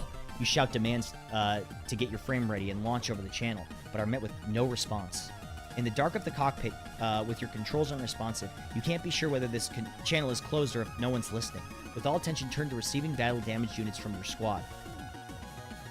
Rip 1 through 6, but not 4. Is 4 okay? Who's still alive? Is it 5, 4, and 5? Are we 4? I think we're 5. No, I think we're 5. Listen to me, anyone, get me out there! You desperately begin attempting a manual override of your systems, but find that nothing responds to you. Your only spark of life that you can glean from your frame is the small diagnostic progress bar. I need to be out there. Anyone, hey! In one last desperate attempt, you begin hammering on your cockpit walls, hoping to get the attention of the engineers you could hear outside earlier. The entire time, the chaos of the combat out in space narrated to you as broken fragments of a radio chatter. There's 3, 4, on me. I've lost my shield. I can't shake them. They're everywhere. They're... Uh-oh. Signal lost. The line of retreat's totally cut off. We can't get back to the ship. Ma'am, what do we do? Stop panicking. Form up. 3 and 4 on me. We're going to punch a hole through their formation and... Uh-oh. Ma'am, come in, ma'am! Oh no, God. One by one, your squad's signals disappear, and the cacophony of panic disappears, replaced by the gentle hiss of static. You stop hammering on the side of your cockpit as the last voice is cut off. They're drenched in a cold sweat now. Oh, you're drenched in a cold sweat now, and your empty stomach feels like a rock has sunk to the bottom of it. You lean back and stare blankly ahead. This is Calique 5.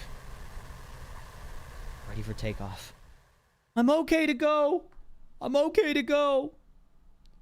September 21st, Planetary Calendar 209. Despite last-minute reinforcements for the Solar Federation from their headquarters on Earth, the battle above Lunar is a victory for the joint Martian and Jovian forces. This would be the final battle of the Solar War. Despite the last-minute reinforcements. Okay, wait a minute. So we won? I think our side won. Wait a second. We won! Wait, you didn't hear about how World War II ended? We won! Yay! Having lost their last stronghold on Lunar, the Solar Federation would agree to a ceasefire and sign an armistice to end hostilities. An uneasy peace fills the solar system. Do you remember? Yeah, I guess I have to remember the 21st night of September. With the conflict between the Solar Federation and Martian Jovian alliance concluded, Calico and her crew soon returned to Europa colony near Jupiter. April 19th, planetary calendar 214. Wait, so this is 5 years later? Wait, is this... Because it was planetary calendar 209, right? And now this is... I think they said 5 years later? Something like that.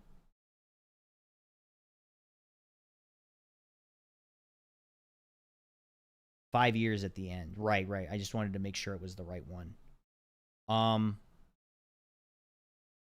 Okay.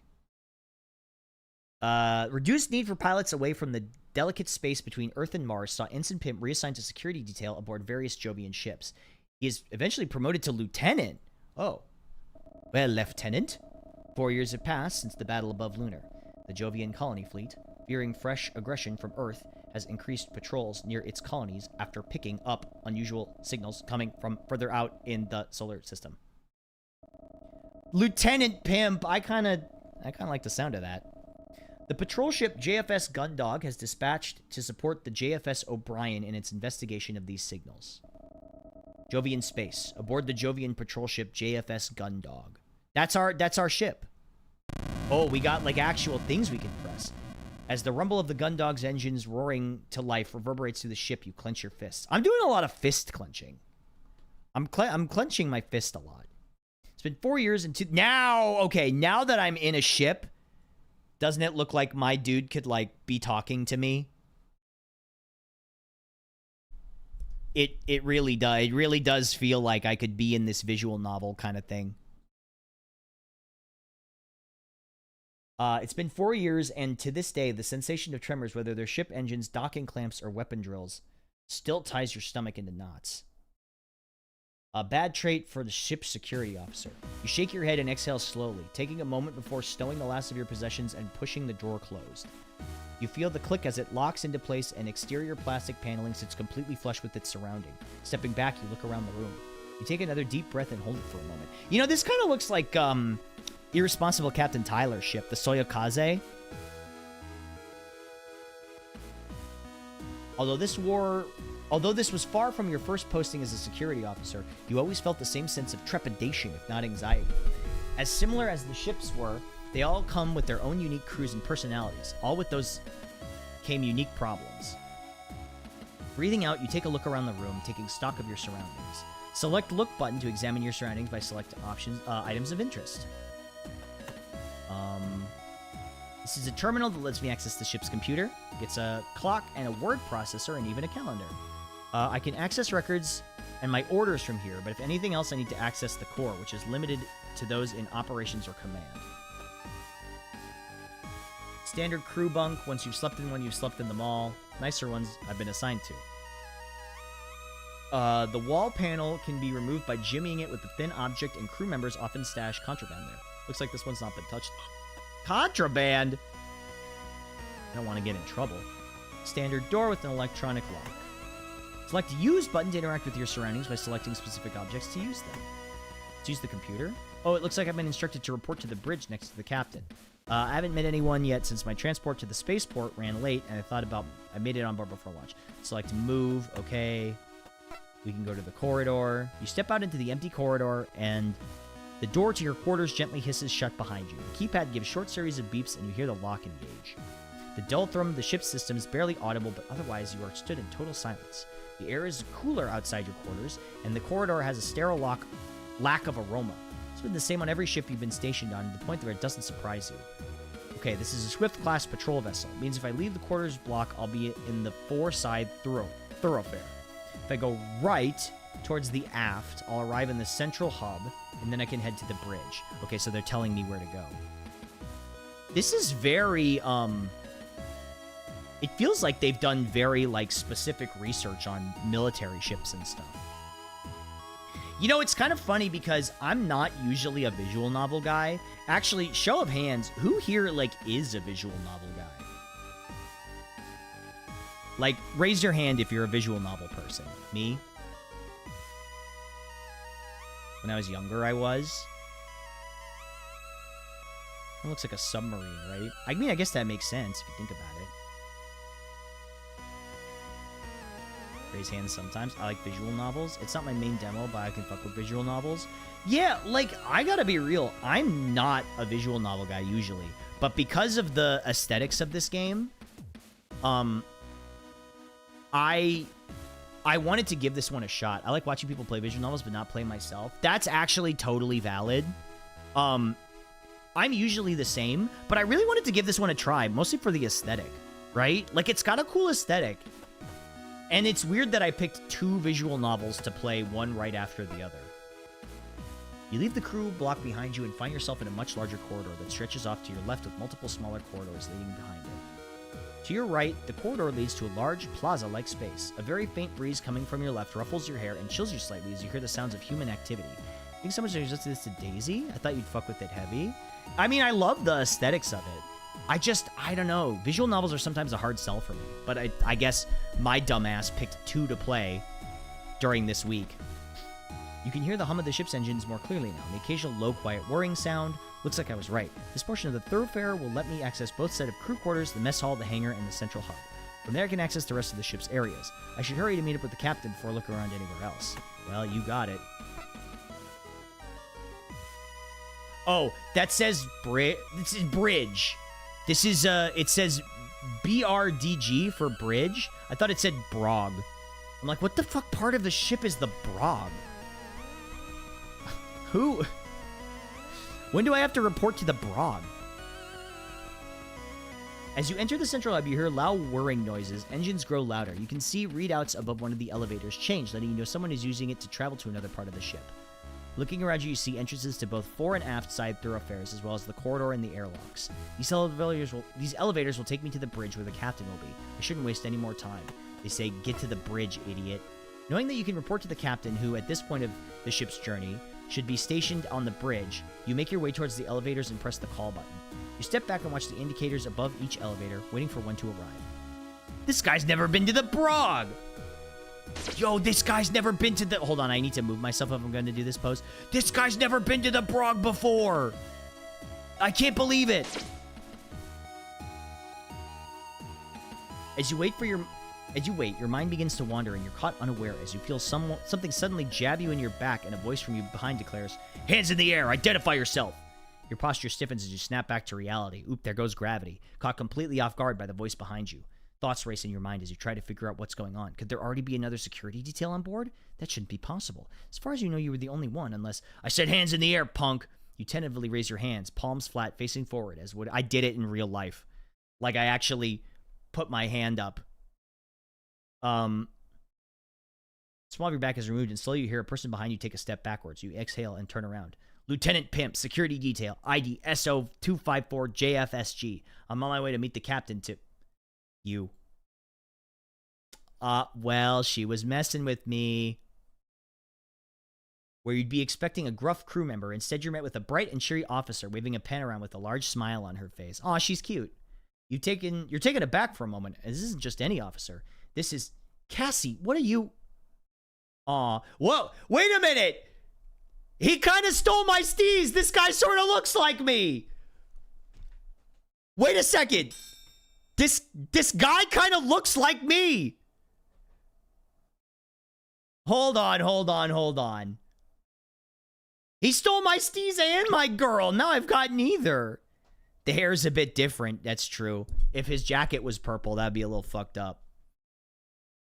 Octo, I've missed you so much. You big doofus. You should have seen your face when you turned around. You were all... I love that face you make when you think you're getting in trouble. It's like you think you're playing a big soldier will get you out of trouble. It's so cute. Lieutenant Commander Cassandra Quinn. You should have known, really. She's always been one for bad jokes and stupid pranks as long as you've known her. This is the childhood friend. If you pick she, her, the character model becomes female. Oh, that's cute. I like that. Her less than professional attitude and penchant for irresponsibility is the reason why, despite her talents, she's not commanding a ship of her own. So on a scale of 1 to 10, how good did I get you? You totally thought you were being busted, right? But if you're being honest, her playful nature is what attracted you to her in the first place. You've been dating for nearly 2 years now. Oh my god, wait, never mind. I've got to... Let's go! I got the girl! I've got the girl! Although I think that's, like, highly against regulations, right? Like, dating a superior officer. I think that's, like... I don't think that's... Well... I can't say for sure, but... You've been dating for nearly 2 years now, but a lot has been over electronic mail or in letters. Oh my god! Long distance commanding officer girlfriend? She's in your chain of command. Wait, is she higher? She's lieutenant commander, right? Is that higher or lower than lieutenant? I actually don't know. Is that higher or lower? Higher? So she's above me.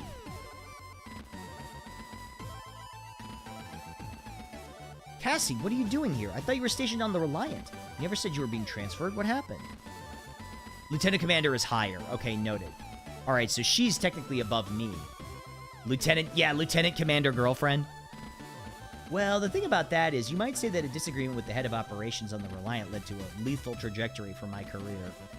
Great, you got demoted, didn't you?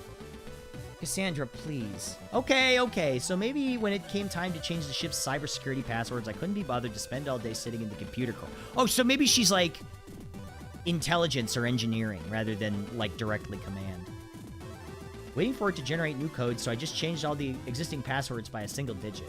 You place your face in your hands as a dull groan rises from the back of your throat. This isn't the first time you've heard a story like this. And maybe it turns out when they run the cybersecurity drills to assume the enemy have your old passwords, so try brute forcing from those. And maybe that meant the ship was compromised in 0.5 seconds. But at least they found out I'd done that in a drill and not as a real engagement, right? I basically saved the entire ship in advance. I'm surprised you're still stationed on a ship. How are you not stuck back in records room at Europa Colony right now?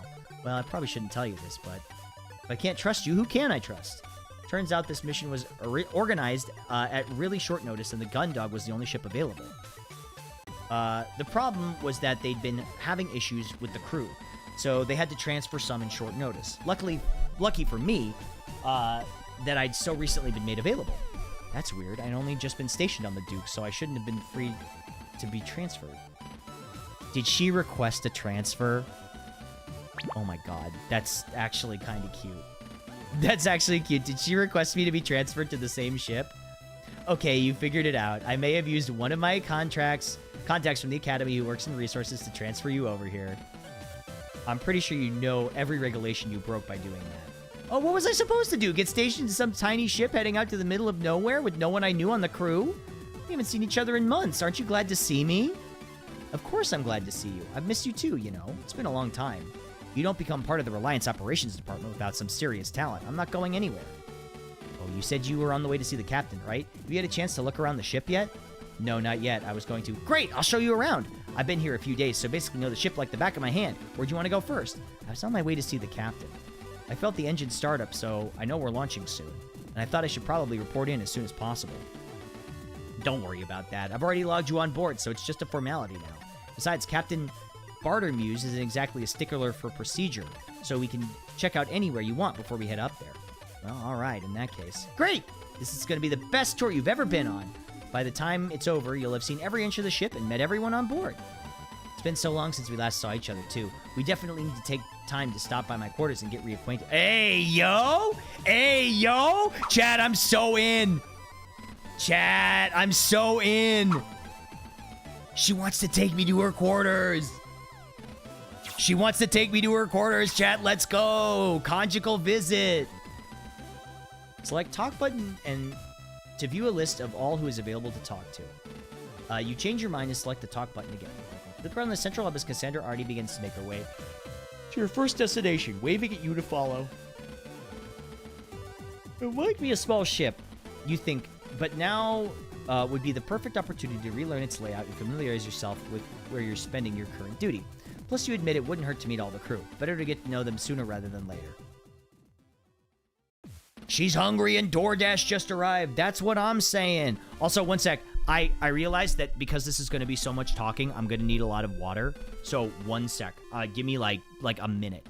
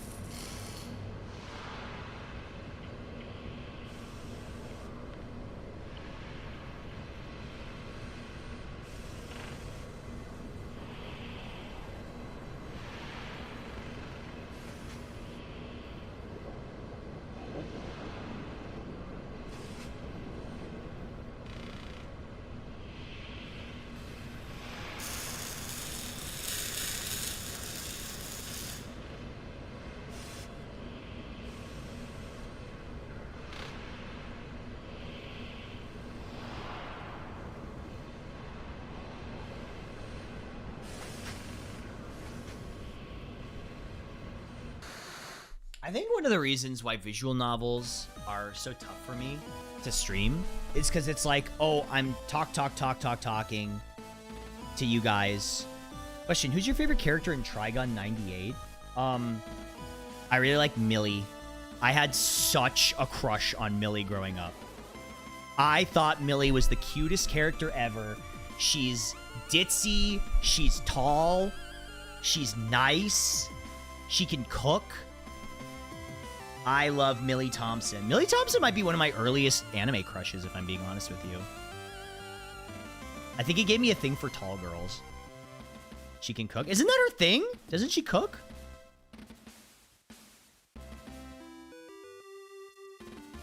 Or am I thinking of Meryl? No, I think it's Millie, right? Because she makes the sweets. I think. Could be misremembering. It's been a while since I've seen Trigun.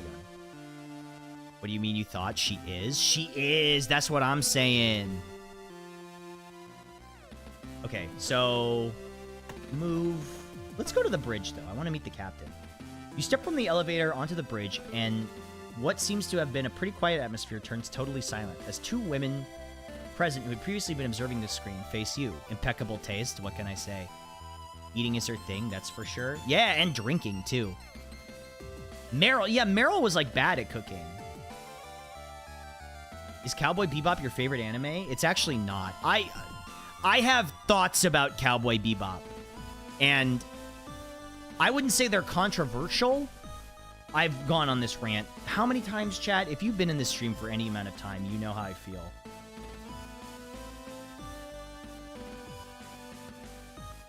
I have thoughts about Cowboy Bebop in the past 2 weeks many times. I feel like it's just once, but still. Previously observing the screen turned to face you. Whoa! Whoa! Whoa! Captain? Hello, Captain. Oh, Captain, my Captain. Baddie alert, that's what I'm saying. That's what I'm saying. Okay, wait. Sorry, I have a girlfriend. No, you're right. I have a girlfriend.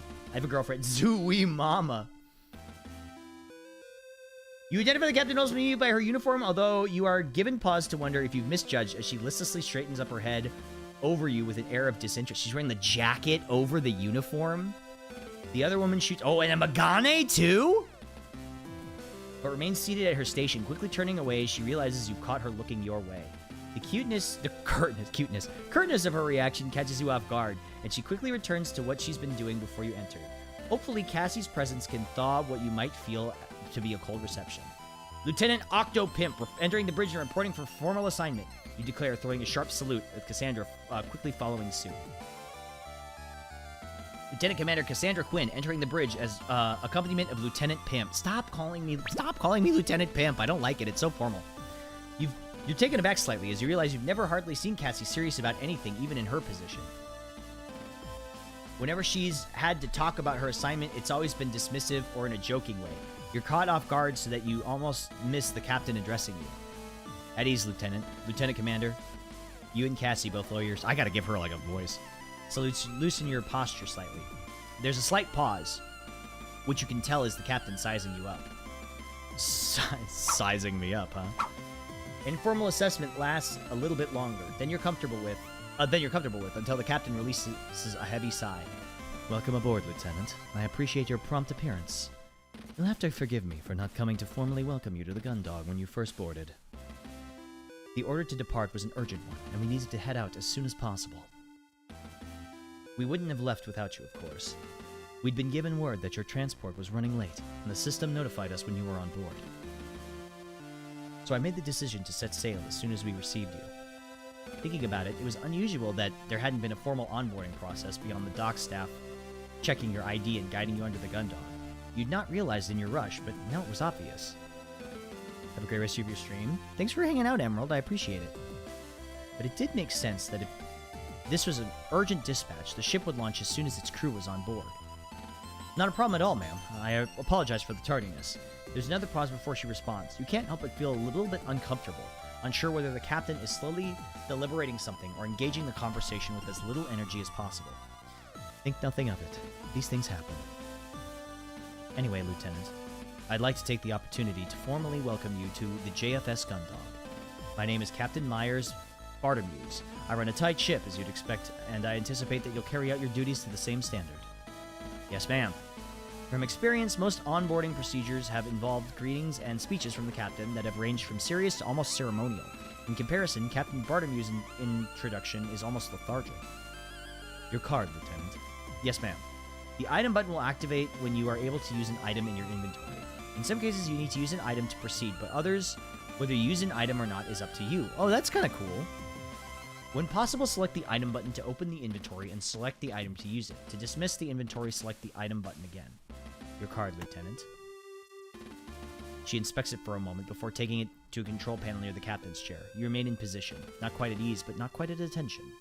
You watch as she enters the commands on the console and inserts your card into a slot. There's a whirring sound, followed by a series of beeps before your card is ejected and the captain takes it back. By selecting the function button, you can now access the map of your ship, allowing you to move from one location to another without visiting areas in between. If an event happens somewhere on the way, you will move to that location instead. You can also there's a lot of, like, quality of life things about this visual novel. Where you don't... I mean, it's so funny playing Snatcher and then playing this, right? Where it's like... Snatcher is so obtuse in that you have to use everything with everything and pixel hunt all the options, right? And then there's, like, this, where it's like, oh, yeah, we'll just tell you when you have to use something, and if an event comes up when you're moving, we'll just do it for you. I think that's actually super nice.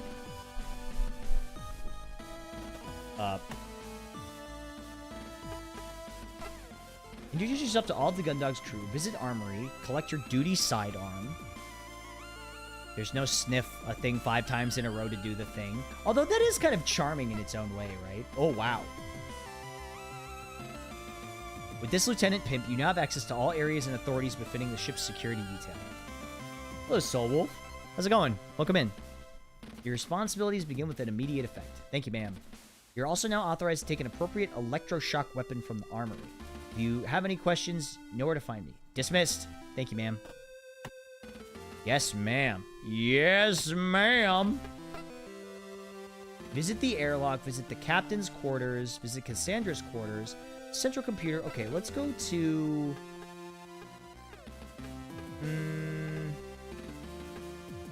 the armory. Let's get our gun.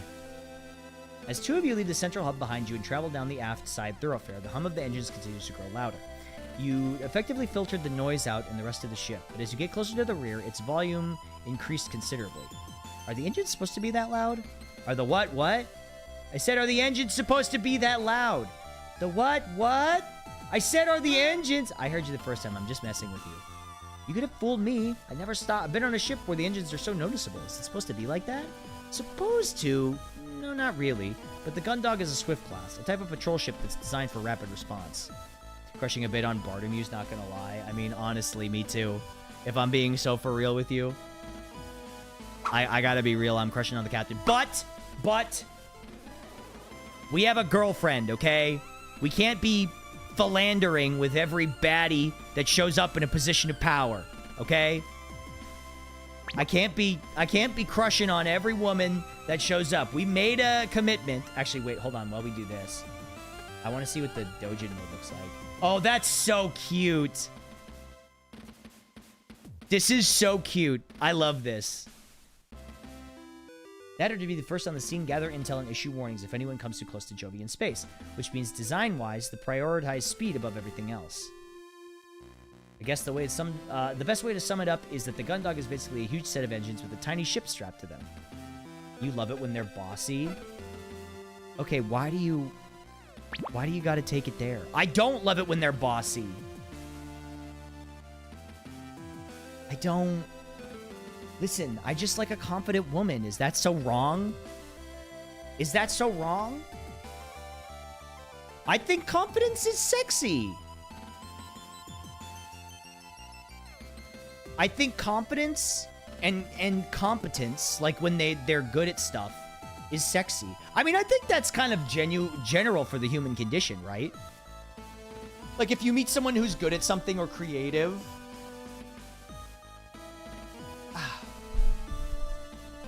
Strong, confident women in anime is peak. We love strong, confident women. We do. We do. I guess the best way to sum it all up is that the Gundog is basically a huge set of engines. Oh, yeah, right. It's a big set of engines. Well, that's reassuring. Oh, it's fine. It just means there's no space for a system like motion dampeners or soundproofing. You'll miss it when you leave. Just like camp. Like summer camp. Move to the armory. You swipe your keycard through the card reader set in the terminal by the armory's door. There's a slight delay, but quickly enough the terminal flashes, access granted. The first thing you notice about the armory... Oh, these look like bolt guns from Warhammer a little bit. I started Bleach and there's strong women literally every other episode. Yeah, Tight Kubo was on some shit. I've never really... So I don't know Bleach that well. Who's the tan girl? She's so cute. That's my favorite Bleach girl. Which one? Yoruichi. Yeah, it's definitely Yoruichi. It's definitely Yoruichi. That's... I see art of her. Not like that! Not like that kind of art. Not like that. Not like that kind of art. Not like that kind of art. But I see, like, fan art of her. And she's so cute. Although there is plenty of that kind of art. Oh, trust me. Oh, I know there's plenty of that kind of art. I mean, I can assume. I mean, there's that one panel. The first thing you notice about the armory is the benches and lockers remind you of changing rooms, the training center back at the military academy on Europa Colony. As you walk past them, you take a closer look and realize that they're the same kind of benches used on larger ships you've been stationed on. The ones with sports facilities and changing rooms on board. Are like the Uma Dojin you showed us? Okay, listen. First of all, Don't worry about that. Instead of sports clothing and equipment, these lockers are filled with a selection of combat gear, from body armor or electroshock weapons to a variety of small to light weapons. You know, this is the first time I've ever actually been inside the ship's armory. It's not really surprising. It's the only security detail that would have access. Even in the situation where a ship's expecting to encounter a boarding party, it's security responsibility to distribute weaponry and the crew in advance. It's to ensure there's no panic, and the crew don't get a hold of weaponry they're not trained to use. That's standard regulation. You should know that. Well, all I remember from the firearm training was I had dropped my electroshock weapon and accidentally zapped one of the other girls from operations. Our trainer made me use a hand-cranked battery charger to recharge all the power packs as punishment. That sounds like your own fault. That must have taken forever. You bet! But you should have seen my gun show afterwards. Pew pew! Ah, she's so cute. She's clumsy! She's the clumsy ditzy girl! Which reminds me, the captain said I was authorized to collect my sidearm. Should get it whilst I'm here. Man, clumsy ditzy girls are cute too, right? You just want to help them all the time. You guys, I just think women are really great. Confident women, ditzy women, really just all of them. They're all of them are great. Yeah, shout outs to women. Can I get a shout out for women? Locker contains a variety of small arms, firearms, and light weapons. They're only for use against external hostile forces. Even then, their stopping power is relatively low because the dangers of using live rounds inside a ship. Let's go, women! Spacesuits here for security detail. A little bit more robust than the suits handed out to the rest of the crew. Obvious reasons they don't have much of a tactical advantage. Okay. Wait, let me see my tasks. I visit the armory. Collect your duty sidearm. Accessing the weapon locker sends an automatic alert to the bridge. Even if I wanted to examine the weaponry, I wouldn't want to set off an alarm without telling anyone what I was doing.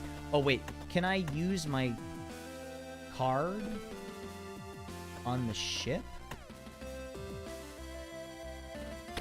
Ah, this is the weapons locker with the electroshock weapons in it. I'm authorized to take one small weapon from here as part of my role. This one will do. Electroshock gun. What's that? Do you only play retro games to fit your retro persona? Well, so lately that's mostly what I've been playing. But I wouldn't say it's all that I want to play. I want to play new stuff too, but I feel like for the first week or so, or, you know, like 2 weeks, I want to do a lot of retro stuff, and I want to do stuff that maybe you wouldn't always see. I don't know. Are you guys into that idea? I mean, I want to hear from you as well.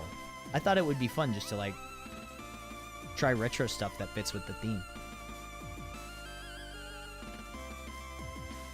Yes. It's been good so far. I'm okay with it. Well, yeah, because, I mean, you know, you're the ones watching the stream.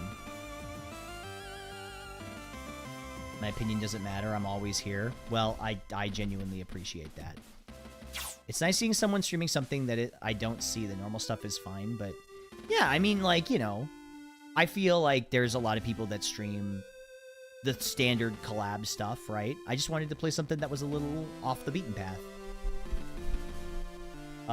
It fires a bar projectile that contains a miniature battery. It's non-lethal, but more than enough to stop anyone in their tracks. I love when you just played I Have No Mouth and I Must Scream. That was a good playthrough. Absolutely not. Aw, come on. She want me to shoot her with the stun gun? Is she a freak for real? Oh, right. We didn't introduce ourselves to the other bridge officer.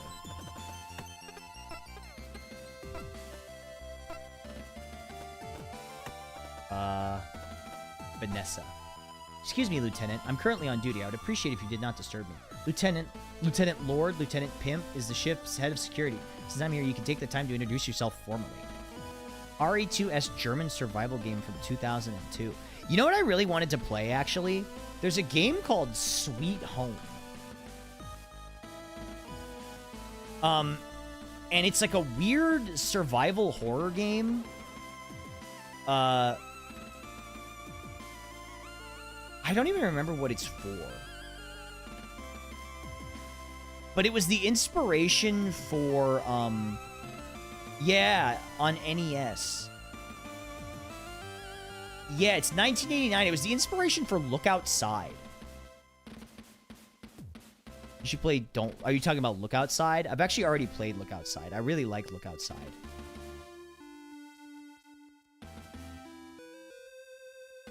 Wait, what's it called? It's called Sweet Home.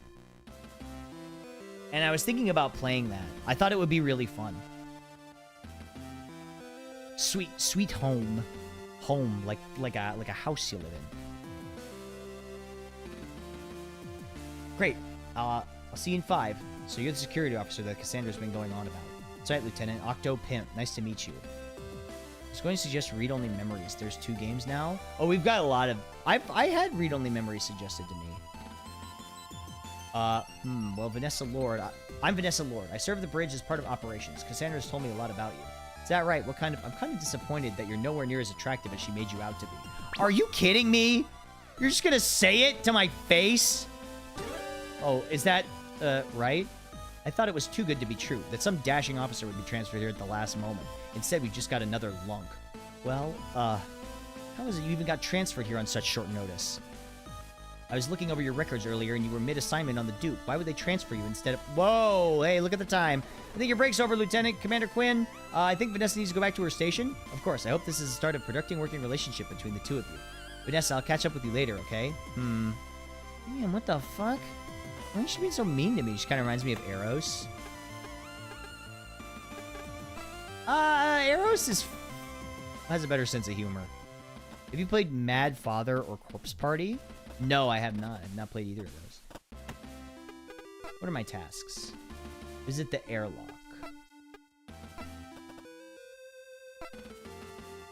And this is the main airlock. It's the way to get on and off the ship when it's docked. All right, get in. Oh, oops, when? Actually, I think I'm confusing it with someone else. What else can you tell me? Well, it's got the best views of the ship, for one thing. You look around, but you can't see any windows. You wouldn't expect to on a military vessel, where an inclusion like that could compromise the structure. Here? Really? Yeah, really. Check it out. Cassandra strides over to the terminal set in the wall to the airlock hatch, quickly begins typing commands into it. You hear a sequence of beeps, and she stands back, gesturing proudly to the screen. Not too bad, huh? You look at the screen, but all you can see is a dark display with a few errant pixels suspended in it. Is that working? Of course it's working, look! You stare a little harder at the screen, and although it takes you a moment, you eventually realize that there's an external feed. Wait a second! Aren't there windows in the bridge? Wait a minute. Wasn't there, or was that like a display screen?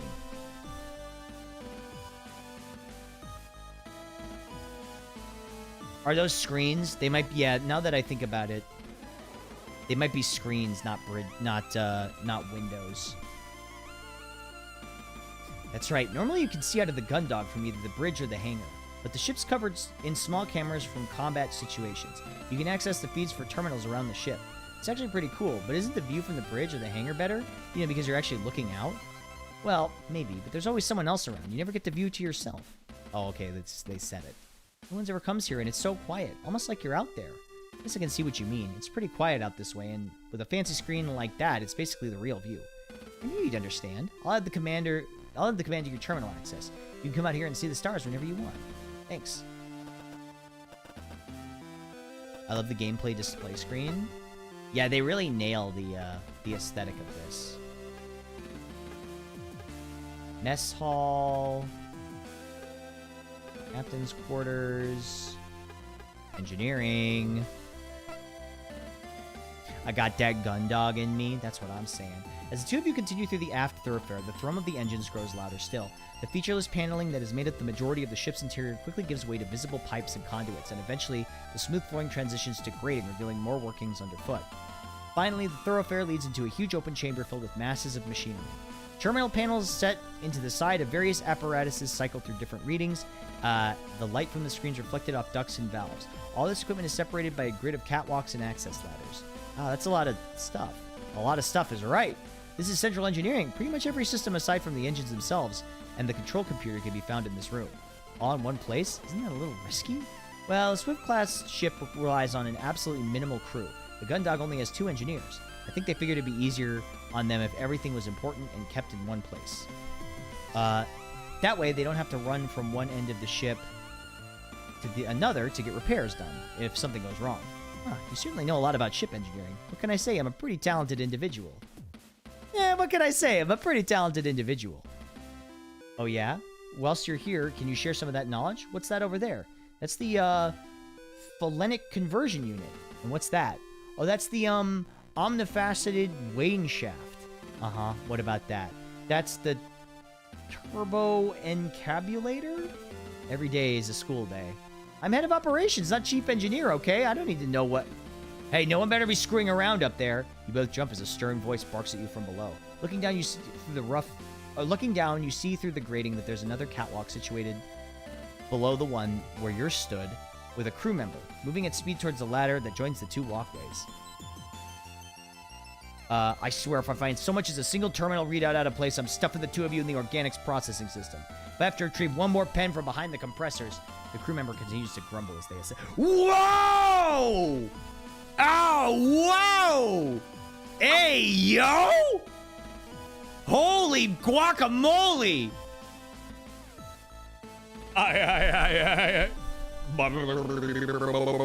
Whoa! Okay. Why is everyone on this crew a baddie? This is insane. They literally put me on a crew with the hottest people on Earth. I mean, I guess in space. Technically. Quinn, you better not be here to tell me that you're... Quinn, you better not be here to tell me that your favorite pen has somehow fallen into the system block again. Aha, no, Chief. Got it right here. I want a woman who can kick my ass. I want a woman who'll just beat the shit out of me. Wait a minute, is a ship full of women? We've advanced. We have, as a society, have advanced to a ship full of women. MC Powell Reynolds, thank you so much. Thank you for the 100. I appreciate that. Mommy, sorry. Mommy, sorry. Sorry, Mommy. Damn straight you do. Now make sure you hang on to that one or you're gonna need someone to pull it out of the system block instead. And who's this? Our wayward security officer? You got a name there? You quickly throw a sharp salute at the woman in front of you without checking her rank first. Not only does she loom over you physically, but quickly pick up on her force of personality that feels like it adds an extra 6 inches to her considerable stature. Every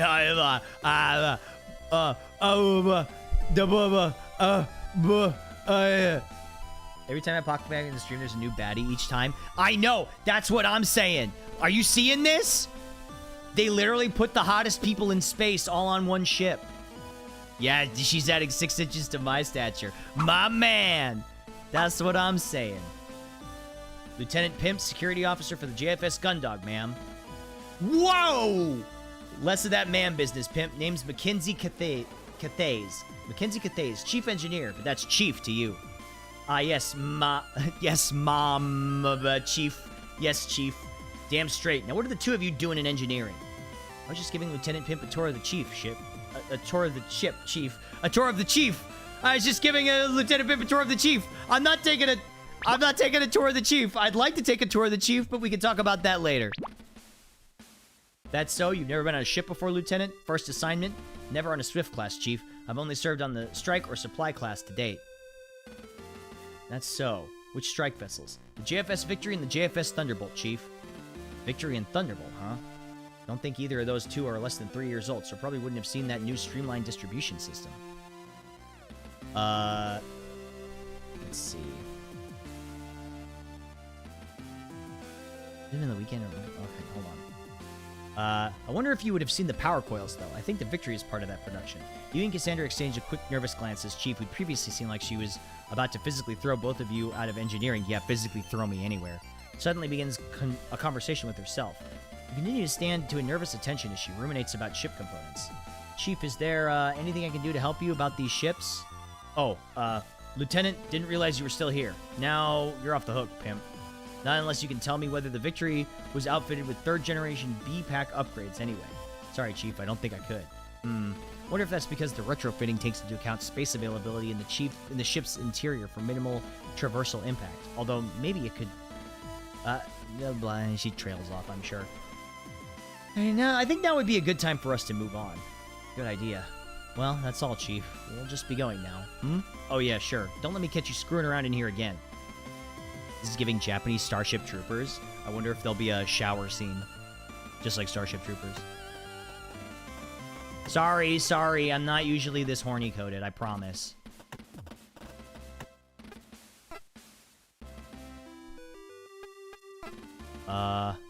Engine room, control, hangar, mess hall, sick bay.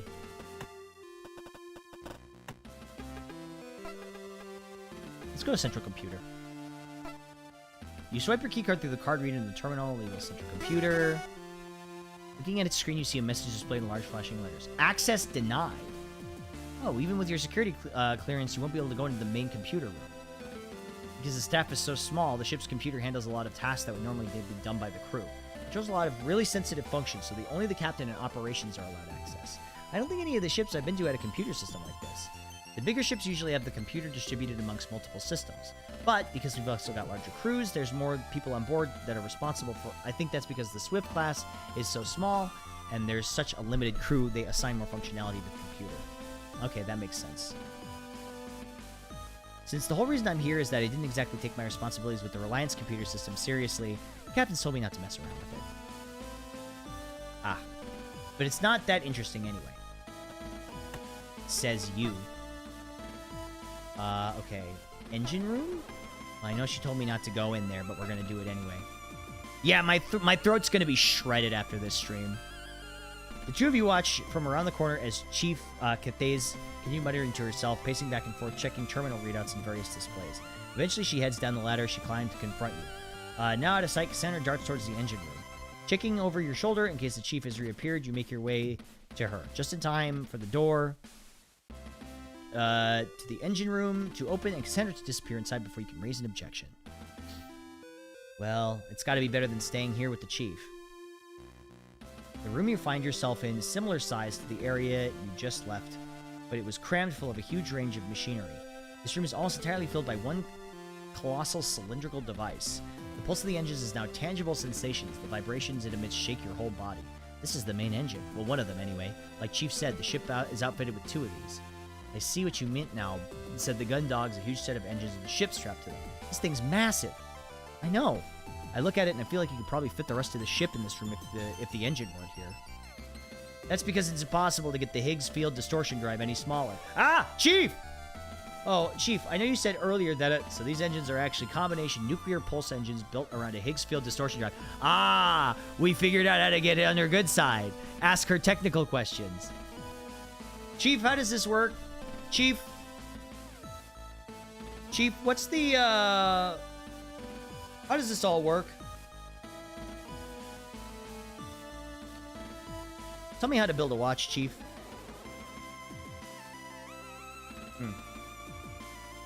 Chief, how do you work? That's what I'm saying. You know what I mean? Chief, what's a spaceship? What kind of oil does the alternator run on? What kind of oil do you run on? If the HFDD wasn't here, this engine could be about 10 times smaller than it... Oh, okay, you can actually check the dialogue. Although I hear they managed to improve the efficiency of newer NPEs, so it's possible the space saving could be more like 11 times smaller. Can either of you tell me how an HFDD works? HFDD? Higgs Field Distortion Drive. What are they teaching you at the Academy? It's a drive that allows ships to move far beyond speeds allowed by conventional engines, although it's nowhere near faster than light. So it lets us get around the solar system without needing to worry we'll live long enough to see the end of the journey. Anyway, everyone knows the existence of Higgs field. It's what allows interactions with the Higgs boson that gives particles their mass. Oh, right. So what the drive does is warp the field relative to the ship and those on board. Now, hold on. I got a question, okay? So, how does one break in space, right? I mean, aside from spending a night with the Chief here. My question is, like, if you start with your spaceship moving, right? How do you, like, stop in the other direction? Like, how do you slow down? You have thrusters in the front. Okay, but here's my question then. Like,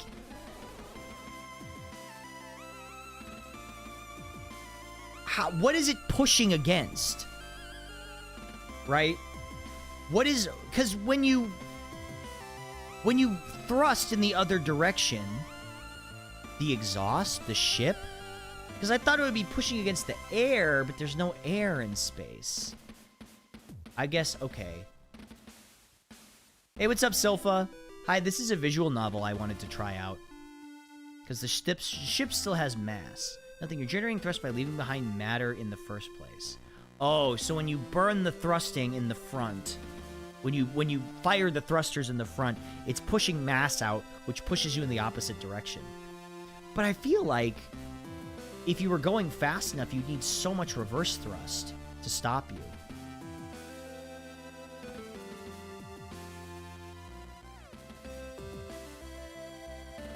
Interesting. Huh. As the chief continues with their explanation, anyway, back to the game. You see a thinly veiled look of terror on her face. You can't blame her as you feel much the same way caught in the impromptu lecture. Then, because the particles retain their relationship with each other and the general perception is that things are the same as normal. However, from an exterior perspective, the lecture drags on and you quickly lose track of the chief's explanation. Although you recognize the words she's saying, you can no longer make sense of the context and they become a meaningless string of sounds. Does that make sense? Yeah. So the field is, it's got the mass, which is pushed. No. How to put it? Okay, so imagine that space is a ketchup packet and you're the sauce. Oh, I've got the sauce. Do you want to see this? I'm sorry. I've got an in-game girlfriend. She's with me right now. I'm sorry. You know what she kind of looks like? She kind of looks like Meryl from Metal Gear, doesn't she? Doesn't she kind of have like the Meryl vibe to her? The sauce? Right, the sauce. Now what the distortion drive does, it's like a thumb on the universe of the packet. It moves the sauce around by changing the shape of the packet to push the sauce. The packet is the universe. We're the sauce, and the drive is a thumb? You got it. You quickly glance back at Cassandra to meet her eyes as she's doing the same thing. You know for certain neither of you got it. And that's why these engines are so big, to house that drive. Oh, it all makes sense now. I see. Yes, definitely. Great, we'll have to throw you... well, now that you appreciate the science behind it, I won't have to throw you out of here. Thanks, Chief. Anytime, just remember, Lieutenant. Yes, Chief? Screw with anything and I'll throw you out of the airlock instead. Yes, Chief. Sauce? I see. I understand everything perfectly. Silpha, I want you to know that last night, Ecto and Chromu both were in my DMs. Basically being like, oh my god, Twin, please send us money for gambling. Oh my god, Twin. Please, we need money for gambling, please. Shit sucked. I can't believe they just see me as an ATM. And you didn't on Women's Month? I sent them a little bit of money. I sent them a little bit.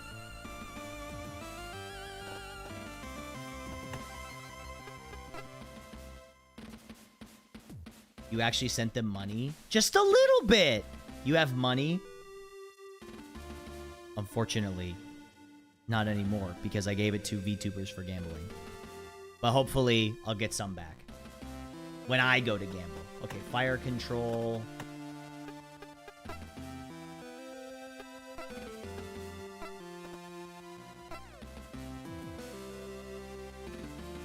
Many such cases.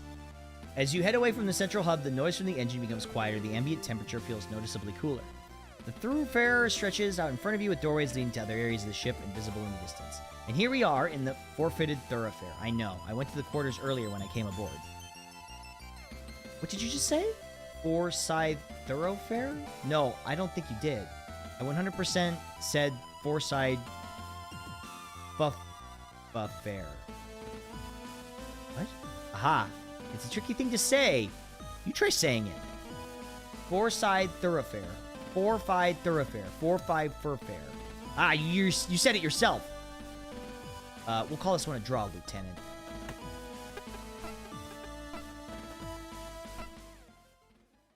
Look, you wouldn't be the first person to give a VTuber too much of their money. Yeah, you're probably right about that. Moving beyond the mess hall and hangar access, the two of you continue to the furthest end of the four-side thoroughfare. The door at the end of the corridor is shut. The words fire control painted on it in large stenciled letters. Cassandra swipes her keycard through the reader at the door before turning to you. So this is fire control. The gunner's probably here, but, well, you'll see. That's pretty cryptic. Yo! This is what I want my layout to be. Wait, this is so sick. Hold on, wait, this is sick. As you follow Cassandra through the doorway, your eyes take a moment to adjust to the strip lighting that illuminates the rest of the ship is now conspicuously absent. He said the entire room is lit by phosphorescent glow of an alcove full of screens and readouts. Looking at the screens, each one seems to not be showing much more than a few specks on a black background. From experience, though, you know that what you are looking at is a live feed from cameras all over the ship's exterior. The center of this alcove, facing away from you, is a seat like the ones on the bridge. From this angle, it's impossible to tell if there's anyone in it, but you notice a tiny rhythmic hiss coming from it. So anyway, all the ship's weapon systems are controlled from here. These screens give the gunner a panoramic view of, is the gunner here? Is the gunner in the room with us right now? You look over Cassandra's shoulder at the back of the seat. You swear you could see a quick flicker of movement, but you can't be sure. It's just the flash of a readout reflecting off the surface. Oh, Dylan, yeah, he's here. Should we say hello? Well, normally I would, but Cassandra leans back slowly as if trying to surreptitiously sneak a peek at what's on the other side of the chair without it noticing her. She quickly turns back to you after a moment's pause. He just looks so in the zone, you know? Seems ashamed to interrupt him. Why? We're not even, like, doing anything. So in the... okay. All right. Remember how I said that guy stole my steez?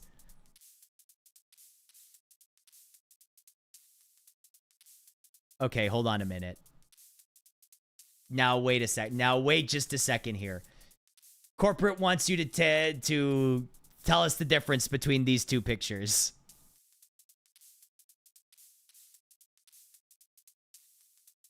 It's the same picture. If you put glasses on my guy, they're the same picture. It's the same. A little bit older than you. His eyes are closed and his face is a picture of absolute serenity. Over his ears are possibly the single largest pair of headphones you've seen in your entire life. As he sits there, oblivious to your presence, his right leg bounces up and down and his wrists flick constantly. You wonder for a moment if he's okay before spying a cassette player poking out of his jacket pocket. He's even got the cassette player. Oh, no, man. He's even got the cassette player. Oh. He's listening to Escaping from the substantial headphones. Is this okay? Shouldn't he be a bit more attentive? Don't worry, it's fine. He's not even on duty. Yeah, but what if there's an alert? Let's find out. Cassandra moves to a panel before the monitor laid in alcove. Takes a receiver off the wall and enters a few numbers into the keypad. Hey, hi, Vanessa. Yeah, it's Cassie. Can we test the alert system in fire control? No, I know it's not scheduled. It's a spot check. Yeah, random testing, you know? Chief's orders. Of course she asked. Why would I be asking for a spot test of the alert in fire control if Chief didn't ask? You're a darling, thanks. Okay, 3, 2, 1. In an instant, you see a figure in the chair bolt upright, yank his headphones off, and lay his hands on the fire control system, his head snapping back and forth as he randomly surveys the wall of monitors. False alarm. Hi, Dylan. Don't mind us. Just had to do a spot check on the alarm system. Chief's orders. Oh, hey, Quinn. No problem. Who's this? Lieutenant Octo Pimp, ship security. Oh, hey, Warrant Officer Dylan Dees, gunner. Welcome aboard. He's very, like, non-binary. They're very, like, non-binary coded. I don't know. I can't explain it. I feel like they'd make me a really great coffee at a coffee shop. I don't know what it is. It's something about the design. Do you know what I mean? Anyway. Thanks. Well, let me know if you guys need anything. That alert totally got in the way of an awesome solo. I'm gonna rewind and pick where I left off. Some sick latte art. That's... yes! Let's go to the hangar.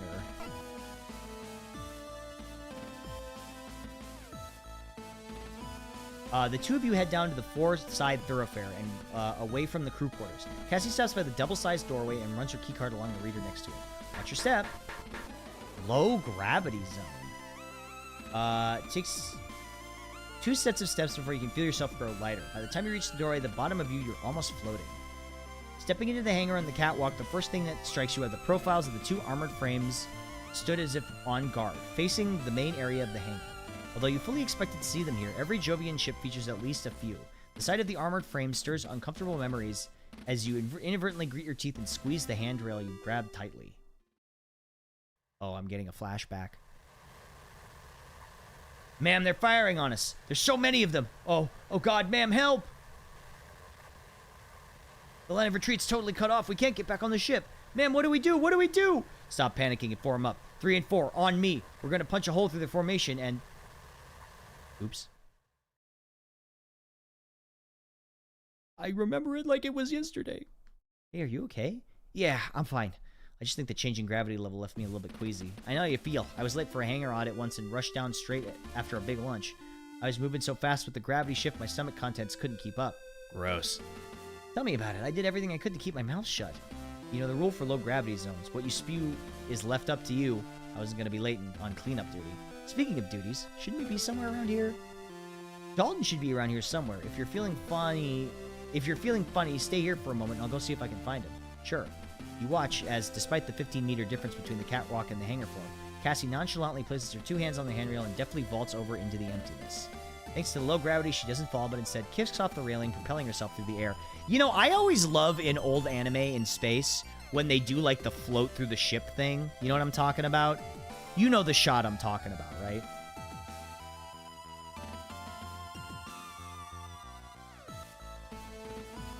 Check out the options and check out the art styles. Oh, I've seen them. I seen it. I seen it. The low gravity stuff, yeah. As Cassandra drifts off, eventually catching onto one of the armored frame's legs and using it to swing herself around to float into a different direction. You turn your head and to the stoic features on the armored frame's heads and deeply sigh. Looking around you, you see everything as you'd expect. Armored frame, weapon racks, storage containers, various equipment, all of it, restrained appropriately and fastidiously arranged. The cockpit hatch is the only thing that breaks the pattern. It's weird. I can't find him anywhere. I know it's definitely a shift right now. He shouldn't be around here. Looking past Cassandra at the armored frame with the ajar cockpit hatch, a thought strikes you. I think I might have an idea. Follow me. You carry out the same vaulting maneuver that Cassie had performed and kick off towards the huge machine's cockpit. Once close enough, you grab hold of its arm. Maneuver is spelled like the British way. I wonder if this game's British or maybe Canadian. A few seconds later, Cassie appears beside you with both notice the sound of gentle snoring coming from within the cockpit. Well, Lieutenant Commander, I think it's an operations issue, so I'll let you handle it. Leaving the discipline up to me again, huh? Cassandra nimbly clambers up the armored frame. Positioning herself above the cockpit. Bracing herself on the machine's chest, she brings her heel down sharply, repeatedly on the armor. Cadet Grange, attention! You hear a muffled scream from within the cockpit, followed by a dull thud. A string of muttered cursing, and then finally a figure emerges from the cockpit. Okay, wait. This guy has my personality. This is my personality, oops. Ma'am, I was just checking the, calibrations. The calibrations on the AF. Get some feedback. Oh, it's just you, Commander Quinn. Excuse me? Just? Is that you dressed as superior officer, cadet? Ma'am. No, ma'am. I was just expecting to see you I wasn't expecting to see you in the hangar, ma'am. Okay, you can tone it down a bit, Dalton. Oh, yes, ma'am. Good enough, I suppose. Anyway, Cadet, this is Lieutenant Pimp, Ship Security Officer. Oh, sir, Cadet Dalton Grange, Junior Engineer. Good to meet you, Cadet. Looks like they've got you working hard. Looks like... Oh, no, sir. Well, yes, sir. But not so hard I'm falling asleep. No, sir. I was recalibrating the sensor array. Take it easy, Cadet. We've all taken a nap in a cockpit in our lives. Well, of course, we never took cockpit naps with the Chief giving us our orders. So you probably need to get back on with whatever you were doing, huh? I totally forgot. She's gonna kill me. Good kid, right? I feel sorry for him already.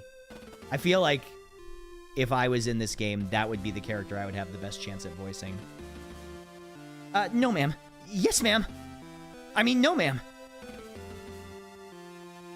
I mean, whatever you say.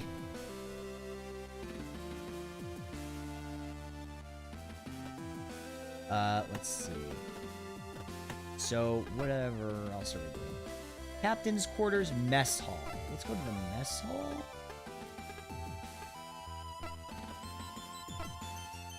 This dude definitely asked for a latte with breast milk. Okay, can you blame him, though? I mean, let's be real. Can you blame him? Okay, and here we have the highlight of the entire tour, the mess hall. Sandra's face is radiating happiness as she gestures through the double doorway and you're stood in the mess hall. Looking inside, you see a canteen like any other. Tables, chairs, vending machines, it's all here.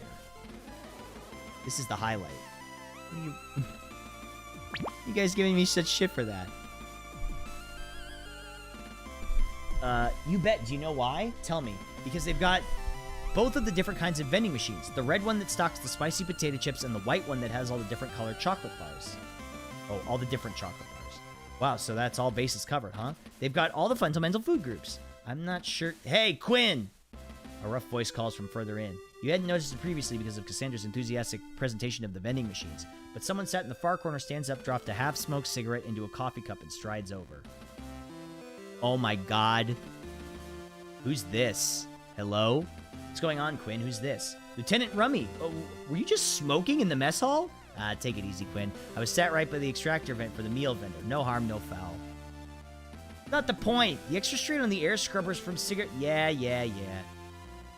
Anyway, who's this hottie? Whoa, me? Well, hello. Well, cat's got your tongue. Name's Haru. Haru Rumney. What about you, good looking? Oh, I'm Lieutenant Octopimp, ship security. Octopimp? Haha, no way, really? I used to watch your Homestuck videos. Last time I checked. Well, alright, good to know. That's all from me, pimp. You know where my quarters are, right? Hey, yo! No way! It's like that? Okay. Damn. Okay, it's like that. What the hell? Yeah, I do. Nice. Catch you later. What's that all about? Cassie? You know where their room is, do you? I mean, I do. It's near mine. I don't... That's not what... Their room is right by mine. Of course, she's pissed. A standard food vendor unit installed to all JCF ships. It's half robotic chef, half vending machine. You select what you want and it prepares it for you. The ingredients are almost all long-life synthetic reproductions, but it's pretty convincing.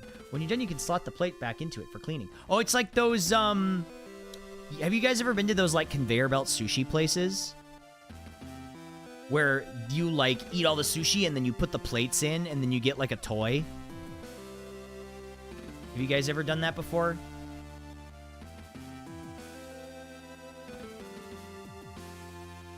You know what I'm talking about?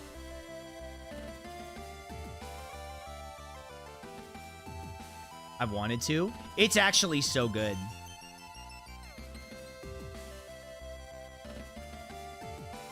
Okay. I would definitely go to one. They're worth going to sometime. It's super tasty. You got a toy? All I got was the bill. Well, you get both. The thing is, if you put enough plates in, you get a little prize. But you also get the bill. Yeah, Kuda Sushi. Yeah. Hey, Cassie, have you had lunch yet? Should we get something from the vendor? Right. Oh, is she mad at me? You know, it's... Actually, don't worry about it. Is she mad at me? Aw, why is she mad at me? Why is she mad at me? I didn't even do anything. You know why? I didn't do anything. Okay, then.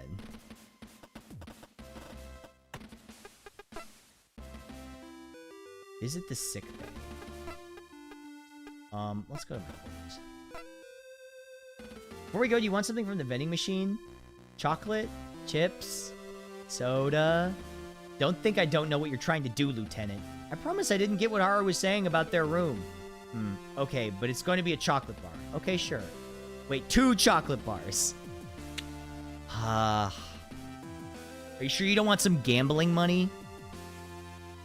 Wait, 3!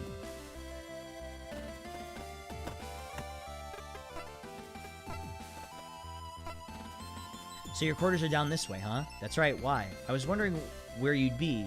On a Swift class, there's 2 different quarter sections. One has the department chiefs, so the other has the crew that work within those departments. 500 cigarettes. Yeah, she wants 500 cigarettes. So you're a security officer on board. I was wondering if you count as a department head or not. Well, I guess I don't. I'm just slumming it.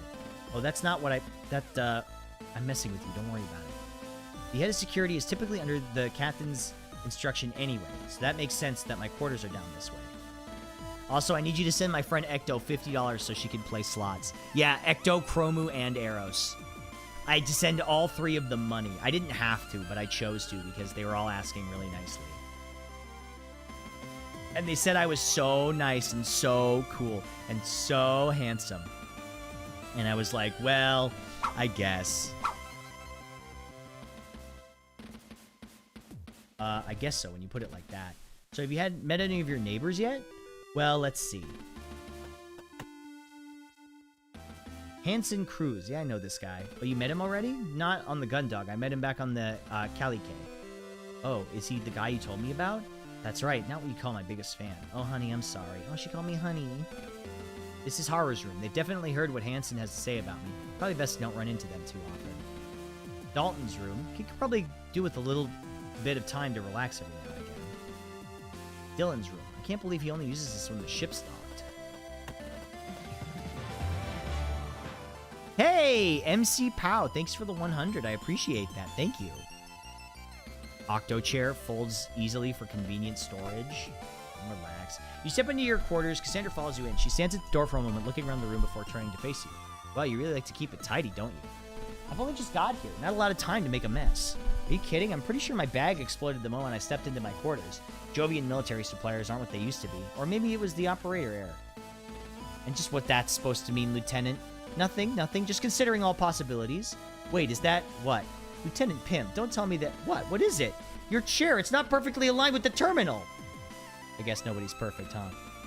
I would have made more of an effort if I knew the officer doing spot checks was such a stickler. I suppose I won't have to report you to the captain this time, Lieutenant. Okay, so what have we done? Visit the sick bay. Let's go sick bay. Is there a doctor in the house? The elevator doors hiss open as you both step into a wide room. You're immediately stuck with the glare of high-powered lights that are set in the ceiling. As you regain your vision, the powerful aroma of clinical disinfectant burns at your nostrils. You see the standard features of a sick bay. A set of beds that extrude from the wall on one side and a large gallery window set in the wall in the other, indicating the presence of a surgery wing. Walls are lined with cupboards and cabinets containing medical supplies and various devices set on countertops. The middle of the room is a large desk to face the entrance. On the side closest to you are 2 chairs, and on the other side sits a figure that you almost mistake for a piece of medical equipment until they look up. Ah! Ah! Miss Quinn, excellent timing. I've just finished that analysis. Hey, Doc, don't worry about that right now. I'm giving a tour to our new security officer. Very good, Miss Quinn. Hello, Lieutenant Pimp. I'm the ship's doctor. Safer Rosario. I've reviewed your file already, so please feel free to stop by with any complaints. But since you're here, Miss Quinn, I'd really like to talk about your gastro... Honestly, Doctor, it's fine. We can talk about it. Intestinal. Doctor, later. Distress. Oh no! She's a hottie, so she's got IBS! As we know, all hot women have IBS. It's just it's a fact of life. I'm sorry. It's just the fact of the matter.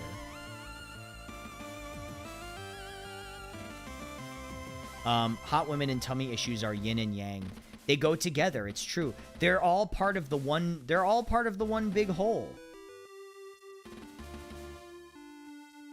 How many times has this happened? What? Met hot women with IBS? Honey, if you could give me a few minutes with the doctor? Yeah, no problem. Cassandra grabs the doctor by his sleeve and drags him over to the surgery wing, yanking him through behind her. Once the door closes, you can't hear them, but you can see the 2 through the gallery window. You decide to turn your attention away and examine a nearby poster on space illness. Yes, thank you, Doctor. I understand. This is I don't think this game is, like, super new, but it's in the PC 98 style. It's from... Oh, it's from last year. It actually came out in 2025. Understood. But as I've explained, I've got a full supply of NutriShake powders that should serve as a balanced replacement for the meals from the food vendor that should alleviate your... Doctor! Tummy troubles. Tour is moving on! You know, tell me more about that. Tell me more about the tummy trouble. Captain's quarters? This is the second set of crew quarters where the operations staff, that's me and Vanessa, the department and the captain have their quarters. It's Western. It's Western. It's from, well, actually, I don't know. Is it from the UK or where's it from? Britain. I noticed because of some of the spellings. That they had. So yeah, it definitely struck me as not American. It could be Canadian though. What do you mean? Hey, wait, I'm on duty right now, you know. I know, and despite that you've let your libido guide you to my quarters, you animal. Well, what can I say? Maybe save that for later, okay? You tease! Oh, by the way, if you ever want access to my quarters, the passcode for the lock is 0122. Pretty much the same passcode I use for everything. Or 0211.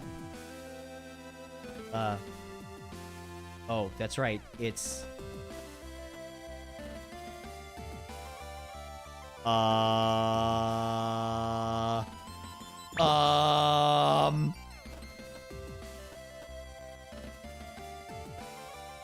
anniversary? You don't think I forget, did you? Hey, good job. It's our anniversary. Wait. Before you go in, can you give... It's our anniversary! Let's go! I remembered, we're so in! The blue sky says they're Welsh. Nice. Okay. They're Welsh. I figured they were probably British based on some inferences. Give me a few minutes to tidy the place up. I was almost late for my duty shift this morning. It's kind of a mess. Let me put some stuff away, okay? Yeah, sure. Cassandra, keeping herself between you and the entrance to her room, Cassandra opens the door and uses the control panel to its right. As it opens, she swiftly steps through the door, and before it's even all the way open, closes it again and uses the panel on the side of the entrance. The entire time she obstructs the view of her quarters. Thanks, won't be long, I promise. A few minutes pass, you continue to stand gingerly outside of Cassie's quarters. You hear the occasional footsteps coming from the floor-side thoroughfare, but they all move on to other parts of the ship. Thankfully, no one stops by to ask why security is lurking outside one of the operations quarters. Hey, Cassie. You give the door a gentle knock, leaning against the wall. Continue to remain on the lookout for anyone who may have some questions about what you're doing out here. How's it going in there? Oh, yeah, almost done. Just give me a minute to get this sorted out. The last pause is followed by a loud bang and the sound of a small cascade of various objects onto the floor. Maybe a few more minutes. Done. Come in. Welcome. Make yourself at... Whose coat is that? You step through the door frame. The toe of your boot catches on a discarded pair of leggings, which are held in place by your other foot. As you begin to fall, you reach and catch onto something to stop yourself. Unfortunately, the chair you reached out for has a uniform thrown over the backrest, which slips as you grab it, bringing both the chair and the assortment of cosmetics on the seat clattering down to the floor with you. Oh no, Octor, are you okay? I'm sorry, I thought... Cassie. Yes? I thought you said you were tidying this place up. I was! Then why did I get brained by a falling hairdryer? There was a system! You get back to your feet and right the chair as Cassie quickly grabs the assorted bottles and tubes that fell down, with you placing them randomly back on a nearby surface. You almost launch into a speech about securely stowing possessions in case of high-speed maneuvers, but you stop yourself. Doesn't the captain ever carry out spot checks or surprise inspections? No, it's great. From what I've heard, her quarters are a worse state than mine. Is that right? Well, are those printed photographs? Aren't they cool? They're from our first date at the Europa amusement park. I took my Pixie Cam straight to the specialist printers the next day and got copies made. Aw, that's so cute. She made, yeah, this is a damn bitch you live like this moment. Oh, that's so cute. I love the shirt with random English words on it. That's so, like, Akira Toriyama coded. She's cute. I love the outfits.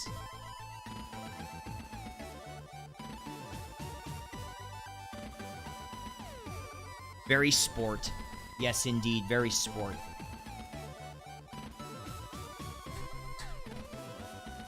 Wow, I never knew you were that sentimental. I knew I was onto a good thing when you held your hair back so I could barf mid-roller coaster ride. Wow, I'm such a good boyfriend. You don't meet people that are considerate when you're dating within the forces, let me tell you. Yeah, now that I think about it, it wasn't the most romantic date I've ever been on. You still call me back for a second date, though. I guess I must have been pretty desperate. Hey, joking. Oof, risky joke, that one. Captain's quarters sit at the end of the corridor, differentiated from the other doors by the small insignia that sits above the nameplate. Like the others in the corridor, it displays the occupant's name, in this case, Captain Mears Bartermuse. You know they're going to be there for you forever when they hold your hair back up so you can vomit? That's true. Listen, I've had to do it before. Not have my hair held back, but hold someone's hair back so they can throw up. I gotta tell you, that's the real deal. That's how you know it's the real deal. You gotta hold their hair back. There's nothing for you right here right now, so you turn back. Oh, I kind of wanted to see her. Room. Catch up with Cassandra. Oh wait, we gotta go to Cassandra's quarters. So how are you finding the Gundog so far? Enjoying the tour? The ship's pretty much the same as every other one I've been stationed on. The tour is first class though. Maybe if working in naval operations doesn't work out, you could start your own business as a tour guide back on the Europa colony.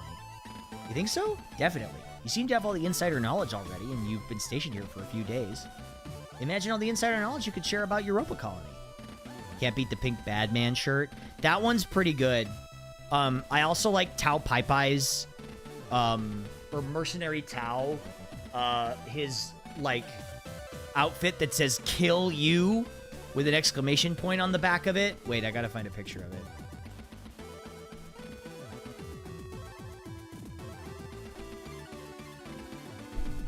Hold on, where is it? Yeah, here it is.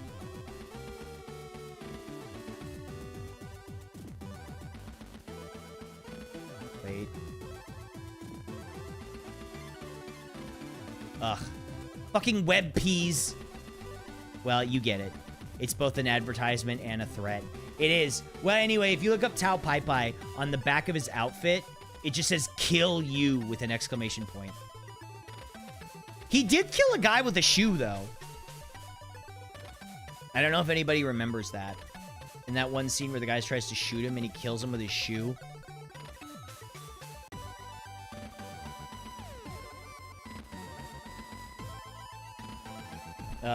Imagine the insider knowledge you can share about the Europa colony. Yeah, you're right. And over here we have the statue of the workers who built this colony. If you sneak around the back, you can get inside the plinth and hide from colony security if they catch you and your friends hanging out in the park after it's shut. Then again, you don't think that's kind of the thing people would want to know? Maybe a bit more about the workers first. Anyway. What do you want to do when we get some shore leave? So now that we're on the same ship, our shore leave will line up. Do you have anything you want to do? Any place? Wait. Anywhere you want to go? Anything you want to do? I hadn't thought about it. I guess this means that we'll be able to go on a lot more dates now. Oh, I know. Did you hear that the new colony they've added to the Europa cluster? It's got ultra-efficient water handling plant, and the planners have included a water park. Ooh. He did kill a guy with his tongue. That is true. That's pretty fucking badass. You've never heard of a water park? Never. They're one of the coolest new features on the new colonies they're building. Like, big swimming pools with slides and rivers. And the e-magazines are saying they're going to be the coolest things to do on the colonies once they're open. Pools and slides into pools? But, like, really exciting. Okay, well, I guess we're next docked. I'll see if I can book us some tickets. Awesome. Oh, you're transferred. I know. We don't need to have this conversation. I've already had it from Captain Singh on my dismissal from one of the senior resource officers. You're wasting your potential. You'd make an excellent captain if you took your duties seriously. Your academy scores were excellent. I wasn't going to give you this speech. One of the only good things about not having parents is that I don't have to hear it from them, too. Oh. She doesn't have parents. Hey, Cassie. And it's the absolute worst hearing it from you, because I know that out of everyone, you're probably the only person that really cares. I wasn't going to give you the big speech about it. I figured you already had it from everyone else. I just wanted to make sure you were okay. I figured you were feeling worse than you let on. It's going to be okay, you know? A ship like this isn't the worst place to be for a while. And if things work out okay, you can always put in for a transfer to a bigger ship.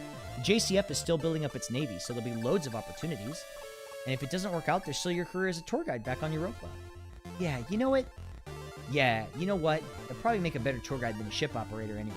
I think you'd be great at whatever you decide to do, whatever that is. I'll be here to support you through it. Cassie? You're so cheesy sometimes. Hey, come here. Hey, yo! You've been on the ship a few days. How are you finding it? Well, it's not too bad. Obviously, it's not like being stationed on the Reliant. It's a whole lot smaller and there's way less people. But then there's a lot less to do, so you get much more free time. Captain Bartomeu is pretty lax compared to Captain Singh. But then I get the impression that the whole crew is a bunch of burnouts. Except for us. Except for us! I obviously didn't mean that about you. What the hell does that mean? Okay, so what do we do after we've completed all of our tasks? Do we go back to the bridge? Well, that's it, Octo. Consider yourself... Oh, that's it. Officially acquainted with all there is to be acquainted with on board the one and only JFS Gundog. Hope you enjoy the tour. I did. It's probably up there in my top 5 ship orientations. Top 5? Okay, you're right. Top 3. What? Maybe a triple ship to start your time aboard the Gundog is more to your taste. Well, that didn't happen to me on board the Thunderbolt, so if that didn't happen, I guess it'd definitely be my favorite orientation ever. What a coincidence! It looked like your schedule's clear until tomorrow morning. Whoa, in that case, 5 stars, great tour, especially the guide.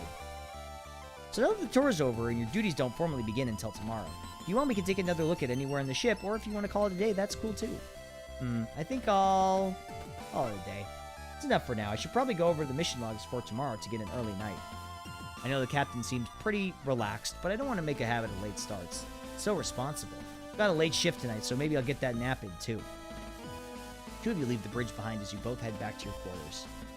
Cassandra being on board had been a huge surprise, but having spent this time with her, you found that the anxiety you've been feeling when you'd boarded, has disappeared completely. You continue to chat casually about your schedules, the mission and your plans for the next shore leave. Eventually, you reach the Forsyth thoroughfare, and you turn down the corridor that leads to your quarters. Hi, Queen Leo. Okay, I'll see you then. Well, look who it is. The Calicate Coward. You don't even need to look behind Cassandra to know who's standing behind the entrance to the corridor. Although you recognize the mocking tone anywhere, the real giveaway is the nickname. One you thought you'd escaped a long time ago. Oh, he's so cool. Oh, Hanson Cruz. Or as you know him, Calicate 3. One of the members of the Calicate squadron who'd taken part in the battle and the only one to return. Even then, that had only been after the ceasefire had been signed, a full 13 hours after he launched. Look, it's not Char. I was gonna say, it's fucking not, it's like Diet Char. From what I'd heard in the other crew members, he'd survived by playing a game of cat and mouse with the enemy forces in a debris field. By shutting down the majority of his systems and hiding amongst the wreckage, he'd been able to launch a surprise attack, taking down his pursuers one by one. Dude found his boyfriend. When he came back to Calicate and saw your armored frame still suspended from its restraints, he had instantly blamed you for the squad being wiped out. If you'd taken off when you were supposed to, he argued, the squadron would have been at full strength, enough to survive the surprise attack. No amount of technical data or arguing that it had been physically impossible for you to launch would change his mind. The destruction of the Calicate squadron was on your hands. The worst bit was that you weren't entirely sure he was wrong. What's up, Lieutenant Octo? You're not thinking of finishing your first day without meeting an old friend, right? When Haru came and told me some lieutenant called Octopimp was our new security officer, I had to come take a look. No way could it be that wimp from back on the Calicate. He had to have been dishonorably discharged for dereliction of duty. But I guess, oh my god, this fucking... The animations are so perfect. But I guess the JCF is desperate that they'll hang on to anybody, no matter how much of a screw-up they are. How'd you end up here, pimp? They decided you couldn't handle a full-size ship, so had to put you on the smallest crew that they could find? You instinctively make your hands into fists, but unclench them quickly before Hanson notices. You haven't been stationed on the same ship as him since the Calicate, but you'd run into him a few times on board the colonies while you were both on shore leave. Gotta get you a cocky emote? I guess that's the closest thing I have, if you think about it. Each time it ended badly.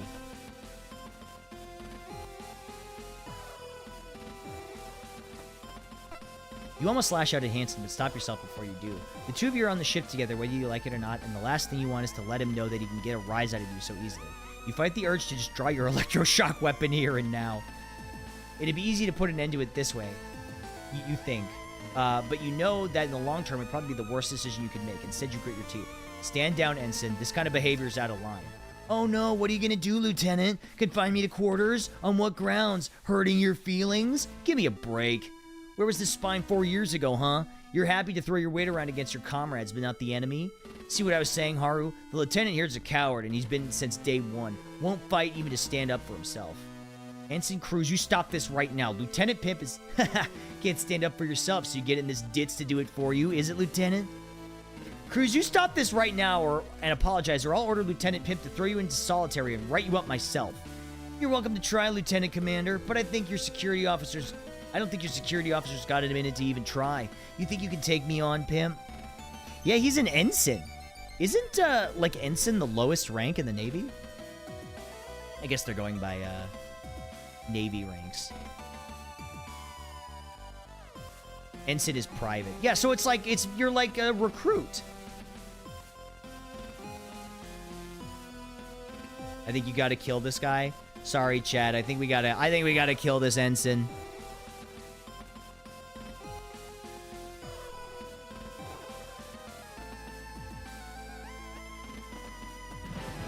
Ooh.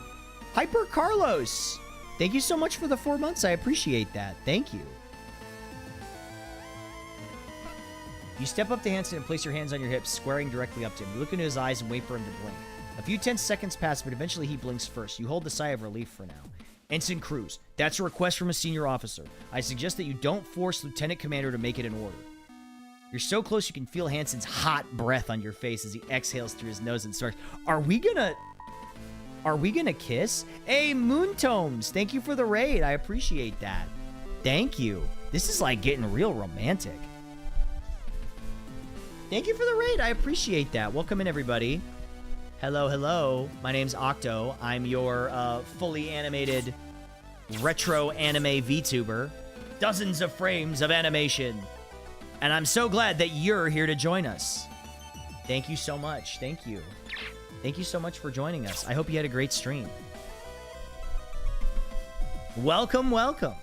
We're playing Stories from Soul the Gundog. It's like a old school anime visual novel. Love the art style of your model. Thank you so much. I really appreciate that. That's very kind of you. Handcuff him to the bed frame? Yeah, then he can't get away. Why is that? Worried about what you'd have to do when I disobey it? Come on then, Lieutenant. What's it gonna be? You gonna show me who's boss on board this ship? You gonna make me obey that order? This is so homoerotic. Like, am I crazy?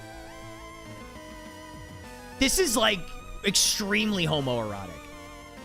Not that there's anything wrong with that. I'm noticing that he wants it bad.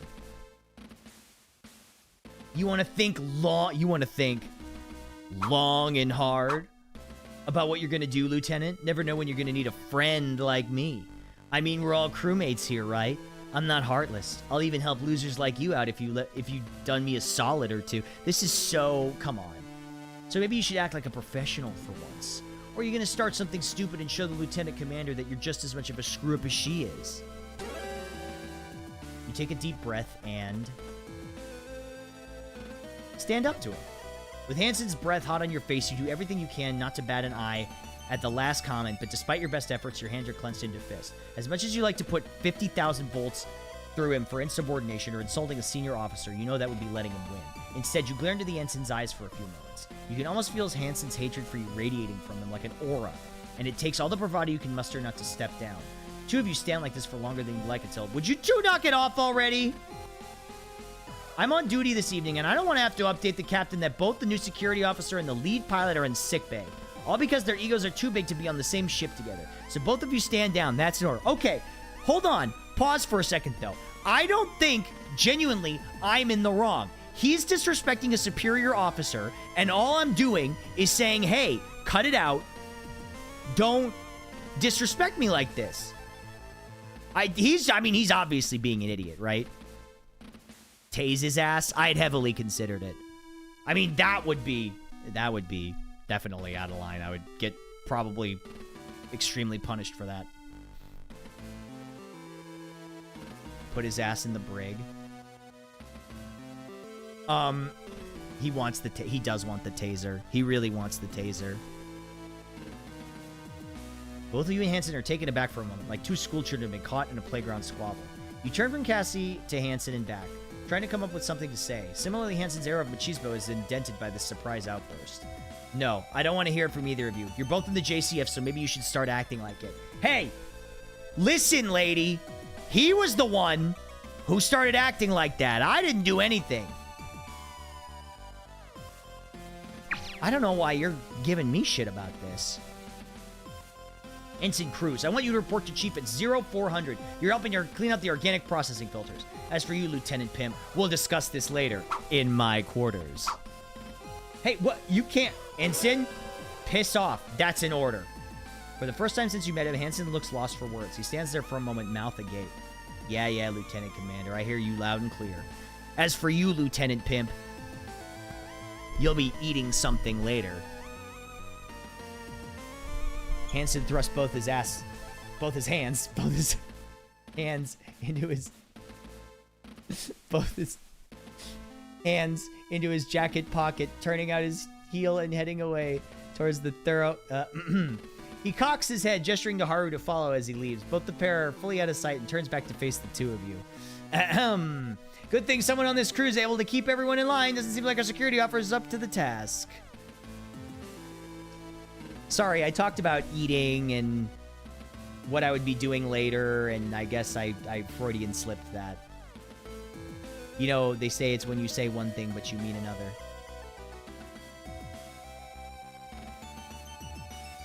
Ahem. What was I saying? Sorry.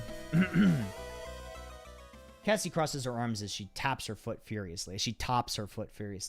What an absolute dick. I told you he's a real... And you know what?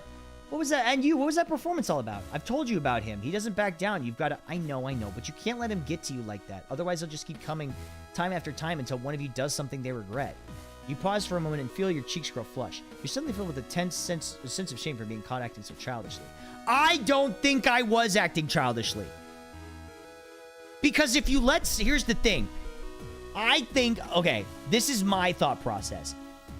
If you let someone walk all over you and don't stand up for yourself, they will keep doing it.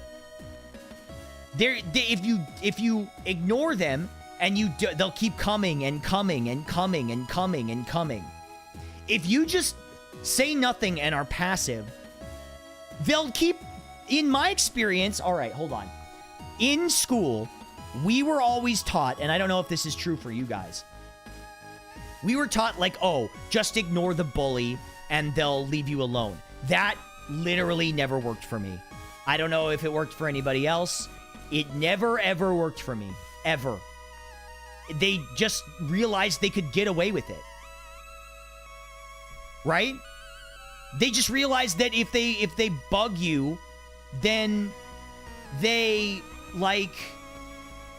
can keep doing it and there'll be no repercussions. It wasn't that you stood up to him, it was how you did it. I'm assuming you didn't follow protocol. But I did! I was like, hey, I think I did follow protocol, honestly. I said, hey, Ensign, you can't be talking to me like this, right? Think about it. I think I followed a pretty decent way of doing it. I said, hey, I'm your superior officer. If you have a problem with me, you can't talk to me like that. You're disrespecting the chain of command. I'm putting up my hand here. You're disrespecting the chain of command. You're not respecting me as a superior officer. And you can't be behaving this way. And he said, too fucking bad, man. I'm going to behave like that anyway. And I said, no, you really, really can't be talking to me like this. And then I'm getting in trouble? That seems crazy. That's crazy to me.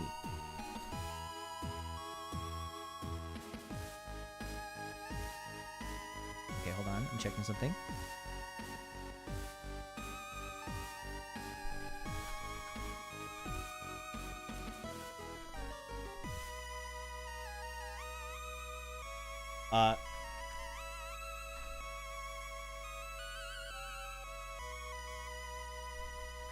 Hold on, sorry. I'm responding to an animator. Sorry, an animator just got back to me about something.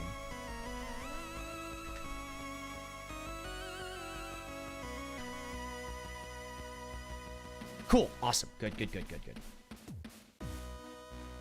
I remember I stabbed my fountain pen into a kid's hand and I didn't get shit from him ever again. Okay, that's a little too far, in my opinion. I don't think you should assault someone. Listen, I don't think you should ever assault somebody or get into a fight. That's me personally. They were assaulting me. I mean, I don't know. It's a tricky situation. It's tough. It's a tough situation. You're also talking to somebody who like has never personally been in a fight. I've never actually fought anybody before. I just never had to.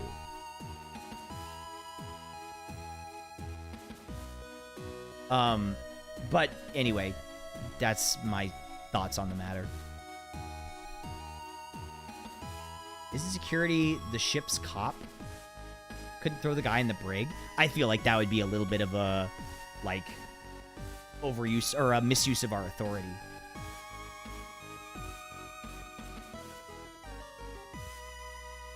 Some people need their shit kicked or rocked. Depends on the level of enemies to lovers.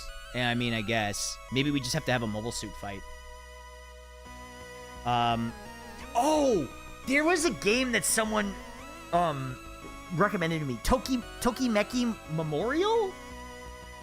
I think that was it. Somebody had recommended that one to me, and I definitely wanted to check that out. I think that's what it's called. I gotta write that down. Wait. Tokimeki Memorial. That's the one. Yeah, this one. Somebody recommended to me that I should play this. It looks very in line with what I like, but I've never tried it before. He's going to be busy helping the sheep clean out those filters for the next month, so don't worry too much about running into him anytime soon. Still feeling a bit sheepish about your behavior in front of Cassie, you manage to smirk. Thanks for stepping in there. I shouldn't have stooped to his level. Don't worry about it. Just take it easy and don't let what he said get to you. I'm going to get ready for my shift. I'll see you soon. What's that? Cassie. Whoa! Hey, yo! Wait a second. That moment your lips meet yours, you forget everything that just happened. All you can focus on is the softness and delicate warmth. After a moment, Cassie slowly moves back, and you open your eyes and find her gazing at you contentedly. You both share the same gentle smile before she steps away.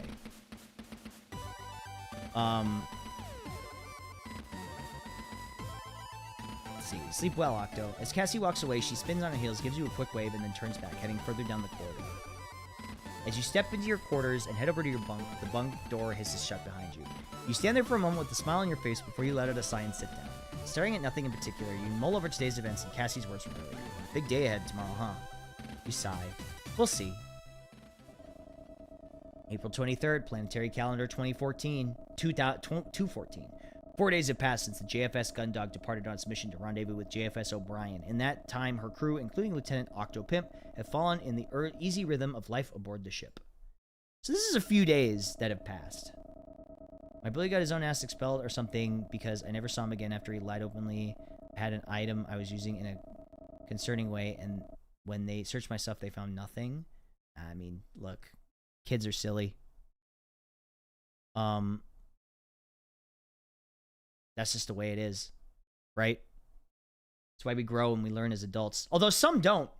I can safely tell you that some people who are adults have not really matured past that stage, unfortunately. It do be like that. It do be like that. It Scooby-Dooby do be like that. Aboard the Jovian patrol ship, JFS Gundog. I love the O thing. Oh, what, my chat log? My chat? I know it's probably hard to read on this background, but I wanted to say that a big reason why I have the chat isn't necessarily to see what people are saying during the chat. It's just to see that people are active. And I've come to realize that that's a big reason why people have the chats on their screen. If you think about it, right? Like, they have the chat on their screen just to show that people are active and talking in chat. Not necessarily to also see what they're saying. Did you punch the guy? No. But I think I took, like, the weird middle path. Giving the chat a black border. Hey, Chessmaster! Thank you for the 87 months. Holy guacamole. Thank you. Thank you so much. I really appreciate that. Thanks. Finishing the last of your coffee is a shrill series of electronic pips sounding from your wristwatch. Without looking to check the time, you turn off the alarm and rise from your seat, knocking back the last of your drink once you stood up and taking the empty cup back to the food vendor. It's easy to lose track of time on board a military ship when the light is kept at a constant level, so you rely on a series of alarms you programmed. You know that this one means your shift is due to start in a few minutes, giving you time to finish whatever you may be doing. Place the cup back into the vendor, where the machine latches onto it and retracts into a space that quickly is sealed by a sliding panel. Man, I want to live on a cool spaceship. Time to carry out the day's security checks. Let's see. I need to stop by the fire control, the hangar, and engineering to check everything's going as it should. Okay. Check our visit engineering, fire control, hangar. I don't know if I can go for the full 6 hours today, just because this is a lot of reading after, like, a lot of talking. So I might do a little bit into this day and then call it at 5 hours, if that's okay with you guys. Just because my voice is, I can already feel my voice starting to get kind of scratchy from talking for 2.5 hours and then talking for, like, another 2.5 hours. Okay. Wait, I want to go see that awesome... I want to see that buff chick in engineering. Lieutenant Octopimp entering main engineering. You declare the cavernous expanse of the machinery and access the main engineering. You've been instructed to announce your arrival by the chief, and since the last time you didn't...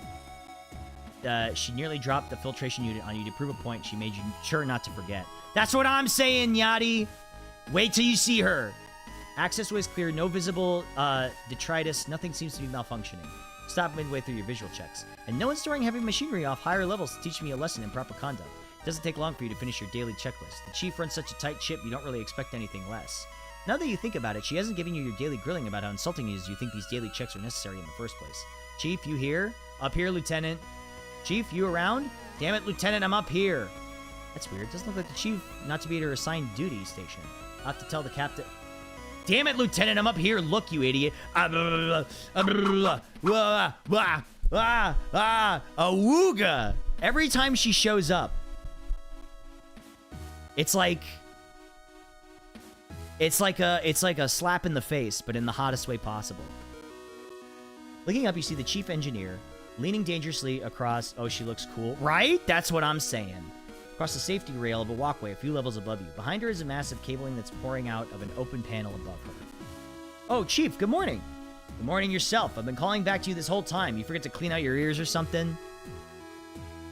Hey, see you later, Starballs. Thanks for hanging out. Sorry, Chief. It's pretty loud in here. Nothing in here is running above safe decibel limit. And if you tell me otherwise, I'll come down there and recalibrate your ears. Would you? Would you? Listen, don't threaten me with a good time. You quickly mentally calculate the time it would take for her to get down here where you are, and the time you'd need to get out of engineering. Although you fancy your chances, you wouldn't bet money or your ears on it. You must be me then. Anyway, I'm just filling out the daily report, Chief. What's going on up there? Ugh. One of those clowns at the colony dock who took part in the maintenance process must have done something stupid to the long-range communication system. For the past 12 hours, we've been picking up huge amounts of feedback. Must have made a bad connection, but I can't find it in this shoddy wiring. Didn't you do the wiring for a lot of this, Chief? Are you sure there's nothing out here that could be sending a signal? A broadcast from the O'Brien? One of the reconnaissance satellites? No chance. Feedback is way too intense. Even a standard broadcast shouldn't produce this much noise. Unless maybe they calibrated the long-range system on the short wave bands.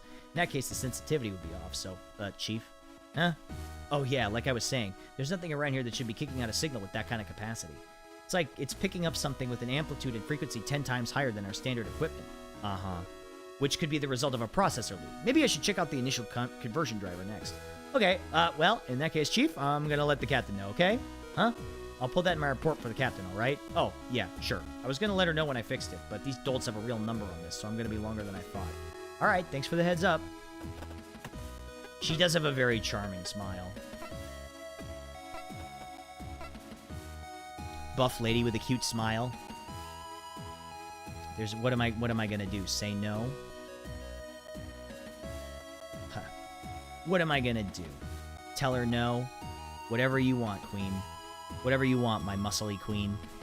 You still feel a little bit awkward checking on fire control as part of the security report. Although Dylan is always friendly enough, you can't help but feel like you're intruding on his personal sanctuary. Nico DMC5. Oh, like kind of a southern thing? Sort of like a little bit of a twang in her voice. That'd be kind of cute. I could do that. It doesn't help that his headphones are so big that it's sort of shaking him. Hard to get his attention. Well, here you go. Morning, Lieutenant. How's it? This guy kind of has like the... Morning, Lieutenant. How's it going? Oh, hey, Dylan. Everything all right? I thought you'd be listening to your music. You're a pretty punctual guy, Lieutenant. So far, you've come by here the exact same time every shift. You know what he looks like? Hold on.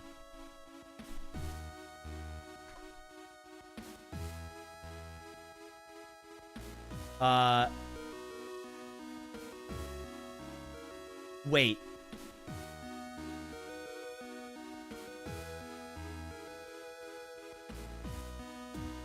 Oh, it's so silent. He looks like Steve Smith from American Dad. I can't explain it, but he's kind of got Steve Smith energy if he was an anime. Kind of a little bit. That's what I'm saying. What do you mean don't put that evil on him? I don't know. Don't ruin him for me. Stop it. What are you talking about? Although we do kind of look similar, I'm not gonna lie. They did an anime episode. Yeah, he definitely looked like this. He's got a great voice. All I had to do was find which albums would last oh, yes. All I had to do was find which albums would last until just before you got here. No, no need to get interrupted mid-jam.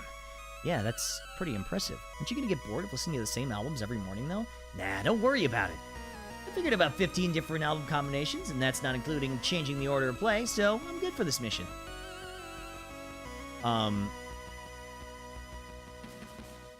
Let's see. That chin way different at the very least? What, the little, like, cleft chin?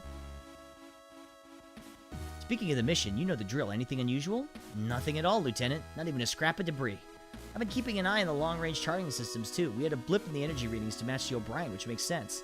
Yeah, I thought so. We're so deep in Jupiter's backyard, I didn't think we'll be seeing anything aside from the O'Brien. Pausing for a moment, as you idly shift your focus from one screen to another, a flicker on the screen catches your attention. What was that? Sir? The screen here, it just flickered. What does the reading say? The long-range targeting system. It's fed with data from the long-range communication system, which has been on the fritz recently. Chief's been working on it, trying to figure out where all the feedback's come from.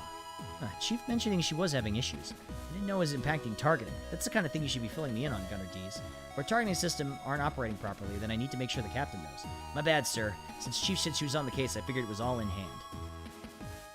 Well, let me know next time. That's it, though. Nothing else? Nothing at all. All right, keep it up, Gunner D's. Yes, sir. Okay, what do we got? Visit the hangar. All right, the hangar. Let's see. Although you take the first stair normally, by the time you reach the hangar entrance, you're skipping almost every step. Gliding through the door into the catwalk, you grab the railing and leave it yourself over it. As you continue to float lazily through the wide open space of the hangar, you start your visual checks.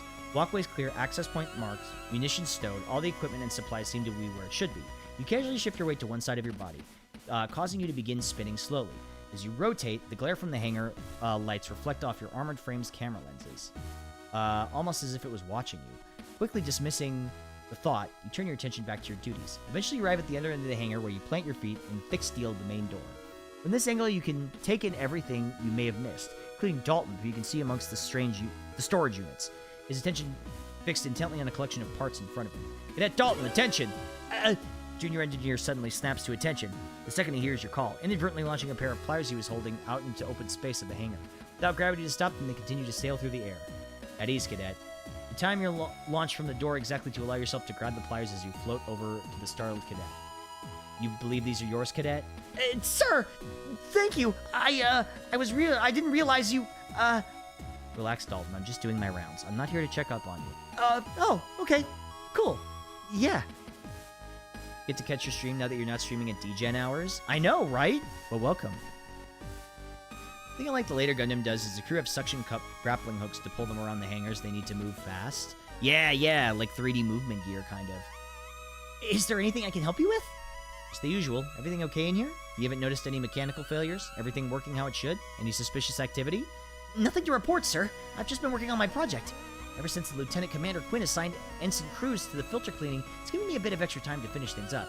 Oh yeah? That's your high density foam that sets rock hard, right? How's that going? That's right. It's good. It's good. I'm hoping to get the chance to test it soon. These containers are full of the compound. I'm just about to try the transferring into some empty training grounds. You know? The ones normally filled with paint? The ones that the armored frames use in practice combat to show that they've hit each other? Mm-hmm. The compound's stored under pressure where it remains a liquid. When removed from the pressure, it expands quickly. In rapid expansion, it sets. If I've got this right, then we can test it by firing the practice rounds at dummy targets. When the casing is destroyed, the compound should activate. Good news. Well, if there's nothing else I need to know, I'll head out. Let me know if you see anything else out of place. Yes, sir, I will. Although, I was wondering... What's up, Cadet? It's nothing. Don't worry about it. If you're sure, Cadet... Alright, that's the routine checks carried out. Time to report to the captain. Okay, so... Deliver reports to the captain. I've completed the security report for today. Should I go up and give the captain... Or should I take another look around in case I've missed anything? Hey, Ruby! Thank you so much for the raid. Hi, everybody. Hello, I hope you had a good stream. Welcome, my name is Octo. I am your 2D animated retro anime VTuber with dozens of frames of animation presented here in a lovely, beautiful package. Thank you so much for the raid. I hope you had a good stream. Hope you're doing well. Nice to see you. Welcome, Raiders. Welcome, Raiders. Ruby wasn't kidding about the model. That's wild. Aw. Thank you. I really appreciate that. Thank you so much. Yeah, you know, we take our job seriously around here.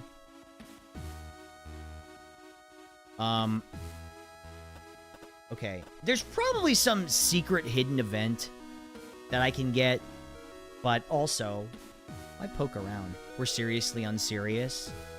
Yeah, I guess that's a good way of putting it. Alright then, no sense in delaying this, seeing Captain Bartomuse. I hope you're well. Thank you, I hope you're well too. Oh my gosh, Citrus Knight, thank you for the 100. You just woke up? No, I appreciate it. Thank you so much. Thank you so much, I really appreciate that. It's nice to see you. Mile is amazing, it looks so cool. Thank you. Listen, I'm just a goofy little guy. I'm just a goofy guy, you know? You declare stepping into the elevator and throwing a salute. Looking around the room, you see... Oh, by the way, we're playing Stories from Seoul, The Gun Dog. It's a, old-school visual novel with character art that you'll see probably in a minute why I really wanted to play it. One of the best models I've ever seen. Adore this era of anime. Me too! Thank you so much for the kind words. That's definitely why I picked it. I'm just a widow guy. I'm just a little guy. I'm just a little guy. You look absolutely amazing. We need to collab at some point. For sure. Yeah, that would be fun. I'm super down. Hold on. Where's my... Well, I can go... Well, there's... I've got all sorts of things I can do. Technically, I guess I am a PNG tuber, but we already had a discussion about that earlier. Tiny funky little guy. Retro chibi toggle. You know, it's funny, I'd considered that. But also, you have to remember how expensive making poses for this model is. It's very expensive. As you retain the attention, you notice the captain's chair is empty. At ease, Lieutenant. Captain Bartomuse isn't with us. Did she die? PNG tubers are a different flavor of VTubers. See, that's what I was saying. Although we got into a little bit of a discussion about it earlier.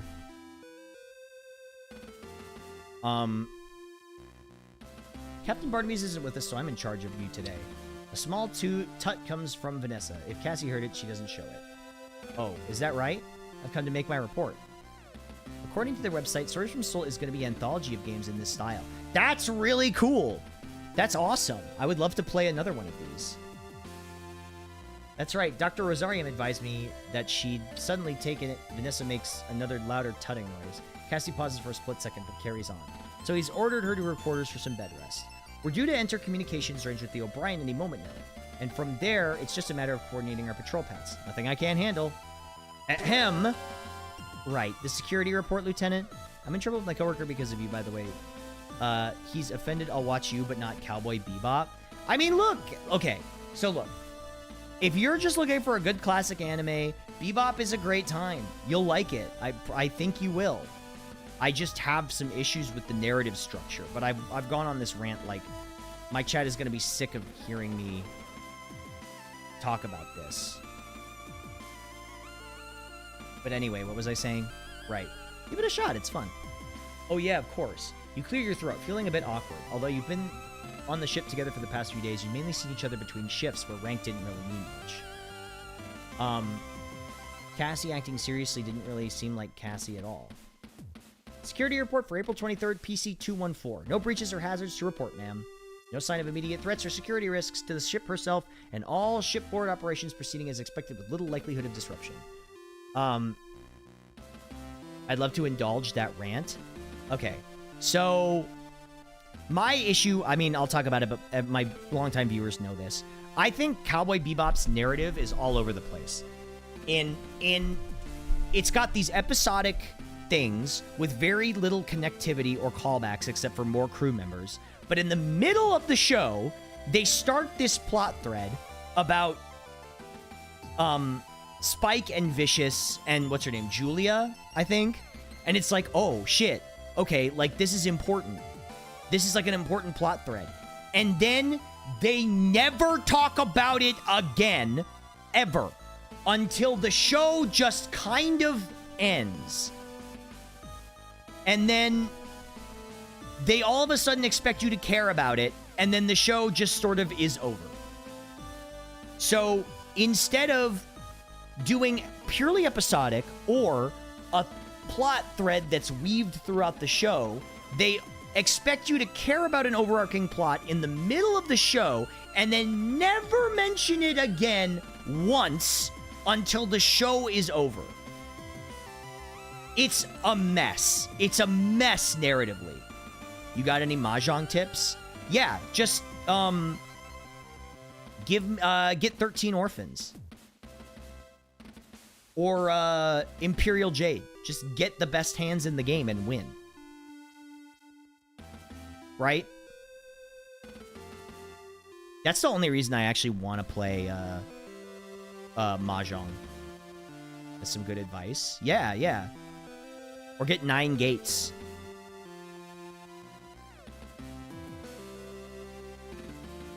Like the 6... Yeah, exactly. Get the Exodia cards. But episodic episodes were great. Yes! See, here's the thing. That is where I agree with you. The individual episodes are amazing. They're fantastic. Episodically, the show's great. But once you start getting into, like, the overarching plot, it just becomes a mess. But anyway. No sign of immediate threats. Nothing. Well, the chief has run into some feedback issues in the long-range communication system, impacting the visuals on the long-range targeting system. Doesn't seem to be enough to stop normal operations. Though, and she's in the process of isolating the problem and starting reports. That's about it. Business as usual. Here's my written report. You reach into your jacket pocket and take a hold of the written copy of your morning report as the completed checklist, which you pass to Cassie. Once in her hands, she flicks through them, casually giving them a once-over. Thank you, Lieutenant. I'll get these logged. Feel free to return your standard duties. Yes, ma'am.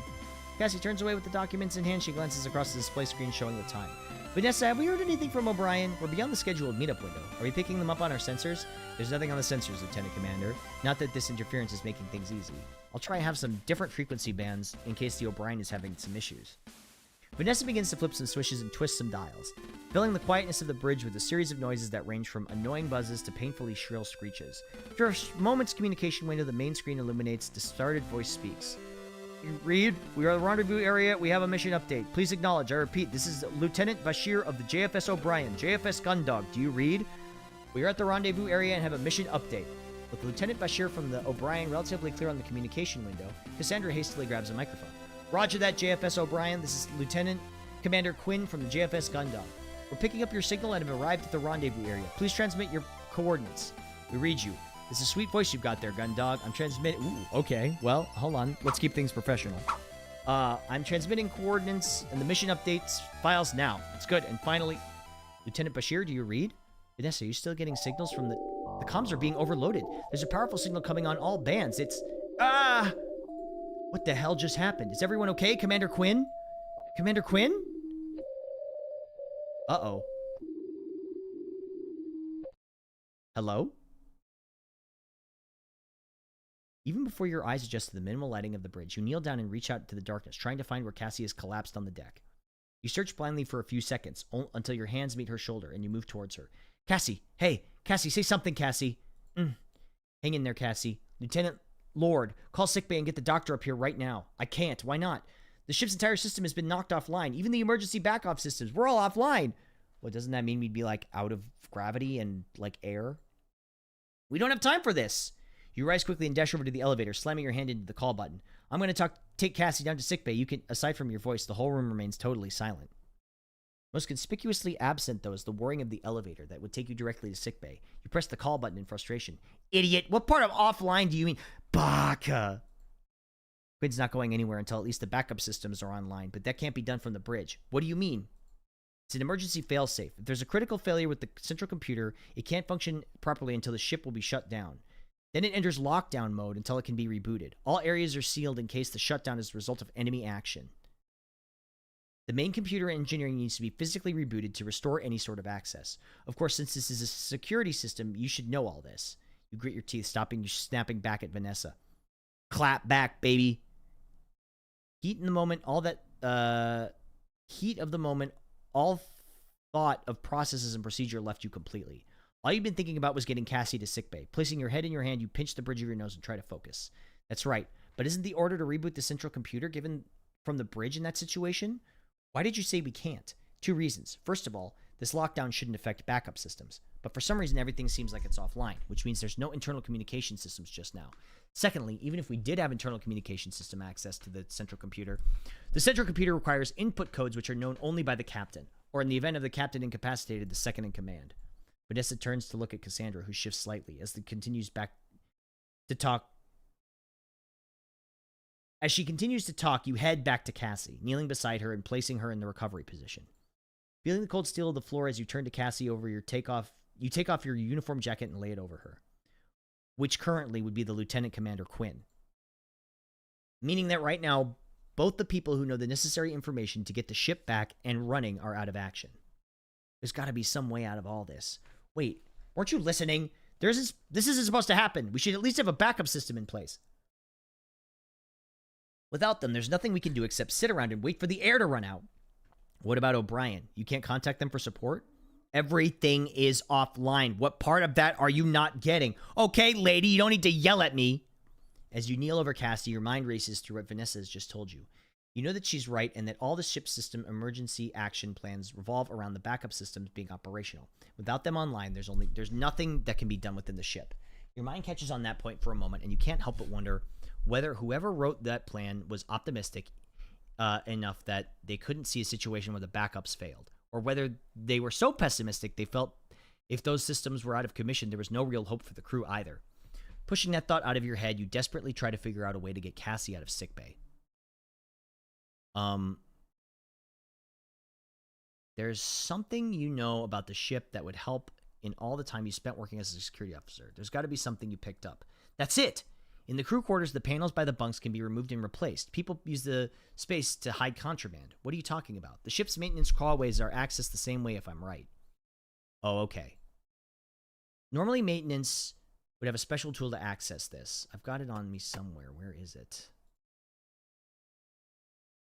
Slide it in the gap, right. You slide it up and down a few times, you feel it stick in something, at which point you push harder. Multiple catches disengaging and the panel falls towards you. Taking the wall panel with both hands, you place it on the side of where it used to be attached. Now, instead of a solid wall, you can just about make out an absence large enough for someone to fit inside. How did you know how to do this? This is one of the first tricks you learn as a security officer. Ship crews get very creative where they stash things. With these panels, it makes sense that the maintenance crawlways are accessed in a similar way. Well, great. Now you can crawl on the walls in the dark. Very helpful. You grit your teeth and breathe. You hadn't talked to Vanessa much since she first met you, but you were now beginning to understand why she always ate alone in the mess hall. If I can get it up here, it means that I can get down in the central hub. From there, I can see where the emergency input codes from the captain and make contact with the chief in engineering. You really think you can solve this by clambering around inside the walls? Lieutenant Lord, would you give your opinion? Thank you, Lieutenant Lord. You snap back, barely suppressing your anger or constant pessimism. But right now, I don't see any other options except for this one. And for all we know, we're the only people on the entire ship who might be able to do something. I'm not about to sit around and let everyone down. Not this time. Vanessa stares at you for a moment as if weighing the best put down for the current situation is. Instead, she heads back to the station and starts flicking switches and pressing buttons in her control panel. Hey, you're the one that told me everything was shut down, and now you're trying to press buttons? Yeah, nice try. Since the backups work in the situation, get them back online. Get moving! Okay, fine. Hopefully we can get things back online with the chief and the captain's help. Vanessa turns away from you, continuing to adjust the inputs in the communication system. Yeah, sure. With that in mind, you lower yourself into the darkness. Carrying on downwards, you reach behind you every so often to see if you can feel the catch system that would access panel attached. After a few attempts, you find it. Okay, we're in the central hub now. With your hand hovering over your weapon, despite the darkness. Who's there? Oh my god, hold on. I'm sorry.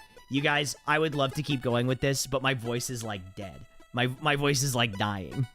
So I appreciate you guys hanging out with me, but I'm probably gonna have to wrap up for now. I did save. I saved here. Yeah, thank you so much for hanging out with me today, you guys. I really appreciate it. It's a lot of dialogue. It's a lot of dialogue. I think that's one of the reasons why I'm having so much issues with visual novels, is because I have to read so much. And that's why Snatcher isn't so bad, because they've got voice acting in it. Thanks for watching, everybody. I hope to see you again. I hope to see you again soon. Where am I sending you all? Oh man, Heavenly's streaming. I'll send you to Heavenly. I don't think I've rated Heavenly before. Okay, have fun, guys. Go say hi to Heavenly for me. All right. I'll see you around next time, okay? Take care. Bye, everyone.